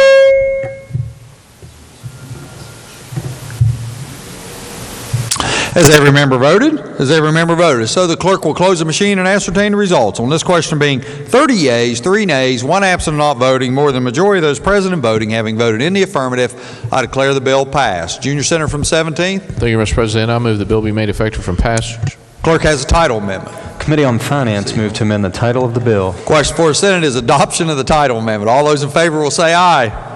Those opposed, no. The ayes appear to have it. The ayes do have it. Declare the title amendment adopted. Junior Senator from 17th. Thank you, Mr. President. I move the bill be made effective from passage and question unanimous consent that the roll call used on passage of the bill be used to make it so effective. Junior Senator from the 17th moves that the bill be made effective from passage and requests unanimous consent that the roll call used on passage of the bill be used to make it so effective. Is there objection? Chair hears none. On this question being 30 yeas, 3 nays, 1 absent and not voting, more than 2/3 of those elected having voted in the affirmative, I declare the bill effective from passage. Clerk will communicate the action of the Senate to the House. Engrossed committee substitute for House Bill 4019, Downstream Natural Gas Manufacturing Investment Tax Credit Act of 2020. Third reading of the bill. Question before the Senate is, shall the bill pass? Is there discussion? Senator from Mercer County. Thank you, Mr. President. The purpose of House Bill 4019 is to encourage investment in downstream natural gas manufacturing businesses through the use of an income tax credit. This is similar to the economic opportunity tax credit. Eligible taxpayers are allowed a tax credit against a portion of their income taxes that are a direct consequence of the taxpayer's qualified investment in downstream natural gas manufacturing facilities. The amount of the credit will accrue over a 10-year period and can be claimed at the rate of 1/10 of the amount per taxable year. The credit amount is allowable against 80% of that portion of the taxpayer's state tax liability, which is the direct result of the taxpayer's qualified investment. The credit will only apply to corporate net income taxes or, if elected, personal income taxes. If any amount of the credit remains, it may be carried forward for another period of 10 years. Happy to answer questions. I urge passage of the bill. Is there further discussion? Recognize the Senator from Ohio County. Thank you, Mr. President. I just want to address the bill briefly. I had the chance to learn more about it in finance, and I wanted to share some of my thoughts with the body before the vote was taken. Make no mistake, I'm all for the development of downstream industries related to the natural gas industry. In fact, where I live, there's talk that there's going to be a multi-billion-dollar cracker plant built right across the river from Moundsville, West Virginia, in Dilly's Bottom, Ohio. They've already invested $80 or $90 million just to get that site prepared. It's not 100% a done deal, but it looks pretty good, like it's going to happen from all of the people with whom I've spoken and the news coverage that I've read. And there's a lot of excitement in the Northern Panhandle about the development of that facility. It will bring a tremendous number of construction jobs. Those jobs will go away, but then there'll be some permanent jobs, and the hope is that there'll be a lot of downstream activity related to that facility. This bill will help to incentivize that downstream activity and will help to incentivize companies to come and locate, hopefully in West Virginia, connected to that plant. But when you look closer at this bill, and we were able to drill down a little bit in the Finance Committee, you'll see that if the company that is constructed, hopefully in West Virginia, employs people at a certain income wage, and specifically if the wages have a median salary that's higher than the statewide average under the non-farm payroll wage, then these companies will get a 100% credit against their state tax liability. Again, that's a 100% credit against their state tax liability. And when I hear that, and of course I asked the Deputy Secretary of Revenue, how will the state benefit from a bill like this? He talked about the withholdings from the paychecks of those workers. He talked about restaurants that might pop up and the sales tax that will be paid at those restaurants. He talked about how these people who work there will spend money and will stimulate the economy, and I agree with all of that. But what I heard him say was that the counties where these companies pop up will really do well. So that would be Marshall County, that might be Ohio County, that might be Wetzel County. But the rest of the state won't be able to share in the development that occurs, at least in proximity to this plant I'm talking about, 2 miles from Moundsville. And that concerns me. It concerns me because, as we all know, as we sit here trying to balance this budget, as we sit here trying to figure out how to pay for foster care and how to pay for road repairs and how to pay for so many other things in our state, we have an opportunity here with this industry to grab a little bit of revenue. And I'm not saying we shouldn't have tax incentives, but a 100% tax credit just seems to me maybe to be going a little bit too far when you look back at the history of our state and all that we've given away in relation to our energy industry and our extraction industry. It seems like we're very quick to just offer up all these incentives without really knowing whether or not we have to do it at this moment. And I asked some questions in Finance Committee about this, and I asked if we had done a side-by-side, and I asked if we had, and this was someone from the Economic Development Office, did we know exactly what Ohio and Pennsylvania and West Virginia were doing? And it was unclear. We didn't have answers. We don't know exactly what they're doing.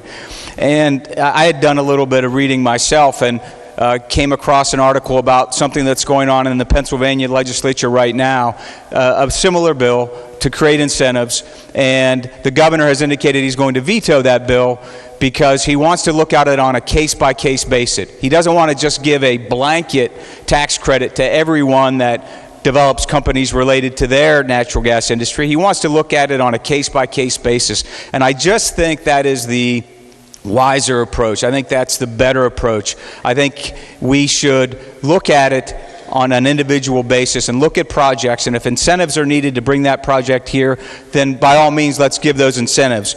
But to give a 100% credit for 20 years, as is written in this bill, those credits can carry over up to that period of time. It seems to me we're going too far, too fast, and we're giving away more than we should in a state where we really can't afford to give away all of that. We need that money. We need that revenue. That's the best thing we have going.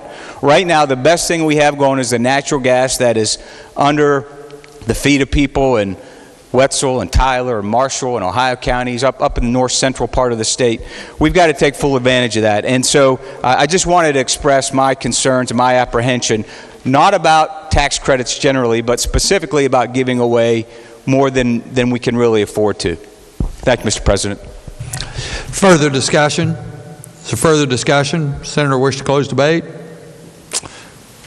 Not. All those in favor will vote yea. Those opposed will vote nay. The clerk will prepare the machine.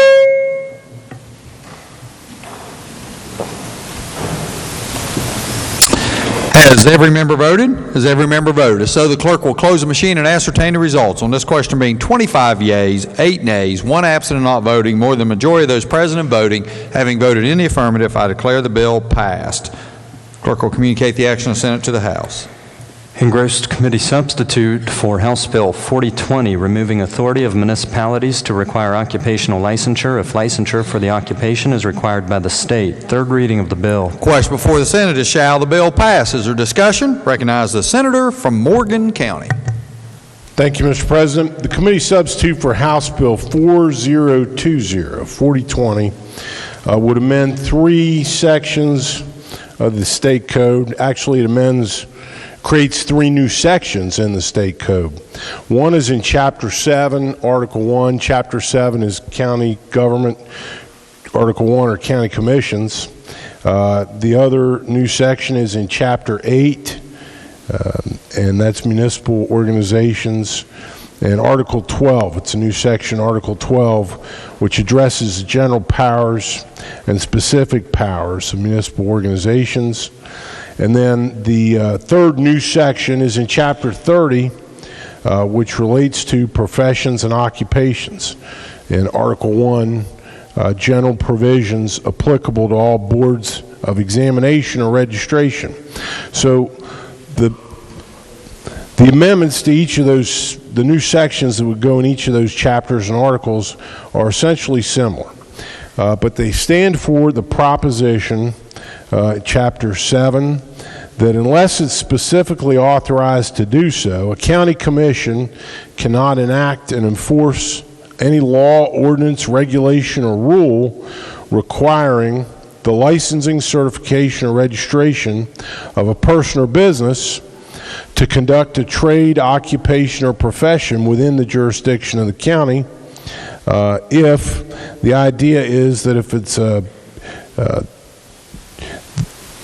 there's a proviso in there that doesn't limit the authority of the county to impose a levy. The amendment in Section 20 of Article 12, Chapter 8 is similar, and it's a preemption or prohibition on a municipality for doing the same thing. There's a proviso there that doesn't limit the ability of the municipality to regulate, repair, alteration, improvement, removal of buildings. And then it's sort of, both those amendments are tied together by the new section in Chapter 30, which says the power to regulate occupations is exclusively a function of the legislature, and a public body, political subdivision, may only propose and administer the regulation of a trade, occupation, or profession and issuance of a license to the extent expressly authorized to do so in the state code. So that's essentially this bill. It preempts and prohibits counties and municipalities from imposing their own license requirements or registrations for people exercising trades or profession to the extent that they're inconsistent with the requirements of state law. Be happy to try to answer questions, Mr. President. I urge the bill's passage. Is there further discussion? Recognize the senior senator from the 17th. Thank you, Mr. President. I'll just speak briefly against this bill. As I recall from our discussion about this in the Government Organization Committee, there's no city or county in the state who's doing this right now. I'm not sure exactly why we're taking this step, since no one's out there doing this, and we're just, again, slapping the cities and counties down that really aren't even engaging in this activity. So it's probably the 5th or 6th slap we've taken at the cities or counties this year, and I would encourage us to not do it again. Is there further discussion? Recognize the senator from Harrison County. Thank you, Mr. President. Once again, this is local rule when we want it, local rule when we don't want it. This is called selective logic. And here's another great example of it. As my friend from Kanawha said, no city or county has undertaken any restrictions on licensing in any way.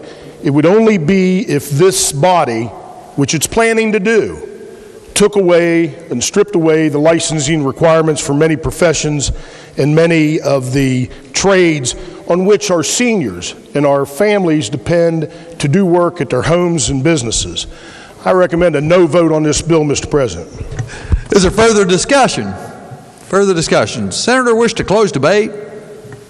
He does. Yes, Mr. Senator President, recognizes a closed debate. Happily. I would say in response to the remarks by my distinguished colleagues, I don't consider it to be slapping a city when we're not taking away any authority that they are currently exercising. This measure is prophylactic and is designed to prevent a city or a county from trying to exercise authority which it, in my mind anyway, doesn't even clearly have under existing law. But I don't see any harm in the passage of a bill that clarifies that a city cannot pass an ordinance that says, we don't care if you're a doctor who has a license from the West Virginia Board of Medicine.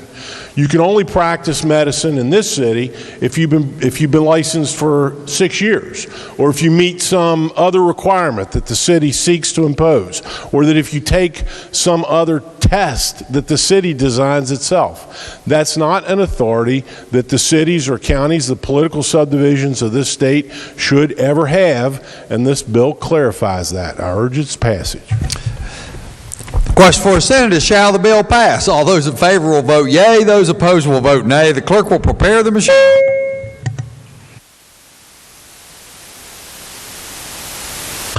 Has every member voted? Has every member voted? So the clerk will close the machine and ascertain the results. On this question being 19 yeas, 14 nays, 1 absent and not voting, more than the majority of those present and voting having voted in the affirmative, I declare the bill passed.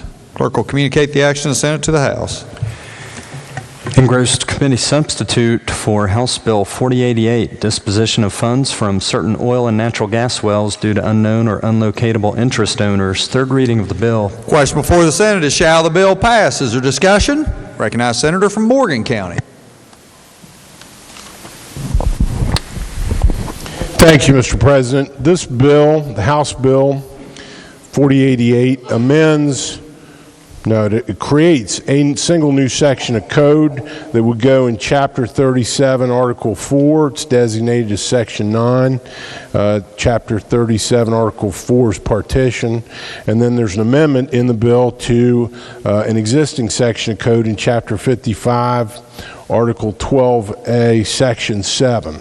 So the new section in the bill addresses the holding of funds when there's no claim made for 7 years after the date of an order of court authorizing distribution of funds.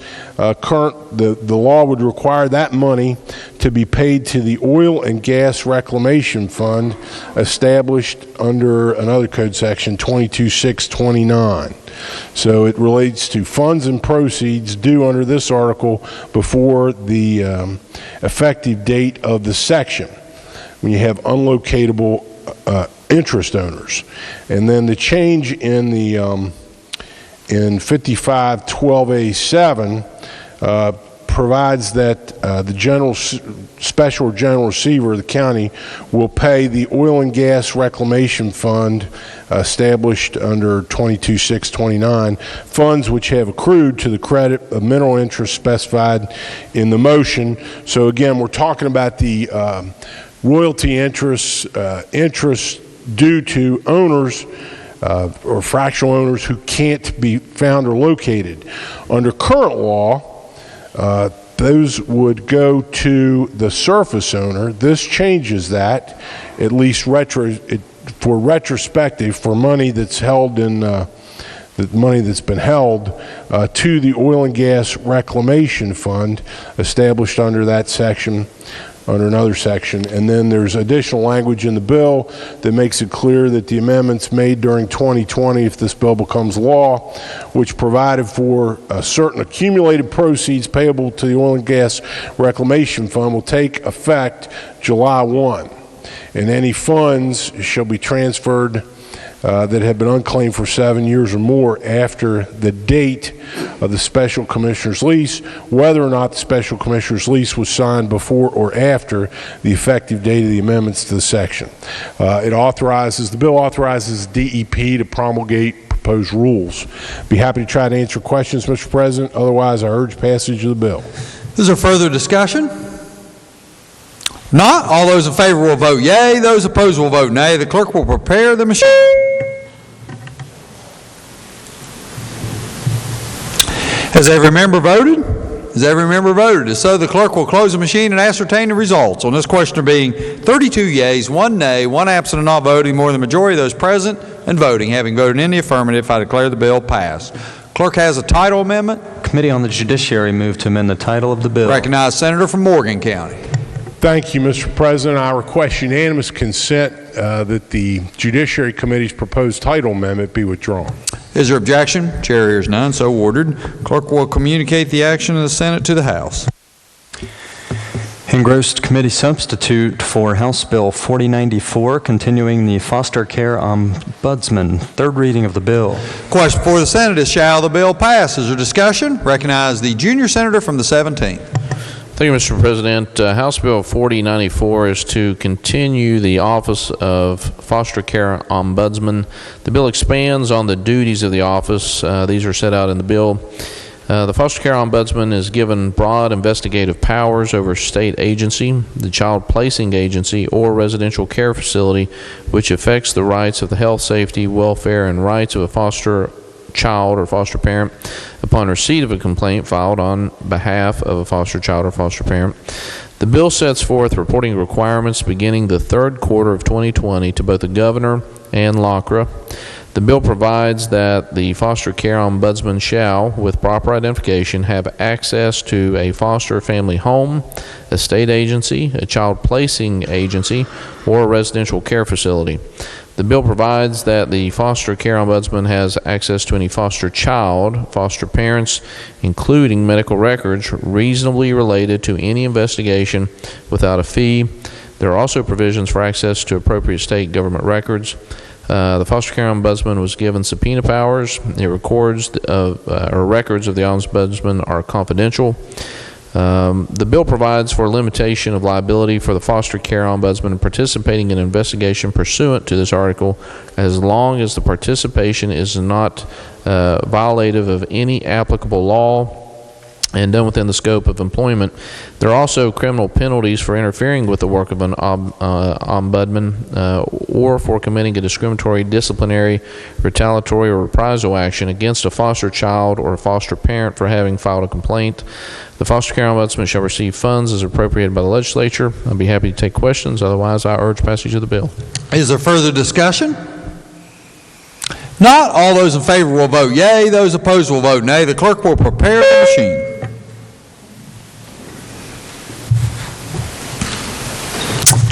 Has every member voted? Has every member voted? If so, the clerk will close the machine and ascertain the results. On this question, there being 33 yeas, 0 nays, 1 absent and not voting, more than the majority of those present and voting having voted in the affirmative, I declare the bill passed. Clerk will communicate the action and send it to the House. Engrossed committee substitute for House Bill 4165, West Virginia Remembers Program, third reading of the bill. Question before the Senate is, shall the bill pass? Is there discussion? Recognize the senator from Jefferson County. Thank you, Mr. President. This bill creates the West Virginia Remembers Program, whereby children in public schools can learn about military service, patriotism, and courage in defense of our country from veterans who volunteer to share their experiences in the educational setting. Participation in the program is voluntary. The bill also allows the State Board to promulgate a rule to implement the program with regard to solicitation of speakers from veterans groups and maintenance of lists by county boards of available speakers. I'm happy to answer any questions. I urge passage. Is there further discussion? If not, all those in favor will vote yea. Those opposed will vote nay. The clerk will prepare the machine.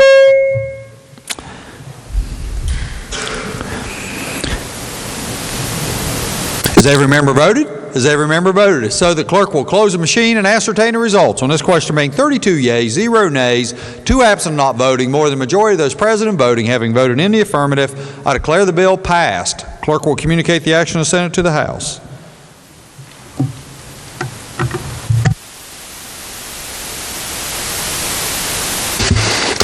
Engrossed committee substitute for House Bill 4198, permitting a person to obtain a 12-month supply of contraceptive drugs. The bill was advanced to third reading with the right to amend. Are there amendments to the bill? Yes, sir. Senator Maroney moved to amend the bill on page 1, section 28, line 3. Recognize the senator from Marshall County. Thank you, Mr. President. This amendment is... Senator, I request unanimous consent to explain the amendment in lieu of having it read. Is there objection? Chair hears none. Senator may proceed. Thank you, Mr. President. This amendment is purely technical in nature and corrects a code citation that was incorporated in various sections of the bill. I urge adoption. Is there further discussion? If not, the question before the Senate is adoption of the committee amendment as explained by the senator from Marshall County. All those in favor will say aye. Those opposed, no. The ayes appear to have it. The ayes do have it. Declare the committee amendment adopted. Are there further amendments to the bill? No, sir. Not, the clerk will read the bill a third time. Engrossed committee substitute for House Bill 4198, permitting a person to obtain a 12-month supply of contraceptive drugs. Third reading of the bill. Question before the Senate is, shall the bill pass? Is there discussion? Recognize the senator from Marshall County. Thank you, Mr. President. The purpose of this bill is that it provides that a health benefit plan provides coverage for contraceptive drugs. The benefit plan shall provide coverage for a 12-month refill after the insured has obtained the initial supply of drugs, unless a smaller supply is requested by the insured. Mr. President, I urge passage. Is there further discussion? Further discussion. If not, all those in favor will vote yea. Those opposed will vote nay. The clerk will prepare the machine.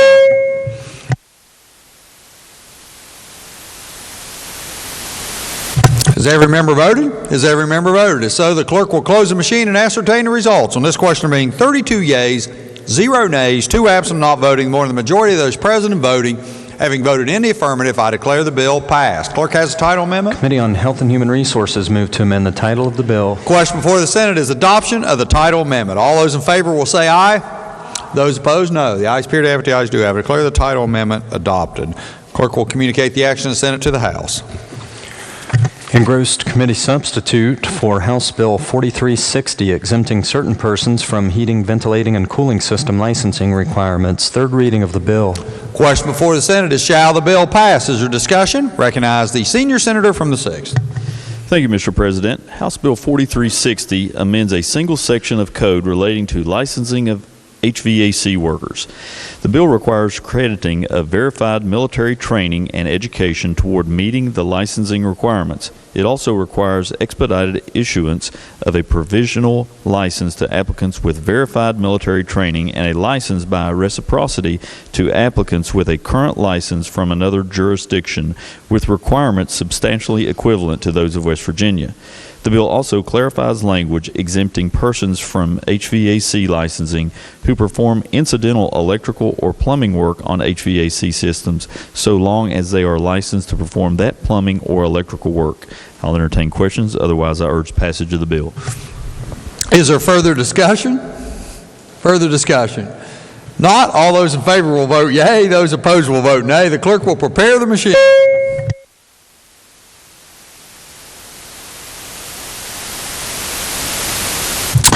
Has every member voted? Has every member voted? If so, the clerk will close the machine and ascertain the results. On this question, there being 18 yeas, 15 nays, 1 absent and not voting, more than the majority of those present and voting having voted in the affirmative, I declare the bill passed. Clerk will communicate the action of the Senate to the House.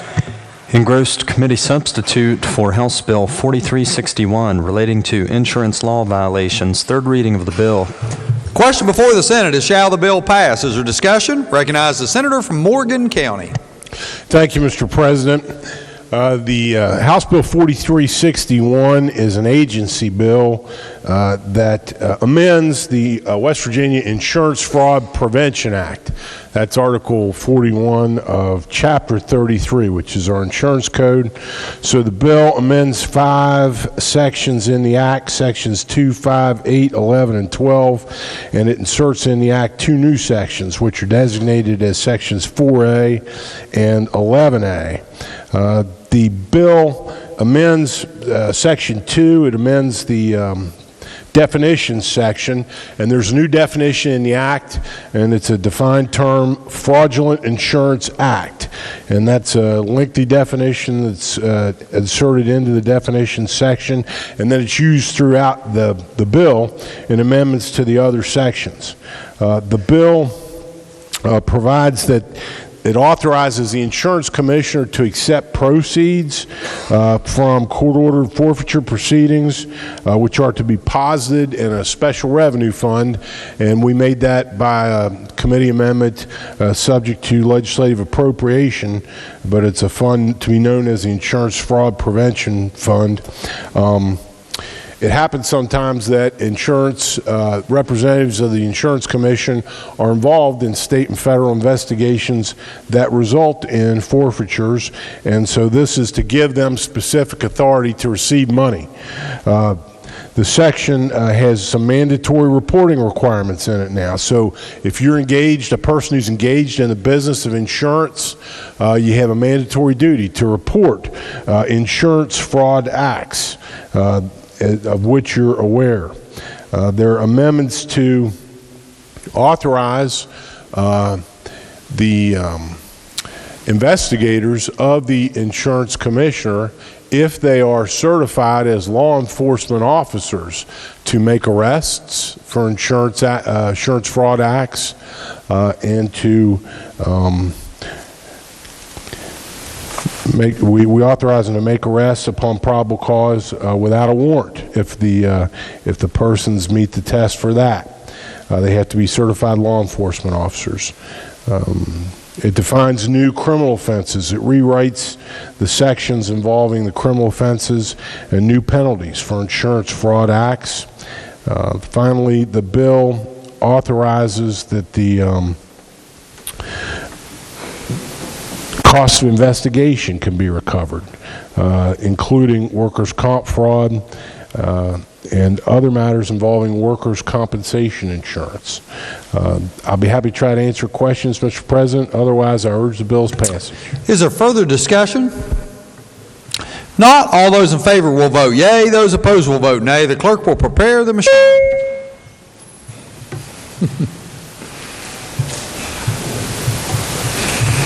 Has every member voted? Has every member voted? If so, the clerk will close the machine and ascertain the results. On this question being 33 yeas, 0 nays, 1 absent and not voting, more than the majority of those present and voting having voted in the affirmative, I declare the bill passed. Clerk has a title amendment. Committee on the Judiciary moved to amend the title of the bill. Question before the Senate is adoption of the title amendment. All those in favor will say aye. Those opposed, no. The ayes appear to have it. The ayes do have it. I declare the title amendment adopted.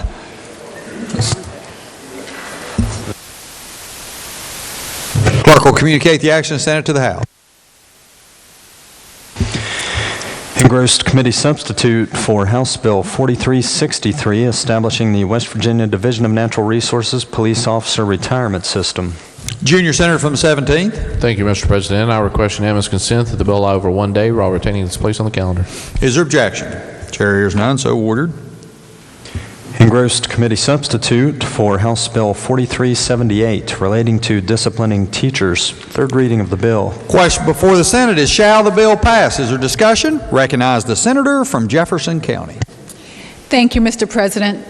This bill requires a county board to complete an investigation of an employee that involves evidence that the employee may have engaged in conduct that jeopardizes the health, safety, or welfare of students, despite the employee's resignation from employment prior to completion of the investigation. It also adds to the duty of the county superintendent to report to the state superintendent any employee suspended or dismissed, and also must report any employee who resigned during the course of an investigation of the employee's alleged misconduct. This bill adds to the state superintendent's existing authority to revoke a teacher certificate and suspend a teacher certificate. The state superintendent is also given the authority to limit certificates, issue letters of admonishment, or enter into consent agreements requiring specific training in order for a teacher to maintain a certificate. Bill also allows the state superintendent to issue subpoenas or obtain testimony and documents to aid in the investigation of allegations against any person subject to licensure by the state superintendent. The bill also requires a teacher to maintain a professional relationship with all students at all times, both in and out of the classroom, and provides that following a hearing, any teacher found to have committed any act of sexual abuse of a student or minor, or have engaged in inappropriate sexual conduct with a student or minor, committed an act of cruelty, or an act of child endangerment, or solicited, encouraged, engaged in, or consummated an inappropriate relationship, this teacher can have their license revoked for a period of time of not less than 5 years. The bill requires the state superintendent to maintain a public database of individuals who have adverse action taken against their teaching certificate, and provides that individuals whose certificate has been revoked by the state superintendent are not eligible to be employed by a county board. And lastly, the bill also adds the following to the list of reasons for which a teacher certificate is automatically revoked: if the teacher pleads guilty to or is convicted under the provisions of Article 61(2)(1) relating to first and second degree murder, or has been convicted under any law of the United States or any other state for an offense which has the same elements as those offenses. Happy to answer any questions. I urge passage.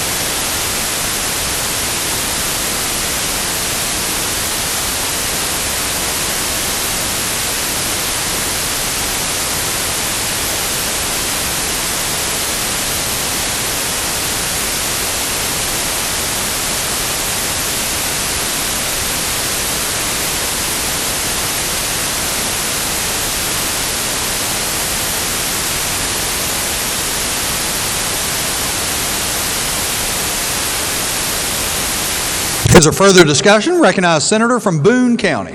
Thank you, Mr. President. Would the Education Chairman yield, please? Senator yield. Senator does yield. I thought there was an issue I thought there was going to be an amendment that basically dealt with the 24-month issue. There was. We amended that. Do you want me to tell you what we did Please. yesterday? Yeah, Sure. please. So that amendment now makes it that only, let me just grab it so I can read it directly. Hold on.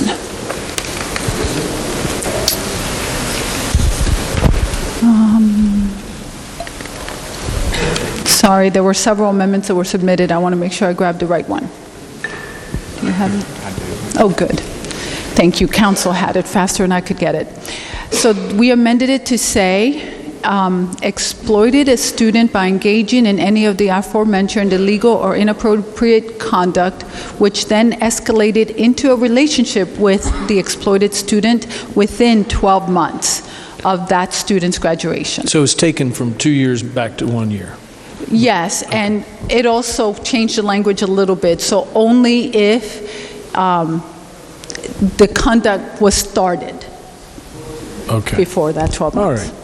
Thank you. No problem. Thank you. Is there further discussion? Further discussion? Not. All those in favor will vote yea. Those opposed will vote nay. The clerk will prepare the machine.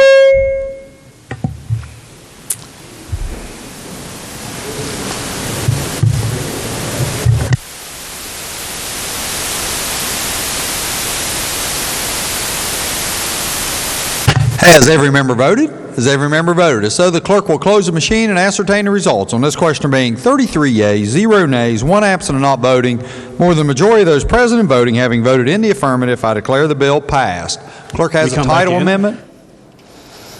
And we can find $17 million, almost, approximately the amount that we stashed away in the lock box that's no longer locked, in the budget we passed.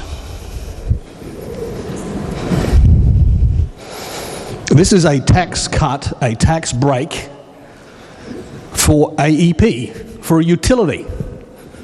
And everybody in this room got heat in the last 24 hours because AEP went out and posted 11% increase in our utility rates. And then they blamed it on us because we passed a bill to facilitate the generation of solar power in this state, which brings jobs and new technology and new industry to this state that AEP supports. The most needy. Like, we had this bill up in committee, and I voted for it up in committee somewhat regrettably, but, you know, I thought we could take care of all our priorities. We could take care of all the things that we wanted to do here together. But we haven't. Yesterday, we knocked back money for mothers, for babies, for veterans, for domestic violence, bulletproof vests, roads, a train to take people to work, public defenders, an increase to the Public Service Commission to help with the regulation of utility rates because of the most needy. We took care of the court, and today we're running this bill. So I don't know who runs the calendar or who thought this made a lot of sense to do this today instead of before yesterday.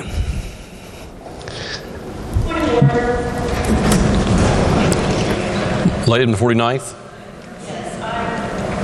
Thank you, Mr. Speaker. I would like for comments to be restricted to the bill at hand and not my calendar management. Okay, all members, it's going to be a long afternoon. All members will stick to the bill before each of us on all bills pending today. The gentleman to 30 still has the floor.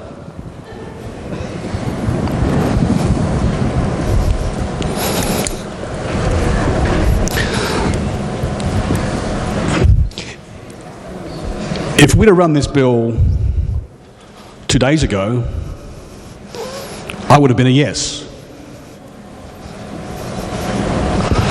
Because today we're not taking care of the most needy, we're taking care of the most greedy, and I'll be a no. The gentleman to the 10th, Kelly's recognized.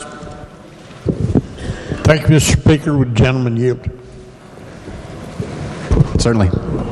Yeah, the bill that we're dealing with right now, in retrospect, is this basically putting all other coal-fired power plants on the same tax footing that we did for the Pleasants Power Station? Not quite. This would allow for the recalculation for the regulated plants based. This would allow for the recalculation for the regulated plants based on their current generating capacity, as compared with what it was in 1991 through 1994. And so this doesn't help every coal-fired power plant that we have in the state. It certainly would help if they would make that election, but it would not be accurately characterized as the same as what we did in special session last year. Thank you. Thanks. The gentleman from the 51st, Doug Hansen's recognized. Thank you, Mr. Speaker. With the gentleman from the 16th yield. Certainly. How many coal-fired power plants are there in West Virginia? That's a good question. One moment. At least 7. Okay. And how many of those would this benefit?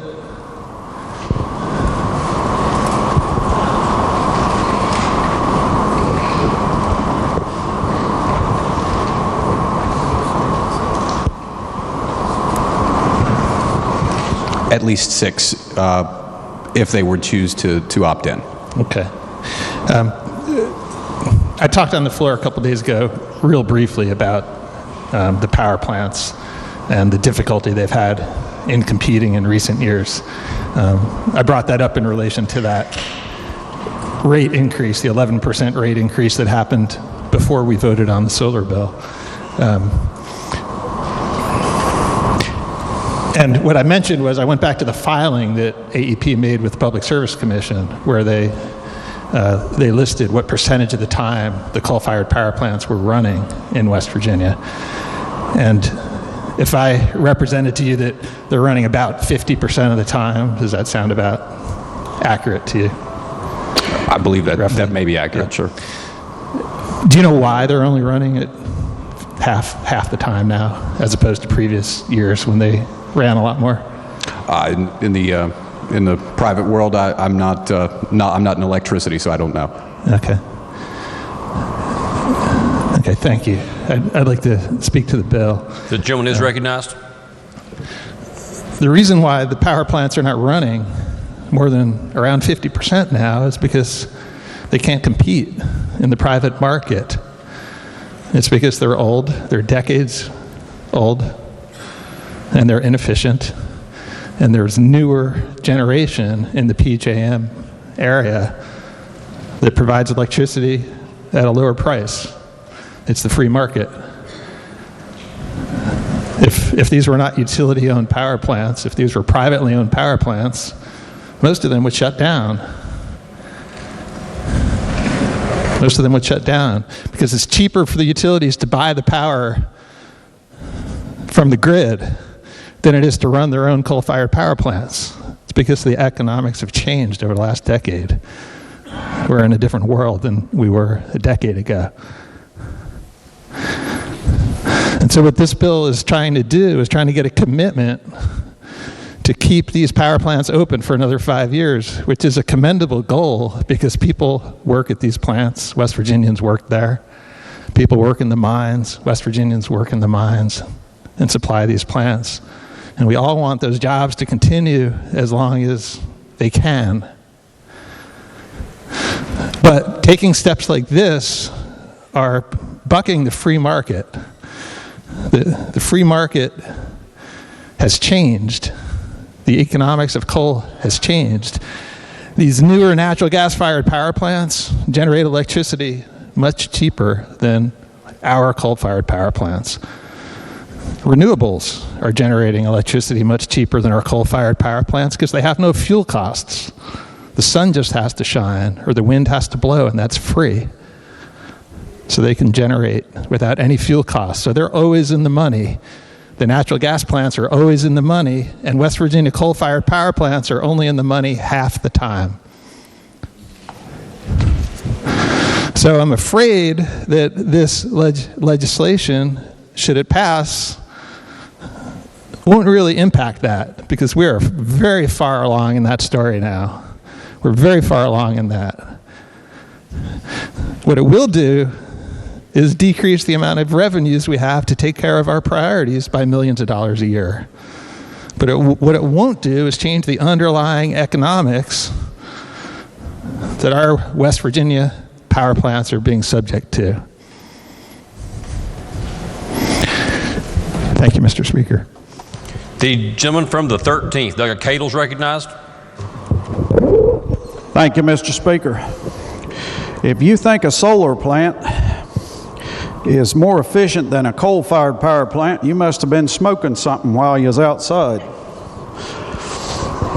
Solar cannot exist on its own without subsidies or freebies from the government or someone. And the coal-fired power plants are up to date on all the environmental standards. They're not obsolete. They're not going to go away. And on the days that the sun don't shine, we have to have them. Another thing, I've never seen a steel mill ran by solar power, especially in the winter when there's no sun or wind. I have an aluminum plant in my district. I have a alloy plant in my district. I know the alloy plant used $1 million a month electricity 15 years ago when all 6 units were running. The aluminum plant, part of it went away because electricity got so expensive. But anyway, I'm voting for the bill to help the coal-fired power plants and my people in my district. Thank you. The gentleman from the 23rd, Delegate Miller, is recognized. Thank you, Mr. Speaker. Would the gentleman from Capitol yield? Just one question, and I've listened to a lot of this around here, and I'm going to go back to something I think that I heard you say, but I want to confirm it. Will this lower the customer rates of the citizens for power consumption in West Virginia? If any coal-fired power plant owned by an electric utility, a regulated electric utility, were to take advantage of this, that must be factored into their rate cases. So yes. So it lowers the power bills? That is exactly accurate. Yes, sir, and over 90% of West Virginia's electricity comes from coal. Thank you. Thank you, Mr. Speaker. The gentleman from the 62nd, Douglas Bibby, is recognized. Thank you, Mr. Speaker. Would the gentleman from Cabell take a few questions? Certainly. If I could ask you, over the past 10 years, what's been the biggest factor why coal-fired power plants have had to close? Inexpensive natural gas. And what else? The war on coal. The war on coal. The federal regulation war on coal, correct? That is accurate. Okay. And what this bill attempts to do, plus the bill we did yesterday, we tried to reduce some of that regulation. And what this bill attempts to do is reduce some of the costs for those coal-fired plants to continue in operating, correct? Yes, and to the gentleman, I would also again restate that the costs for our electric utilities that are regulated are passed on to the consumer. Yep. Okay. Thank you, sir. Yes, Mr. Speaker, can I speak to the bill? The gentleman is recognized. Thank you. I'm going to speak to this bill, and I think the last time when we talked about solar, I was out of order, so I'm going to speak strictly to coal, okay? And it's a fact that the United States has more recoverable coal resources than any other country on the face of the earth. We've got over 262 billion tons, and that's enough, ladies and gentlemen, in the last 200 years. Long after the rest of the world's coal, petroleum, and natural gas resources have run out, America will have enough coal to satisfy its energy resources. And because coal is found in 34 of the 50 states, it can be mined and delivered virtually any place in the country to make electricity. Generating electricity close to where it's used minimizes power loss due to the electric resistance on the transmission lines. In fact, coal is used to generate electricity in every U.S. state, including Hawaii. Coal currently generates over 50% of the electricity used in the United States, and over 98% of that coal is mined here, right in the United States. In fact, coal-fired power plants currently supply over 90%, I think we mentioned, of electricity generation for the citizens and businesses in West Virginia. When it comes to energy, coal is the greatest security blanket we have. It's our most abundant, reliable, and least expensive energy source. For now, and as far as we can see in the future, crude oil is more than 10 times more expensive than coal, and natural gas is at nearly 4 times the price of coal. America's energy future and prosperity are integrally dependent upon mining and using its most abundant, affordable, and dependable energy resource and supply, which is coal. Now, meanwhile, China, a growing superpower, one of our biggest competitors right in today, they've seized upon the opportunity to position itself as the next great superpower of the world, and they're using the power of coal to fuel their ambitious growth to an industrial dominance.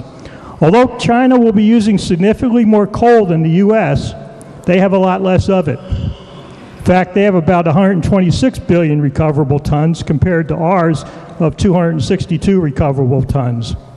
So, we need to support our coal industry. We need to do everything we can to keep coal-fired power plants going. Because, ladies and gentlemen, if America succumbs to the intensive pressure to remove coal from its energy portfolio, we could find ourselves weakened economically to the point that we become a vulnerable target for those who would take our treasure of coal and our nation from us and exploit both of them for themselves. Americans value liberty and freedom and the high standard of living that affordable energy has made possible. Coal mined in America to produce low-cost energy to power America promises greater national security, reduces our trade deficit, supports high-paying jobs here at home, and the financial resources to protect our environment, and it gives us a fighting chance for competing successfully in the emerging global economy. Mr. Speaker, I strongly urge we support this bill because coal is good for West Virginia and good for our nation's national security. With that, I'll be supporting the bill. Thank you. The gentleman from the 2nd, Douglas DeSerio, is recognized. Thank you, Mr. Speaker. Once again, wasn't going to stand and speak today because I'm really not sure where I'm at on this bill today, but I think a couple points have been made on the other side today, and I'd like just to address them briefly. And first of all, I'd like to say that I'm all about coal, and I'm all about coal miners, and I think we need to protect it.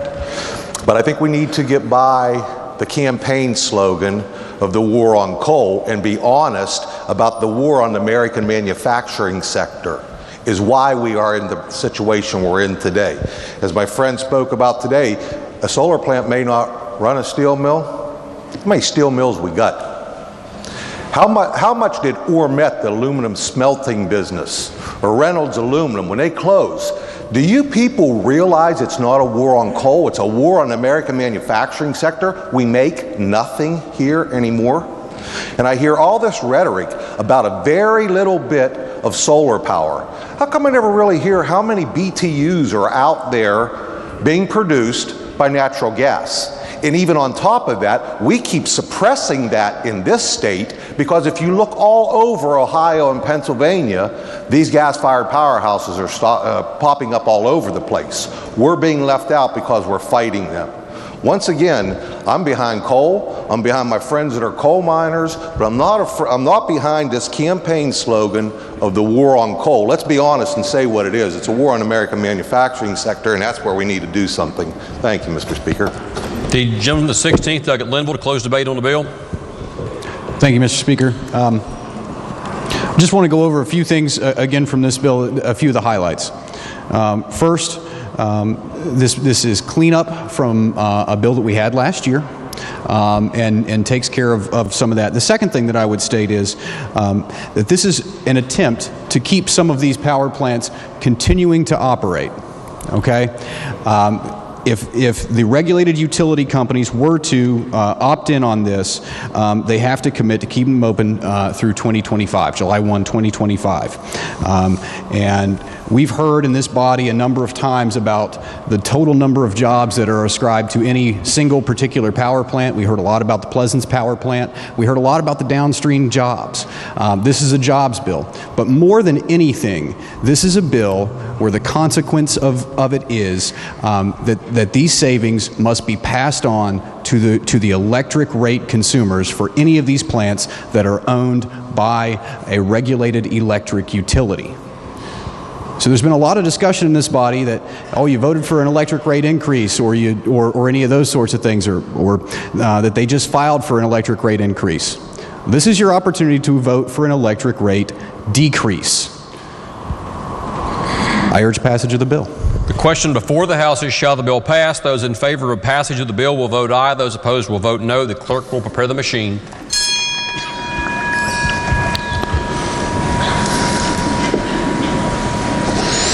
Has every member voted?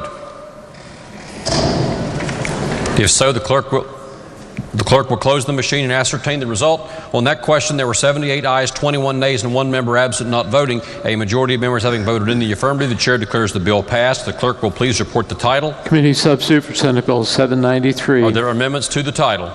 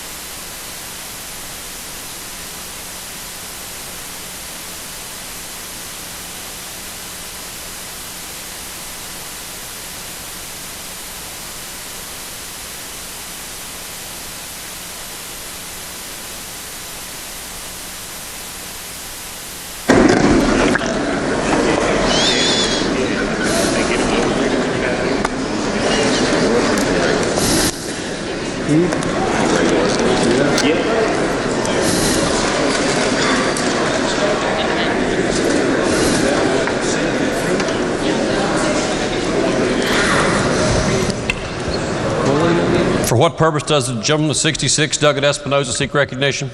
Thank you, Mr. Speaker. Having voted on the prevailing side of this question, I'd move to reconsider our action on Senate Bill 793. The gentleman from the 66, Douglas Espinoza, moves that the House reconsider its action on the vote for passage on committee substitute for Senate Bill 793. Those in favor of the motion will say aye. Aye. Those opposed will say no. The ayes have it. The chair declares the motion adopted. The question now before the House is again the passage of the bill. This is a debatable question. Are there members who wish to speak to the passage of the bill? The chair recognizes the gentleman from the 30th, Douglas Bates. Question of the gentleman, if I can, sir. Yes. So you move to reconsider our actions. Yes. Can I inquire as to for what purpose? Just out of a courtesy to several of my members who wish to reconsider the vote. I think they pushed the wrong button, so if they'd like an opportunity to correct that, I'm happy to assist them in that effort. Are there other members who wish to speak to passage of the bill? The gentleman from the 50th, Douglas Caputo, is recognized. So this was not a calendar management problem? No calendar management problem here. I think but it's getting ready to be a calendar management problem. So, the gentleman from the 16th, Douglas Linville. Thank you, Mr. Speaker. We'd just like to give everyone a second opportunity to vote for lower electric rates. Thank you, Mr. Speaker. The gentleman from the 30th, Douglas Bates. Once more, if I can, Mr. Speaker. Please. So, is there an issue with the effective date that needs to be corrected? Not that I'm aware of. Not that you're aware of? No. Thank you. Thank you. Thank you, Mr. Speaker. The question before the House is, shall the bill pass? Those in favor of passage will vote aye. Those opposed will vote no. The clerk will prepare the machine.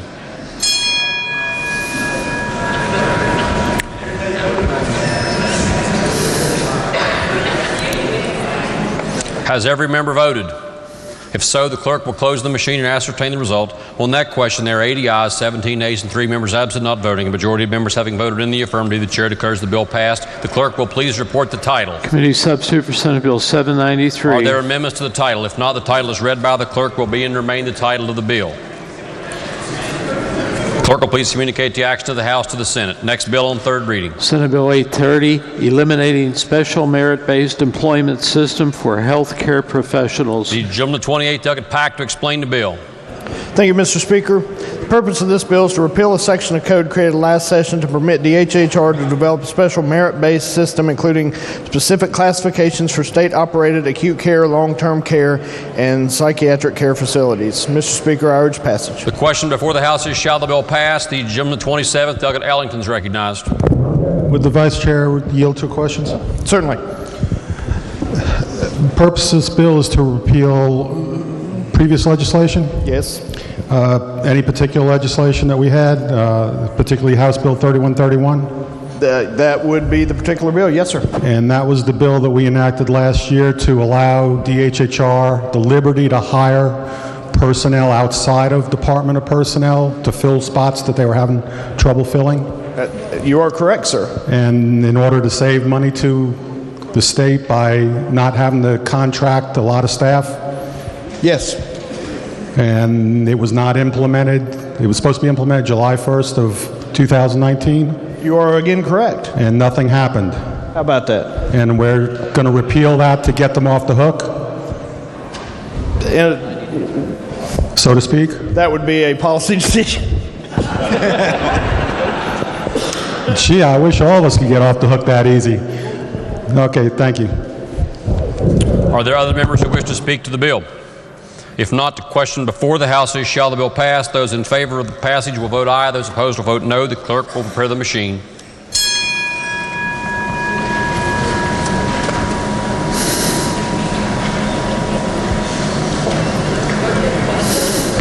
Has every member voted?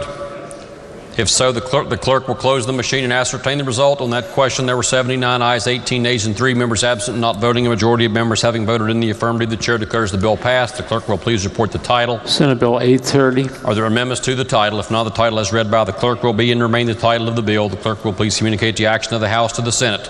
Next bill on third reading. Senate Bill 838, directing state police establish referral program for substance abuse treatment. Are there objections to having the bill explained in lieu of having it read? There are no objections. The gentleman from the 35th, Douglas Caputo, to explain the bill. Thank you, Mr. Speaker. This bill is modeled after a Kentucky law that was put in place, and what we're doing with this law is we're providing the state police an opportunity to create a program which allows individuals that are struggling with addiction, substance use disorder, to come forward to authorities with some immunity from prosecution. There are exceptions when there's an outstanding arrest warrant by a West Virginia court or an extradition arrest warrant issued by another court, or if the individual that is coming forward and surrendering places the law enforcement officer in reasonable apprehension of his or her safety, and either are under the age of 18 and are not a danger to themselves or others, or do not have a consent of a parent or guardian. Mr. Speaker, this is a good bill. We had a nice discussion. Judiciary urge passage.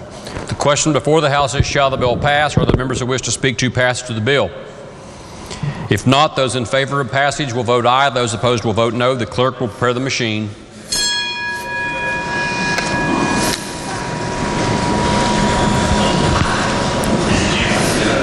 Has every member voted? If so, the clerk will close the machine and ascertain the result. On that question, there were 97 ayes, 0 nays, and 3 members absent and not voting. A majority of members having voted in the affirmative, the chair declares the bill passed. The clerk will please report the title. Senate Bill 838. Are there amendments to the title? Delegate Schott moves to amend the title. The question before the House is the adoption of the title amendment. Those in favor will say aye. Those opposed will say no. The ayes have it, and the chair declares the title amendment adopted. The title as amended by the House will be and remain the title of the bill. Lady from the 49th. Thank you, Mr. Speaker. I move the bill become effective from passage. The lady from the 49th moves that the bill be made effective from passage. Those in favor of the motion will vote aye. Those opposed will vote no. The clerk will prepare the machine.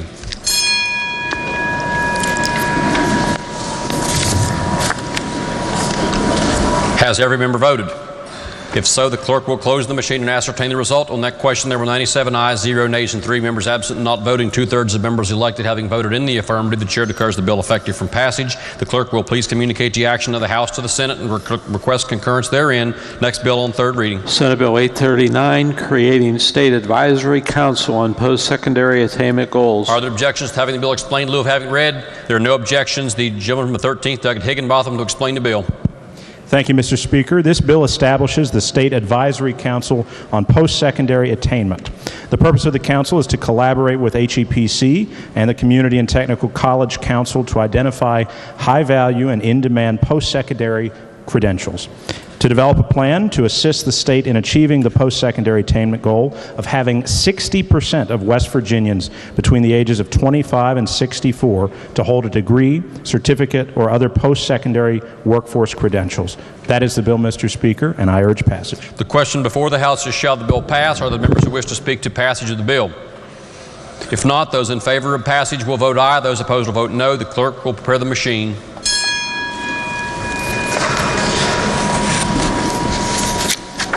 Has every member voted? If so, the clerk will close the machine and ascertain the result. On this question, there were 97 ayes, 0 nays, and 3 members absent and not voting. Majority of members having voted in the affirmative, the chair declares the bill passed. The clerk will please report the title. Senate Bill 839. Are there amendments to the title? If not, the title as read by the clerk will be and remain the title of the bill. The clerk will please communicate the action of the House to the Senate. Next bill on third reading. Senate Bill 846, requiring hospital publish notification prior to facility closure regarding patient medical records. Are there objections to having the bill explained in lieu of having read? There are no objections. The gentleman from the 28th, Doug Pack, to explain the bill. Thank you, Mr. Speaker. Senate Bill 846 requires a hospital to publish a notice in a newspaper informing the public where to retrieve medical records if a hospital or any of its affiliated facilities are closing, and establishes a process and time frames for a person to retrieve his or her records. That's the bill, Mr. Speaker. I urge its passage. The question before the House is, shall the bill pass? The gentleman from the 29th, Doug Steele, is recognized. Thank you, Mr. Speaker. I think a lot of us, when we heard about the closure of the couple hospitals around here, with the gentleman from the 50th, everybody from the 50th, obviously, I think of them and their situation when Thomas Memorial closed and whatnot. And I think a lot of us found out about that, and it was rather shocking, and that news traveled rather quickly. I I know I didn't read about it in a newspaper. I heard about it over the internet, different medium. I heard it on the television. I heard it on the radio. And I think that's something the public does need to be informed of. But what I do see in this bill is that it is just another Class 3 legal advertisement on top of the other 317 legal advertisements that are required in our code. This is nothing more than another handout. That's all it is. This is a legal required handout. You could put on a website where people can get their medical records. You could send them mail to their home. You could float a balloon up in the air with the sign behind it, like they do down at the beach. Have a guy in an airplane, put it on the back. It would cost less than a Class 3 legal advertisement. I'm going to be voting against this, not because I don't think people need to be informed. They do need to be informed. But I think all of us found out in here rather rapidly that a hospital was closing without looking in the classified section of a newspaper. It's unnecessary. It's completely unnecessary. And all this is another handout. It's another legal requirement that we pay somebody to print something. And we need to vote against it. Are there other members who wish to speak to passage of the bill? If not, the question before the House is, shall the bill pass? Yes, lady from the 49th, Doggett Summers. Thank you, Mr. Speaker. I'm going to vote in favor of the bill because most of my records are at Fairmont General Hospital, and my mother would have seen the notice or no access to internet at all. And the huge majority, every single county has large patches with no internet service, and that would be the alternative to not publishing in the newspaper. And this could be very, very important information to find out about right away. So I think it's really important that this continues. So I urge a yes vote. The gentleman with 35th, Doggett Scaff. Rule 49, Mr. Speaker, and the reason that I have various interests across the state in publications that would require that legal notice to be in. As the owner of a newspaper? Yes, sir. It would be the ruling of the chair that under that set of facts, the gentleman would belong to a class of greater than 5 individuals and therefore should be directed to vote on this question. Thank you, sir. The gentleman with 36, Doggett Rowe. A question of the presenter of the bill, please, sir. I see that we put a legal notice in and say that there's 30 days and so on, but does the hospital have some other requirement that they maintain medical records for a certain time period, perhaps through the Board of Medicine or well beyond the 30 days?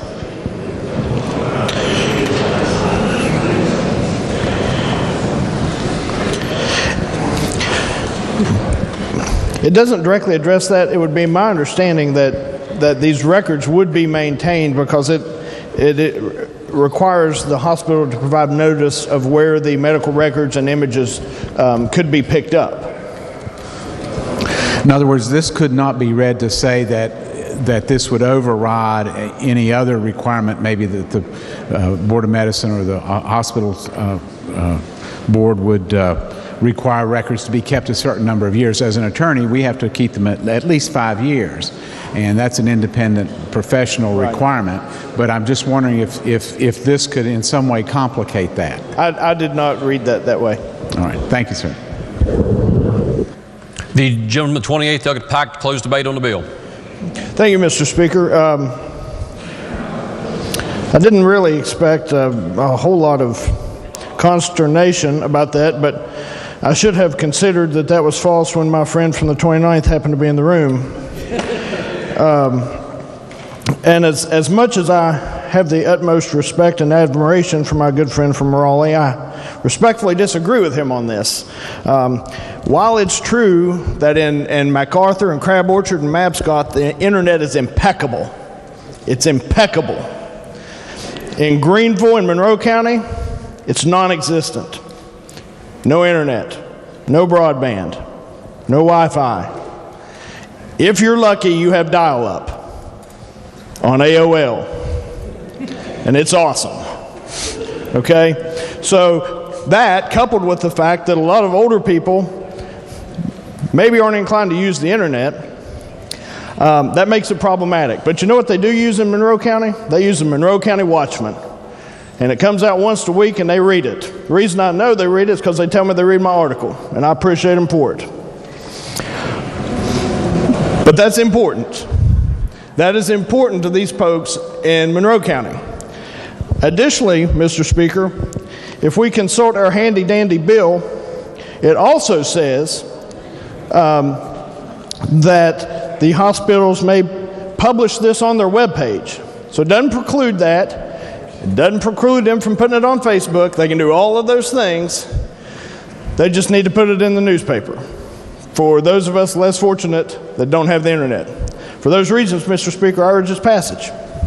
The question before the House is, shall the bill pass? Those in favor of passage will vote aye. Those opposed will vote no. The clerk will prepare the machine.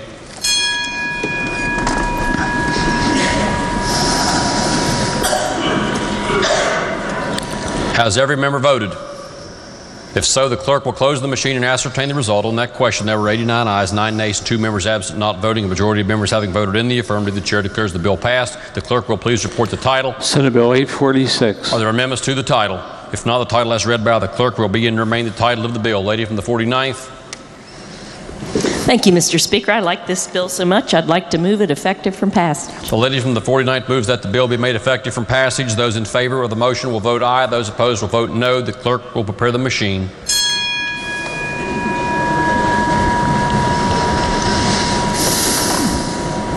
Has every member voted?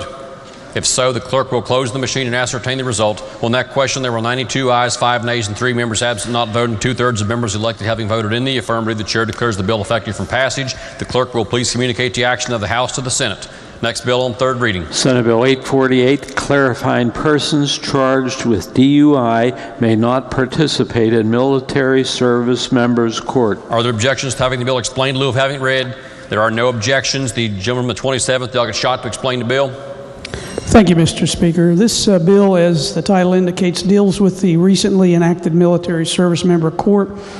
Basically, the bill is in response to communications from the National Highway Traffic Safety Administration to the executive branch that the state could lose federal funding based on the administration's interpretation of recent legislation which created the Military Service Members Court. The administration takes issue with the provision of our code permitting military members to participate in the court if that member is charged with driving under the influence of drugs but is participating in the motor vehicle test and lock program. Normally, persons who are charged with DUI are precluded from participation in the military member court. What this bill simply does is eliminate the exception for persons participating in the test and lock program after being convicted or charged with a DUI in order to preserve the federal highway funds. Mr. Speaker, that's the summary of the bill. I urge its passage. The question before the House is, shall the bill pass? Are there members who wish to speak to passage of the bill? If not, those in favor of passage will vote aye. Those opposed will vote no. The clerk will prepare the machine.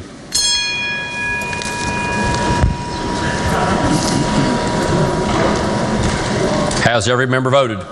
If so, the clerk will close the machine and ascertain the result. On that question, there were 99 ayes, 0 nays, and 1 member absent, not voting. A majority of members having voted in the affirmative. The chair declares the bill passed. The clerk will please report the title. Senate Bill 848. Are there amendments to the title? If not, the title as read by the clerk will be and remain the title of the bill. The clerk will please communicate the action of the House to the Senate. Next bill on third reading. Senate Bill 851, requiring Governor's Committee on Crime, Delinquency, and Correction proposed rule in coordination with law enforcement and certain medical boards. Are there objections to having the bill explained in lieu of having it read?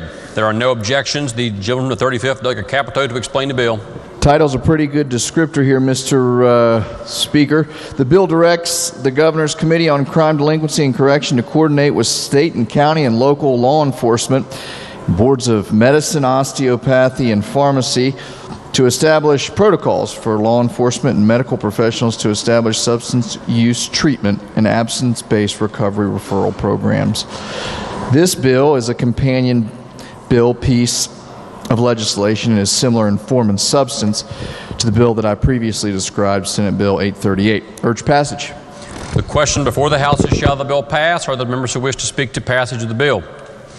If not, those in favor of passage will vote aye. Those opposed will vote no. The clerk will prepare the machine.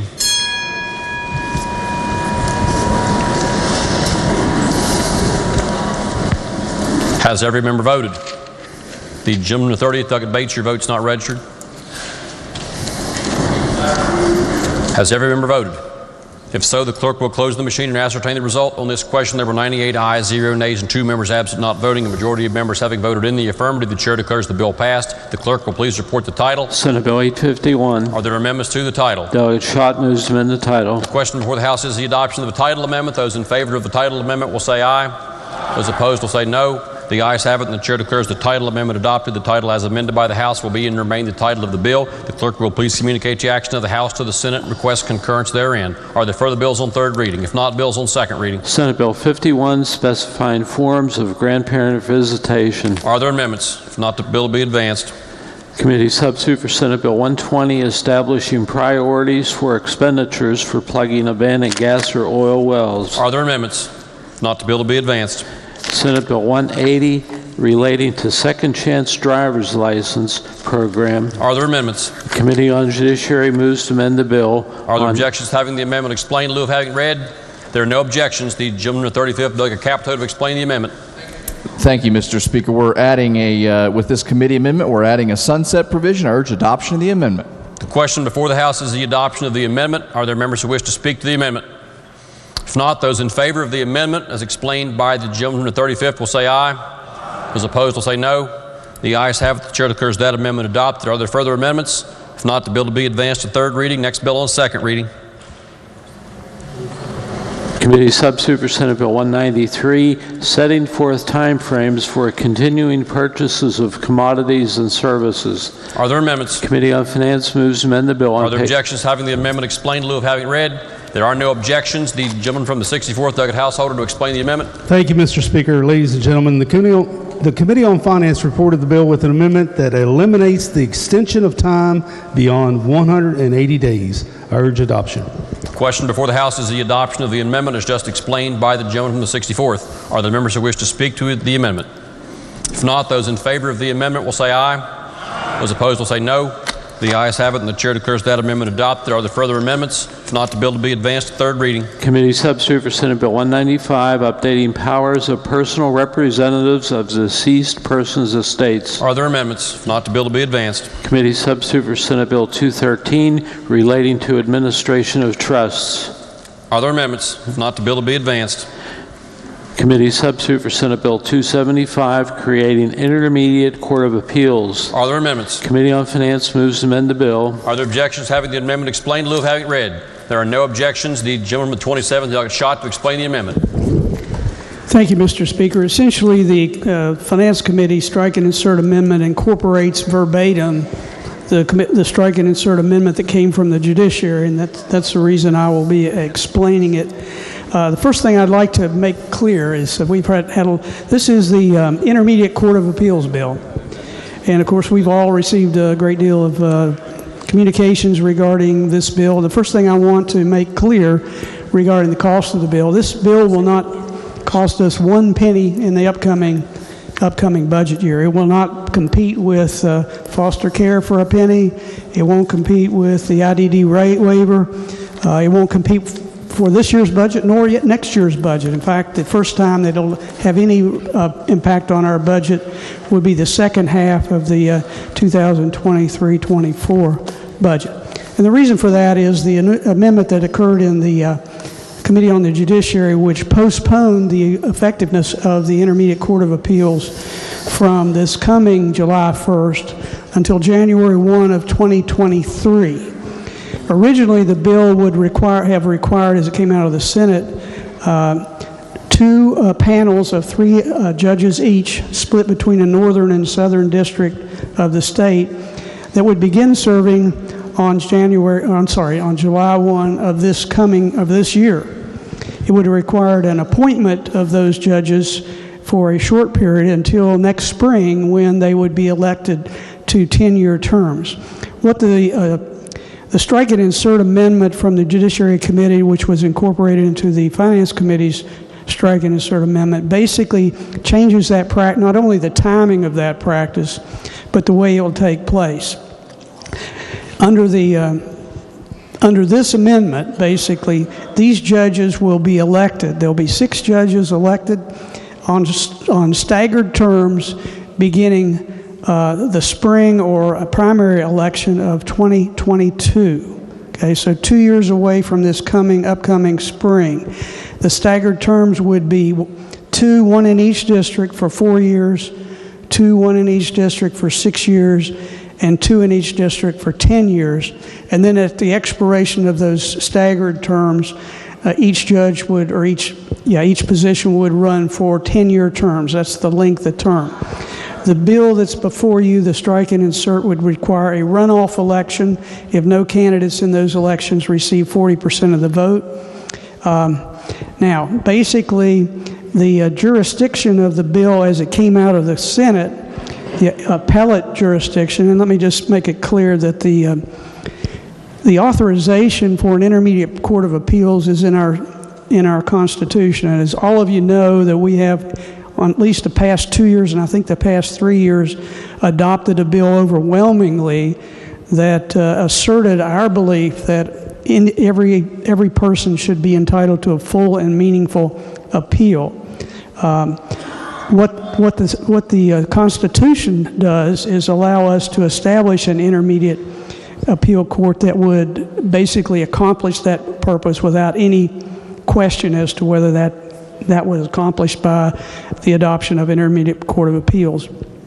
In the Senate bill, the appellate jurisdiction of the intermediate court of appeals would be for final decisions out of the circuit court, final decisions out of the family court, and that includes orders as well as decisions. Finally, decisions of administrative agencies, which currently are appealed to the Kanawha County Circuit Court and are included in their caseload at the current time.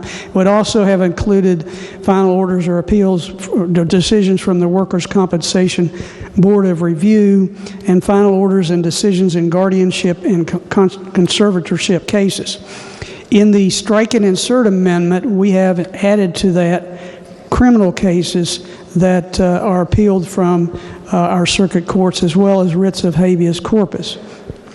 The strike and insert amendment also adds the ability for a party to move for direct review to the Supreme Court of Appeals. In other words, to bypass the Intermediate Court of Appeals in certain specific instances, and those would include if the appeal involves issues of first impression, if the appeal involves a question of fundamental public importance, or if the appeal involves exigencies in which time is of the essence, necessitating immediate direct review of the appeal by the Supreme Court of Appeals.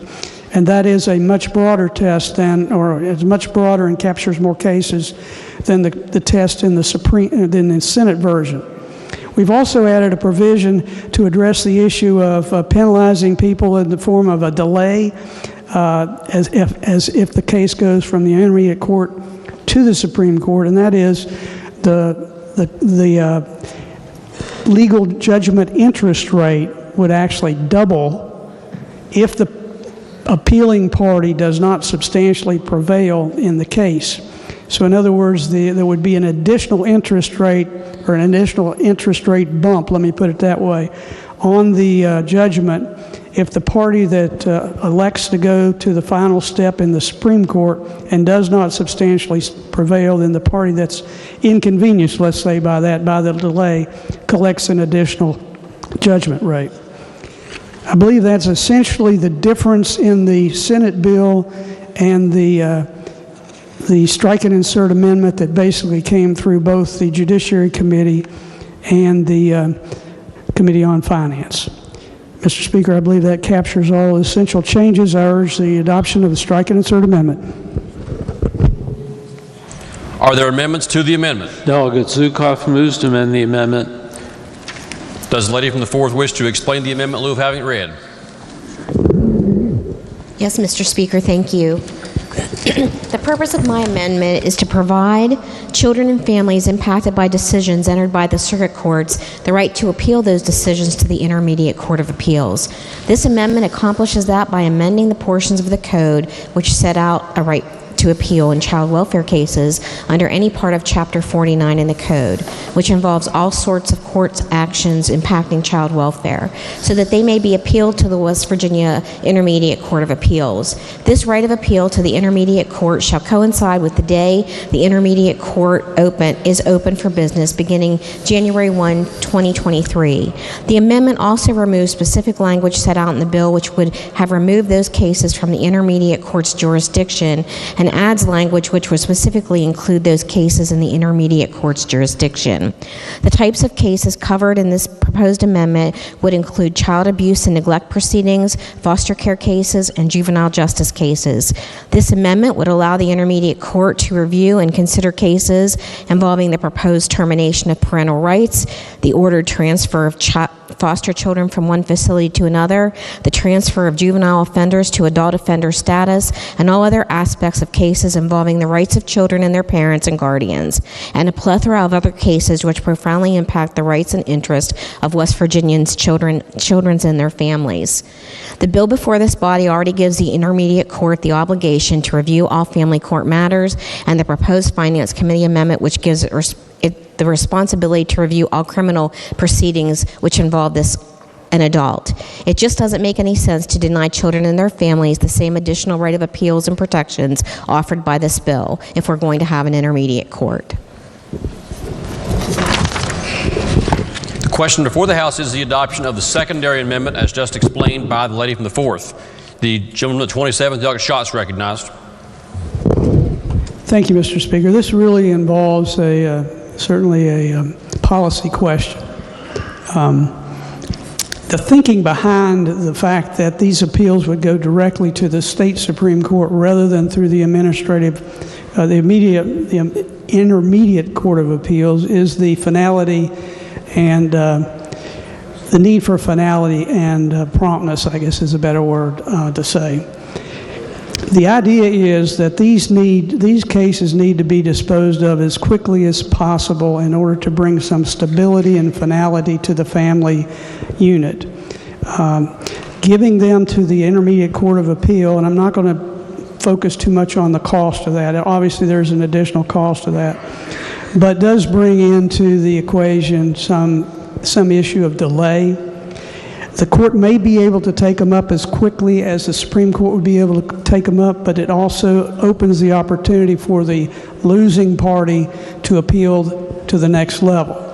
And regardless of whether that is successful or not, it would result in some delay. And no one can say for sure whether that be a matter of weeks or months or perhaps even a year to get a decision out of the Supreme Court of Appeals. So if you believe that the finality and the certainty is important and is urgent, then I would suggest that you vote against the gentlelady's amendment. I certainly appreciate the interest and the commitment that she makes to those people who are in that system.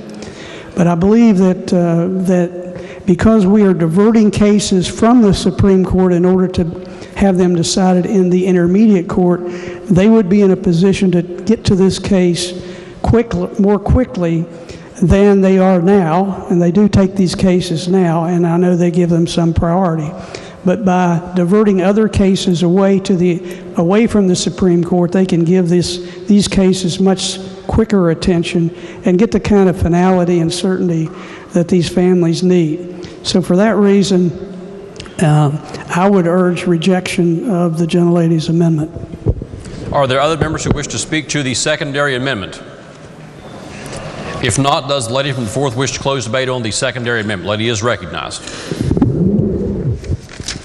Thank you, Mr. Speaker, and thank you, Chairman of Judiciary, for your comments.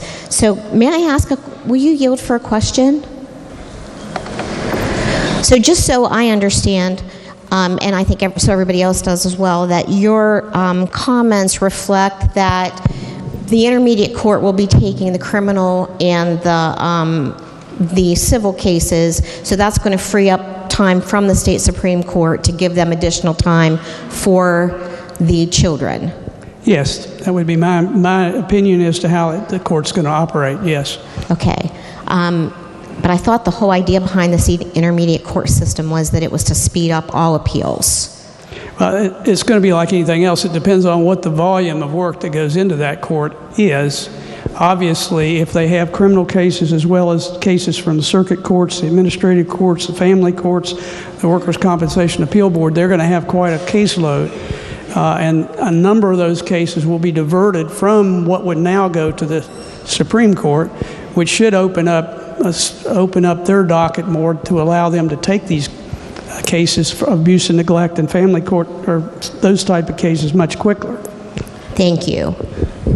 I just think this is a really important amendment.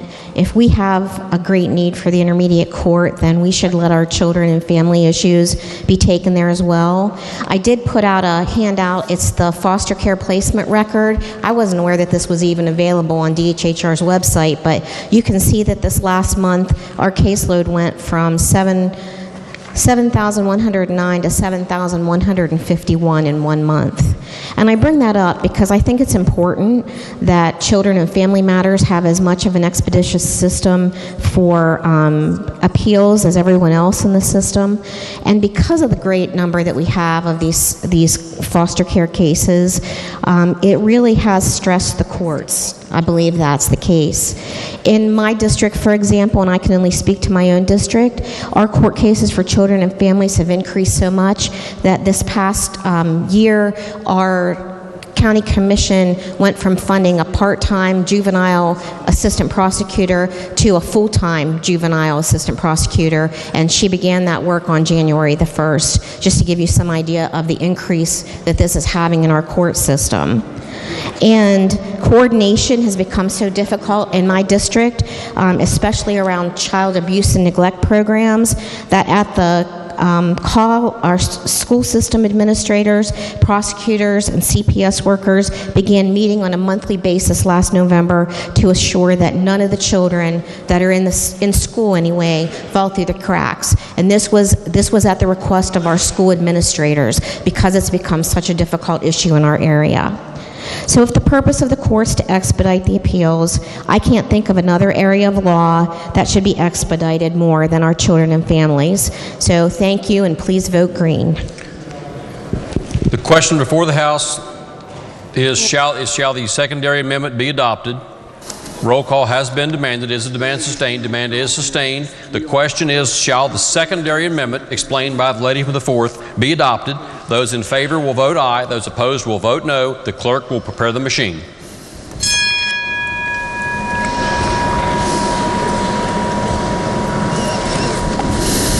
Has every member voted? If so, the clerk will close the machine and ascertain the result. On that question, there are 51 ayes, 48 nays, and 1 member absent not voting. A majority having voted in the affirmative, the chair declares that amendment adopted. The clerk will report the next amendment. Delegate Lovejoy moves to amend the amendment on page 39 and 40. Section 4, lines 20 through 26. By striking out subsection D in its entirety and inserting in lieu thereof the following. D. The proceedings of the West... Gentleman from the 17th, Delegate Lovejoy, to explain the amendment. Are there objections? There are no objections. Thank you, Mr. Speaker. Now, my amendment deals with the mechanics of how the court would operate. The Senate bill that we're going to be discussing tomorrow and voting on divides the state into 2 districts, the North and the South. The North has 27 counties, the South has 28 counties. And my amendment addresses where proceedings of the intermediate court will be held within those districts. My amendment is the original language as sent to us by the Senate, which says that proceedings of an intermediate court are required to occur in any location geographically located within the district that the court serves that are convenient to the litigants in a facility that's defined as, in the statute, county courthouses or suitable government buildings that we already have and already pay for.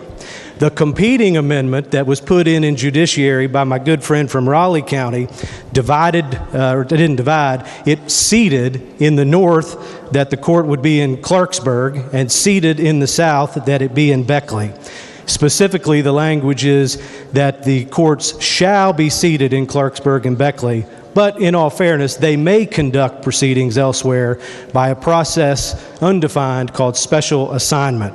My argument is that the better way is the way that the Senate sent us. That is to say that if we're going to create this new court, we should require it to conduct its business in all of our communities instead of being permanently seated in 2 cities, which are wonderful cities, but it's better because all of our constituents need access to this court. Whether you are from the northern panhandle or from the deep south or the eastern panhandle or like me from the far west, if we're going to have this court, then let's have it for all of our communities and not pick 2 winners and losers.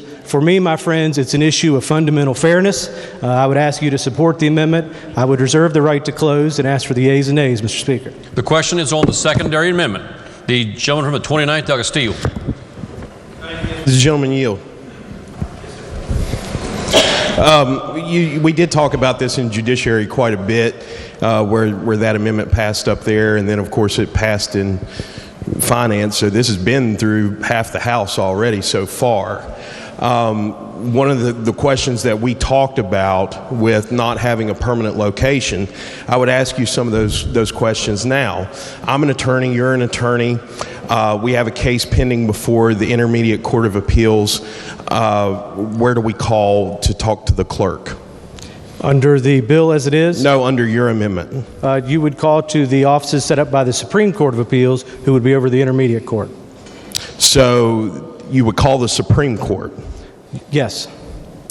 So your amendment does not contemplate a local clerk in those divisions that you could talk to about your pending case? You mean if you use a telephone, where would the person on the other end of the telephone be seated? Correct. I think we already have them down the hall, and we would not have to move them to elsewhere to answer the telephone if you call. So you're saying that the Supreme Court would operate the Intermediate Court with personnel they already have? Generally speaking, yes. Okay. The judges, say me and you, we have a matter that we got to discuss with the judges or one of their law clerks. Again, where's their office? Who do we call? They are controlled through, as all judges, magistrates, circuits, families, everyone, through the Supreme Court of Appeals. They would have a telephone, and just like you and I would do today, if we wanted to talk to a judge on one of our cases, we would call the judge's office and we would ask to set up a conference. We would either meet in person at a location that is selected by the court, or we would do it by telephone, just as we do today. Okay, and I get to the point. A judge has an office, a judge has an office, a judge has staff, a judge has a law clerk. Where's that going to be? It's wherever the judge says they're going to meet. Perhaps there's 7 cases, and ours aren't the only cases. Maybe there's 7 cases of Eastern Panhandle, and they say, we're going to have a docket in the Morgan County Courthouse on this day, and we will appear and present our matters and conduct business for the litigants who live in those counties, not just yours. Okay, so you go to Morgan County. Do you kick their court out that day? You tell them to shut down so the Intermediate Court can take over? Are you paying rent to that county? Are you paying leave to the employees that aren't going to work that day? I don't think that it is beyond the scope of the courts to determine how to use the government facilities that are already standing, already paid for, of how to use a courtroom. I put my faith that we can do that without creating new courts in new cities to be able to have a telephone call and a conference. Now, the bill altogether creates new courts, right? The bill itself does that. The bill creates, yes, 2 new courts. What I'm trying to talk about is how the courts will operate, where they will be seated. And the difference is, do they seat them in your town and another town up north, or do we follow the original Senate vision that they will conduct proceedings throughout the district where all of our constituents live? So you grant that your amendment creates uncertainty as to where this court will even operate. I won't grant that. Why wouldn't you? Because I think that the court can be held anywhere throughout the district. Again, I appreciate wanting to have it in your town. But for instance, for our Panhandle friends, they may not want to travel out of their counties to come down to Clarksburg, or the folks where I live to come to Beckley. We can have it in Huntington at the Cabell County Courthouse on this day of the month, or we can go to this county on that day. I mean, we can do this without creating a whole new layer of physical and court structure. Now, going back to what you said, and I will address one thing that you said. Twice now you've said my town. Beckley is in the gentleman from the 30th district, so let's correct that first, okay?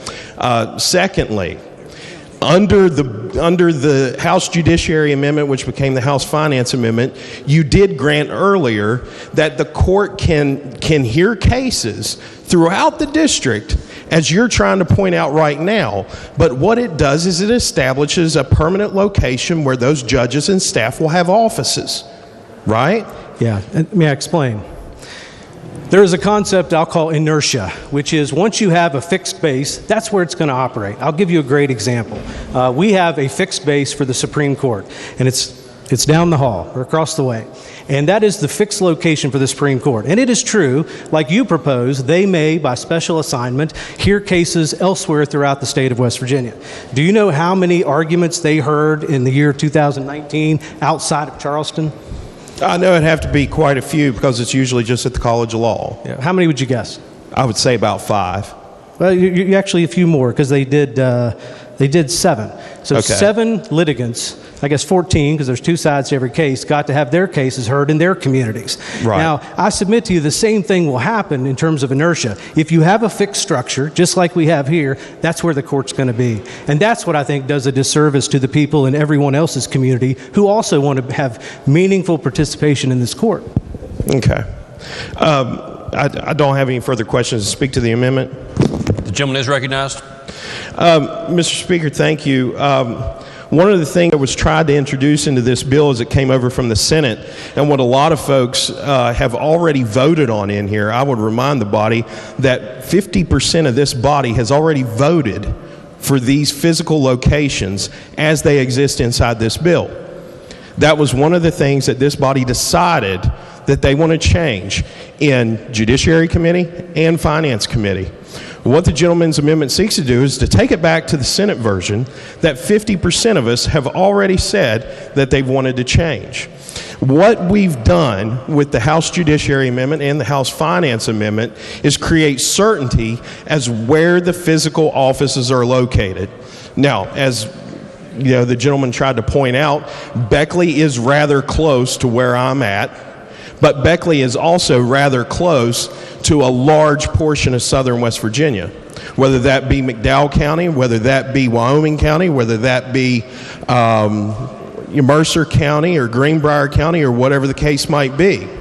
The same thing with Clarksburg. Clarksburg is equidistant from both panhandles and represents a different part of the state. One of the things that we are attempting to do with this by creating these physical locations is to spread out the development of jurisprudence in this state. Right now, your jurisprudence in this state is fundamentally crafted in Charleston. And most of the attorneys that become Supreme Court justices are in and around Charleston or have been in Charleston for a very long time. By having these physical locations either in the Deep South or up in Clarksburg towards the northern part of the state, you're going to have the opportunity for these 6 judges that are getting elected to be people that have a different mindset, that have a different mentality, that have a different outlook on the law that's crafted by their geographic location and not just crafted by their proximity to the Charleston bureaucracy.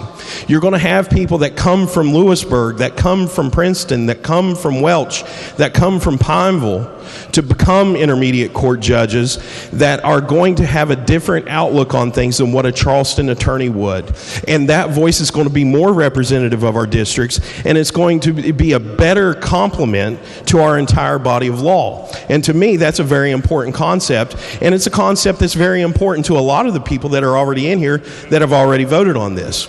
The other thing that I tried to point out earlier is by having a fixed location, these staff know where they're going to be from a day-to-day basis. The judges know where they're going to be on a day-to-day basis. The litigants know where they're going to go if they're going to have a hearing. That's important to have that certainty. But what the gentleman seeks to do is already available inside of the bill as it's written right now with the House Finance Amendment. This court can move about and can have hearings throughout the jurisdictions underneath of them that could be convenient to litigants. What say there's a issue in Ohio County that comes up there, they could go have a hearing in Wheeling if it's more convenient to the litigants. That's what the amendment says already. So what the gentleman's amendment seeks to do is undo the work that was done over 8 hours in Judiciary Committee and a similar amount of time in Finance Committee that's already been voted on, and already most of this body has already sought to agree with. So I'd urge rejection of the amendment. The gentleman from the 55th, Douglas Spinagle. Will the sponsored amendment yield? Yes, sir. Is it well, first off, I want to ask you, when the gentleman basically talking about a clerk, the Supreme Court has testified or notified us up in Finance Committee that all 55 counties are going to have electronic e-filing on place by 2023. So you really don't need a physical location for a clerk because everything's going to be electronically filed at that point in time. Is that your understanding? That's the goal. I think we have many counties on board now, and hopefully in the near future all of them will be. And the business court that we have currently, they don't have a particular location. Those circuit judges move around and come to where the litigants are. Is that correct? Yes, that's true. Is that kind of how you envision with your amendment, that there wouldn't be a centralized location, that actually justice would come to where the litigants are? That's true.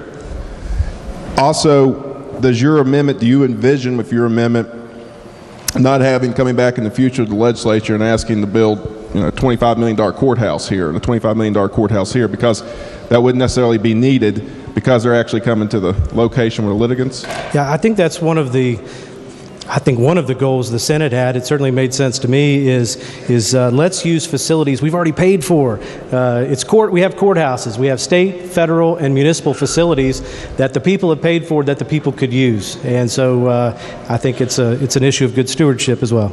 Okay, permission to speak to the amendment. The gentleman is recognized. I think it's a good amendment.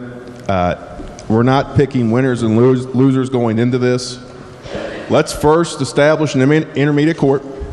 Let's see how it works before we actually put it in code. And then what's going to happen in a couple years from now, you'll probably have some legislatures come back to this body and ask for money to build a courthouse in their cities right at the inception of it. Everything's going to e-filing. You don't need a centralized location per se. Business courts have been operating like this for at least 10 years, where in business courts has been very successful. Basically, you have two business partners, they've fallen out somehow.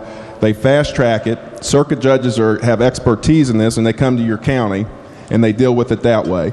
I think that's what the gentleman envisions, and frankly, it's fair to the citizens that are going to go up on appeal, instead of forcing someone from Hardy or Pendleton County to go all the way over to Clarksburg, or my friend over here, let's say from Wayne County or Cabell County, having to go all the way across the state to Beckley. It's more fair for the courts to come to them. It's service. So I support the gentleman's amendment.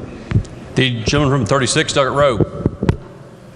Thank you. Would the sponsor of the amendment yield for yes, sir. questions? As I understand your approach on this, you seem to be approaching two of the real problems that people have discussed. One, the huge costs that could be involved in setting up entirely new court systems, two of them, in fact, in two different locations. What you're proposing is that the Supreme Court's clerk's office and the facilities of the Supreme Court here that's ready, up and going to be an appellate court and to provide those services are already in place and paid for, as you put it.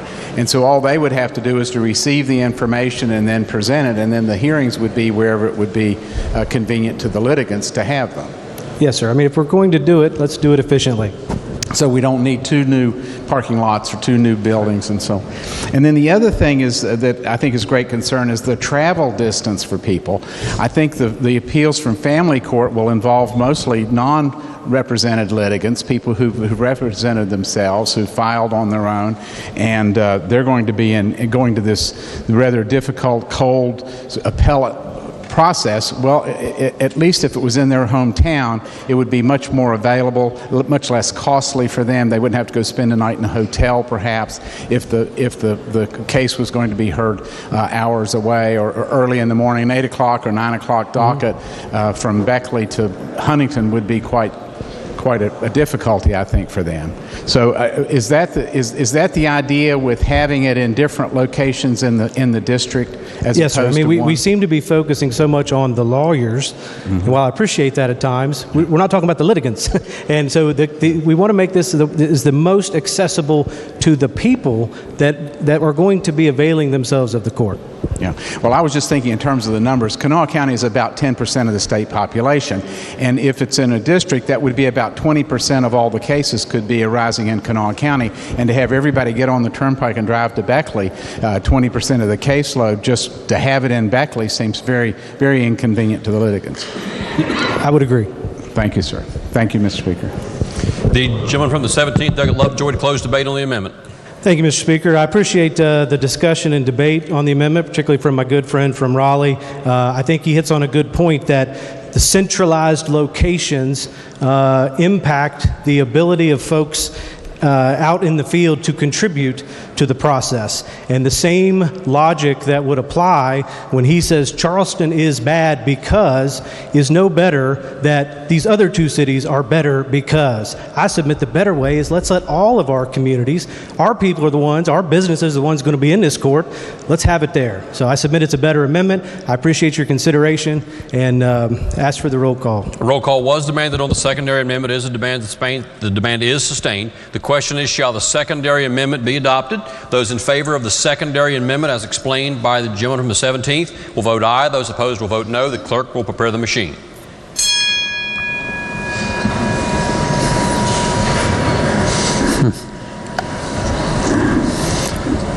Has every member voted? If so, the clerk will close the machine and ascertain the result. On this question, there were 51 ayes, 48 nays, and 1 member absent not voting. A majority having voted in the affirmative, the chair declares that amendment adopted. The clerk will report the gentleman from the 60th, Douglas Wilson. For what purpose does the gentleman seek recognition? Thank you, Mr. Speaker. As a member of the prevailing side, I'd like to request reconsideration of the Zukoff amendment. Okay, the clerk has not reported the next amendment yet, so that motion is in order at this time. The question before the House is the motion by the gentleman from the 60th that the vote on the first secondary amendment that was offered today be reconsidered. This is a debatable question. Are there members who wish to speak to the motion for reconsideration? The gentleman from the 50th, Douglas Caputo, is recognized. Just point of inquiry, Mr. Speaker. A no vote. If a no vote prevails, that would lock in the Zukoff amendment. Is that correct? If the motion for reconsideration is rejected, it would not be in order again. That's correct. Does that answer the gentleman's question? Does. Thank you. The gentleman from the 66, Douglas Espinosa. Point of inquiry, Mr. Speaker. Yes.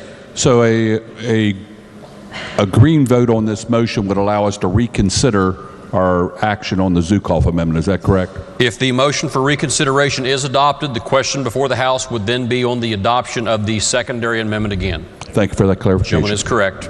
Are there other members who wish to speak to the motion for reconsideration? If not, those in favor of the motion for reconsideration will say aye. Aye. Those opposed, a roll call has been demanded. Is a demand sustained? Demand is sustained. The question is, shall the vote on the secondary amendment be reconsidered? Those in favor will vote aye. Those opposed will vote no. The clerk will prepare the machine.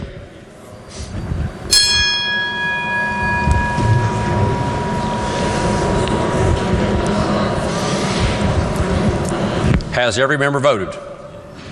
If so, the clerk will close the machine and ascertain the result. On that question, there are 45 ayes, 54 nays, and 1 member absent not voting. Less than a majority in favor. The motion for reconsideration is lost. The clerk will report the next secondary amendment. Delegate Steele moves to amend the amendment on page 47 after section 14 by inserting a new section. The gentleman from the 29th, Douglas Steele, to explain Point the of secondary inquiry, amendment. Mr. Speaker. My amendment and the gentleman from the 66th amendment is fundamentally the same, though mine approaches it in a different manner. in a different manner. I would ask that my amendment be. You're withdrawing yours? Okay, I'll speak to the amendment.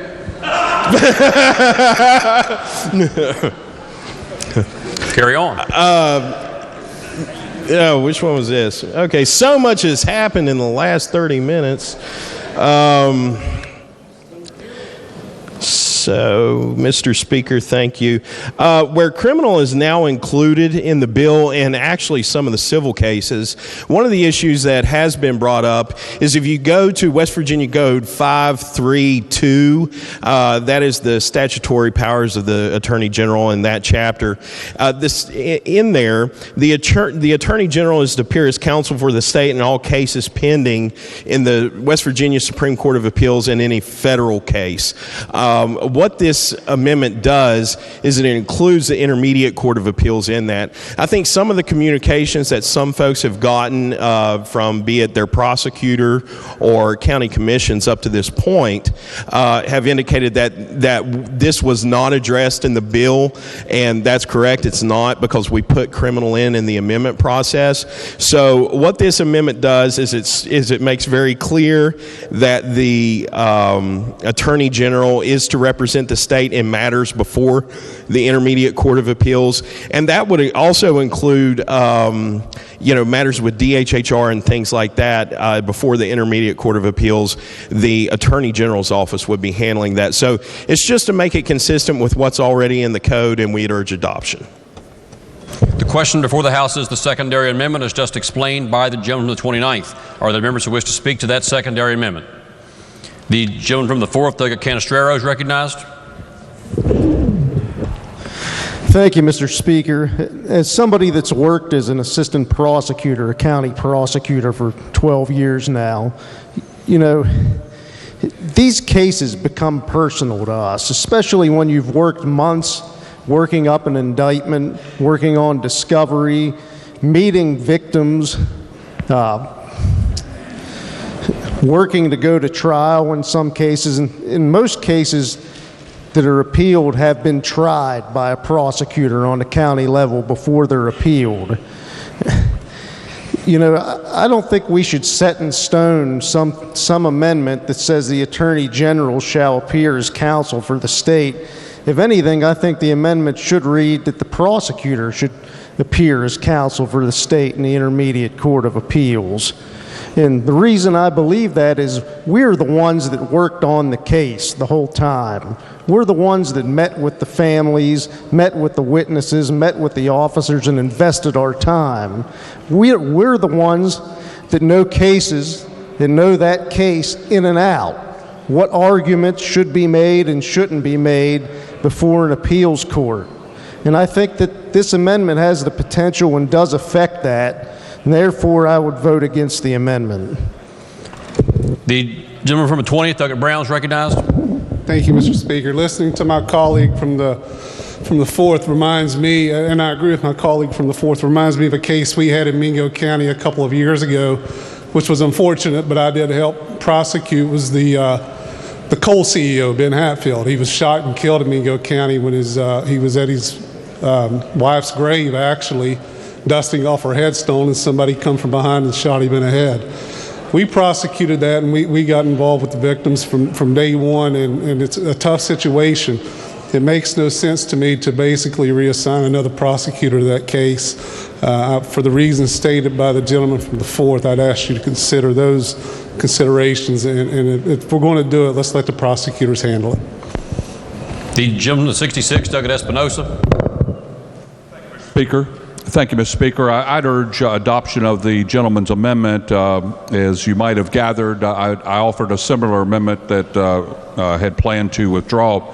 Under current law, the Attorney General current law provides that the Attorney General shall appear as counsel for the state in all causes pending in the Supreme Court of Appeals or in any federal court in which the state is interested. And the amendment simply adds the Intermediate Court of Appeal that this underlying legislation would create, simply provides that the Attorney General would represent the state if the state has an interest.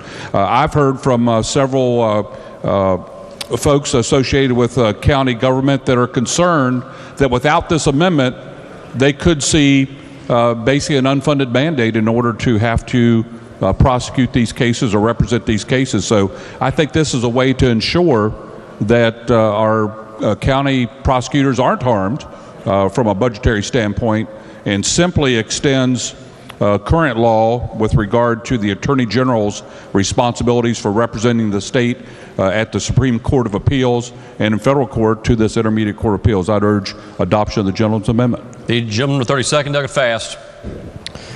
Thank you, Mr. Speaker. I think this is a good amendment. You know, once you cross from the circuit court level into the appellate stage, whether you're going to go to an intermediate court or whether you're going to go to the Supreme Court, if the Attorney General needs to be involved, it doesn't matter which court, which appellate court the Attorney General is involved in, they need to be involved. And this code section provides, as my friend just stated, when you get into the appellate stage right now, the Attorney General gets involved in those cases. This would just make it the same thing, whether it's the intermediate or the Supreme Court. So I think it's a good amendment. It's necessary. I would urge adoption. The gentleman with 29th, Doug Steele, to close debate on the amendment. No, I didn't want to close debate unless there was nobody else. There are other speakers. I was just talking to counsel. If you'll look at the amendment, Mr. Speaker, which you probably don't have in front of you, there are two dates in here of June 30th, 2021. I'd ask unanimous consent to reform that to December 31st, 2022. When I was preparing this and getting it in, I accidentally had the old dates in there that applied to it before it was moved down the road with the House Judiciary Amendment. Are there objections to that reformation? There are no objections to that reformation. The amendment will be reformed. The gentleman is still recognized to close debate. Okay, thank you, Mr. Speaker. To echo what the delegate from the 66th said and the delegate from the 32nd, this is already in code. This is something that the debate has happened a long time ago. I think most of you got emails from your county commissions at this point talking about the uncertainty that if we don't do this amendment that raises. This just reaffirms what's already in code, what's already in standard practice in our communities, that the Attorney General is going to handle appellate matters. Your local prosecutors are there at the trial court level. They have a busy docket, and the prosecutors that I've heard from are talking about, if this doesn't get amended, the necessity to hire more people and things like that and increase the cost and burden on your own counties. What this amendment is designed to do is to help your counties out and keep the appellate practice with those folks that are specifically hired to do that. So I'd urge adoption of the amendment. The question before the House is the adoption of the amendment. Those in favor of a roll call has been demanded. Is the demand sustained? The demand is sustained. Those in favor of the amendment will vote aye. Those opposed will vote no. The clerk will prepare the machine.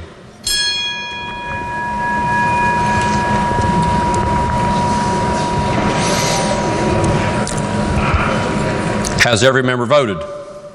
If so, the gentleman 36, Doug Rowe, the clerk will close the machine and ascertain the result. On that question, there were 54 ayes, 45 nays, and 1 member absent not voting. Majority of members having voted in the affirmative, the chair declares that amendment adopted. Are there further secondary amendments? If not, the question now is on the primary amendment as amended. The chair will note that before we begin debate on this amendment is limited to the single question of, shall the primary amendment as amended replace the bill? Shall the primary amendment as amended become the bill? Debate is not in order on whether the primary amendment should ultimately be adopted. The question is on, shall the primary amendment become the bill? Is there discussion? The gentleman from the 60th, Doug Wilson. Point of clarification. Yes. If the primary amendment fails, all of the secondary amendments will fail with it. Is that correct? That is correct. Thank you, sir. Are there other members who wish to speak to adoption of the primary amendment as amended?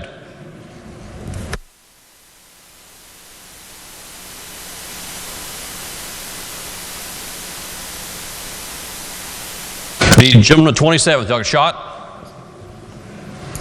Thank you, Mr. Speaker. I'd like to speak in favor of the primary amendment. I think what's happened here this afternoon illustrates the wisdom of putting the date for the effective date of the court off to give us some more time to determine. For instance, the gentlelady's amendment that was adopted adding the abuse and neglect cases, we have no fiscal note on that, so we really have no way of knowing what cost that might add to it.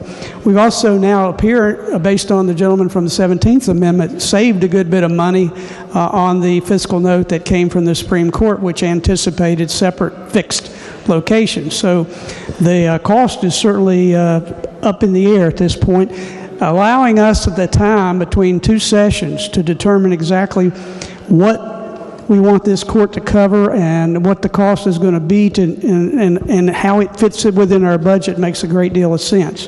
It gives us more time to, it gives the judges more time to basically decide how, for instance, if you were wanting to run for one of these positions, you'd have enough time to make plans to close your office, transition out, whereas the Senate version basically are going to have these folks appointed this spring for a relatively short term. They'll be running again probably in the summer for the election the following year. So there's a lot that's up in the air.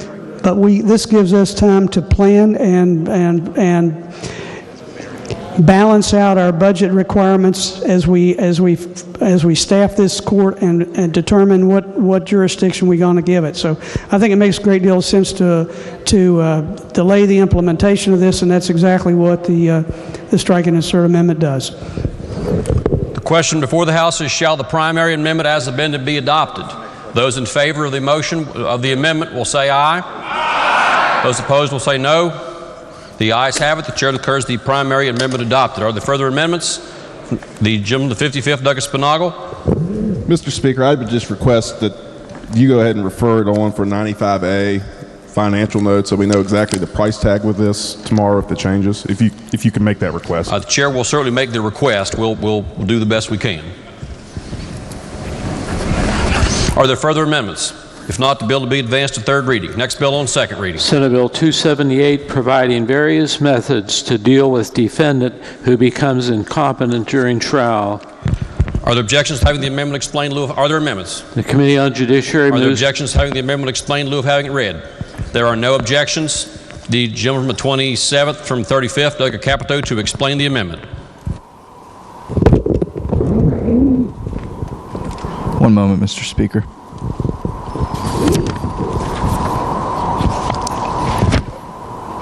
Is it an amendment?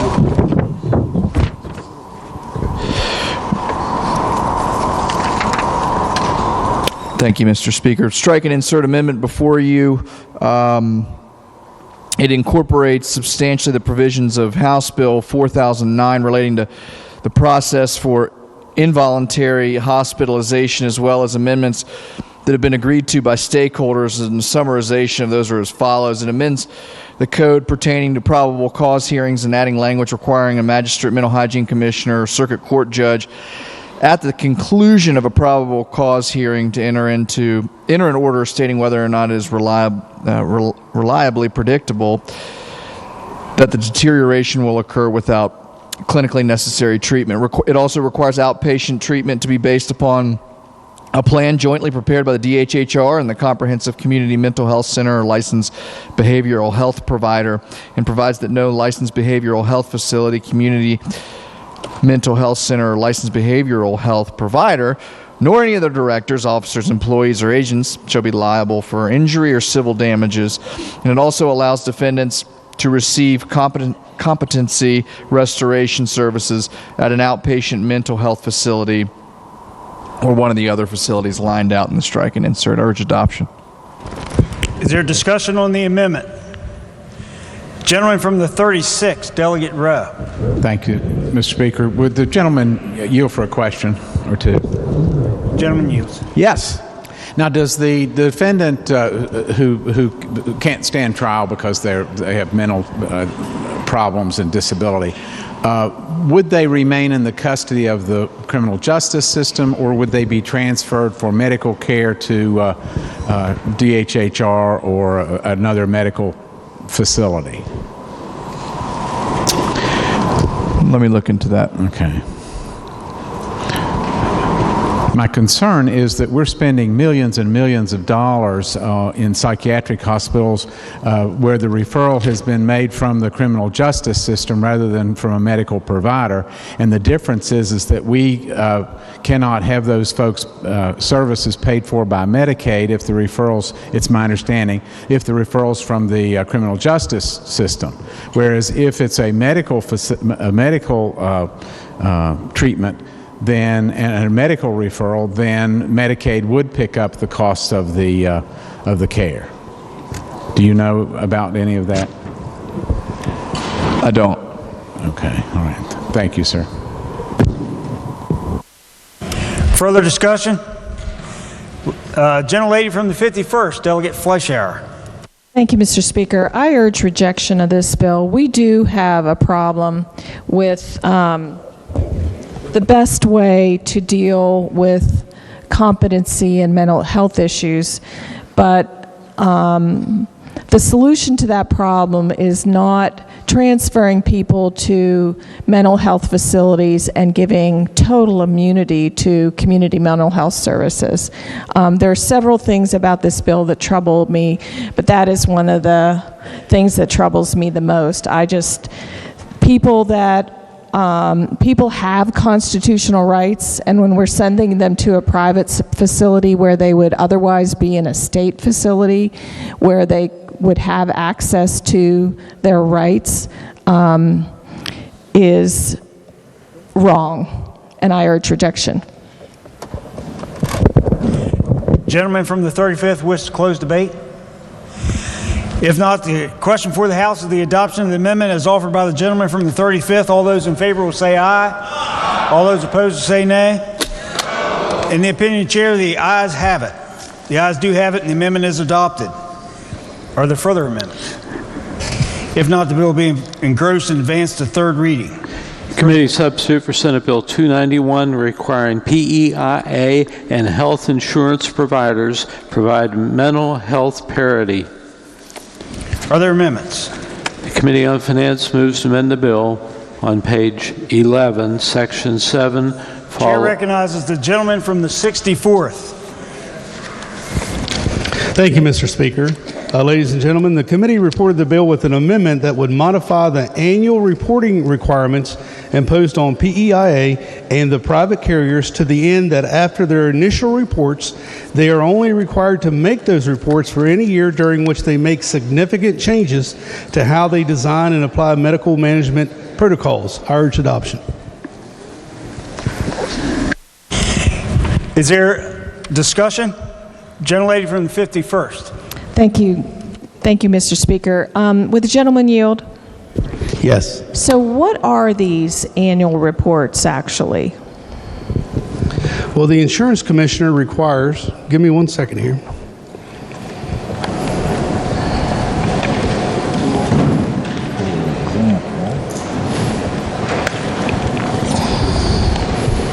For example, PEI's reports are all of those things. For example, on page 11, PEIA's reports are all on page 11, identified at section A, B, C, D, and E, and little I.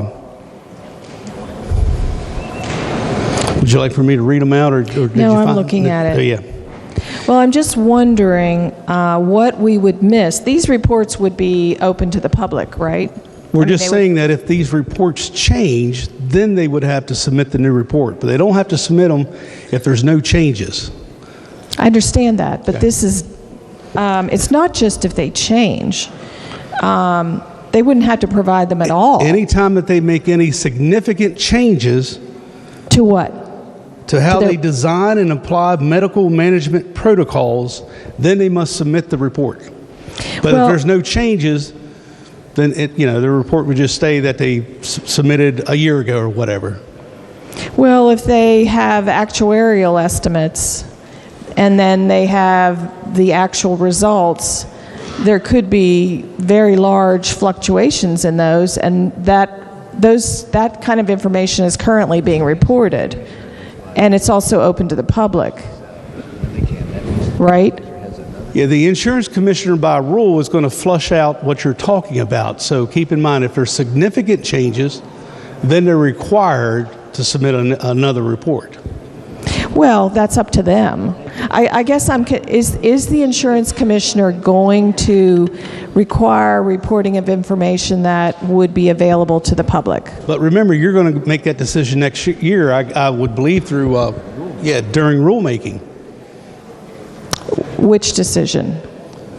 Any changes to the reports. So we're not eliminating in this which statute? changes have to be recorded. Are we eliminating whether they have to do reports at all? That's the way I understood it. No. Okay. No, they have to make the first report. Okay. And then thereafter, if there's any significant changes, then they must report again. Okay, but it's up to them to, I think there can be important, I'm not clear where's the language about the rulemaking? Well, go back to page 11. Okay, I'm there. And I believe it was at the very bottom. I'm going there too.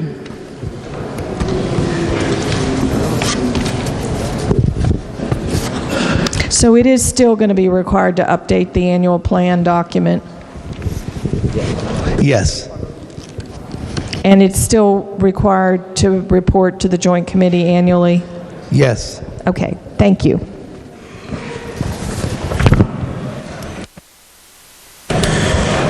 Further discussion? Gentlemen, 6-4 want to close? Question for the House is the adoption of the Finance Committee amendment. All those in favor will say aye. Aye. All opposed say nay. The ayes appear to have it. The ayes do have it to declare the amendment adopted. Are there further amendments?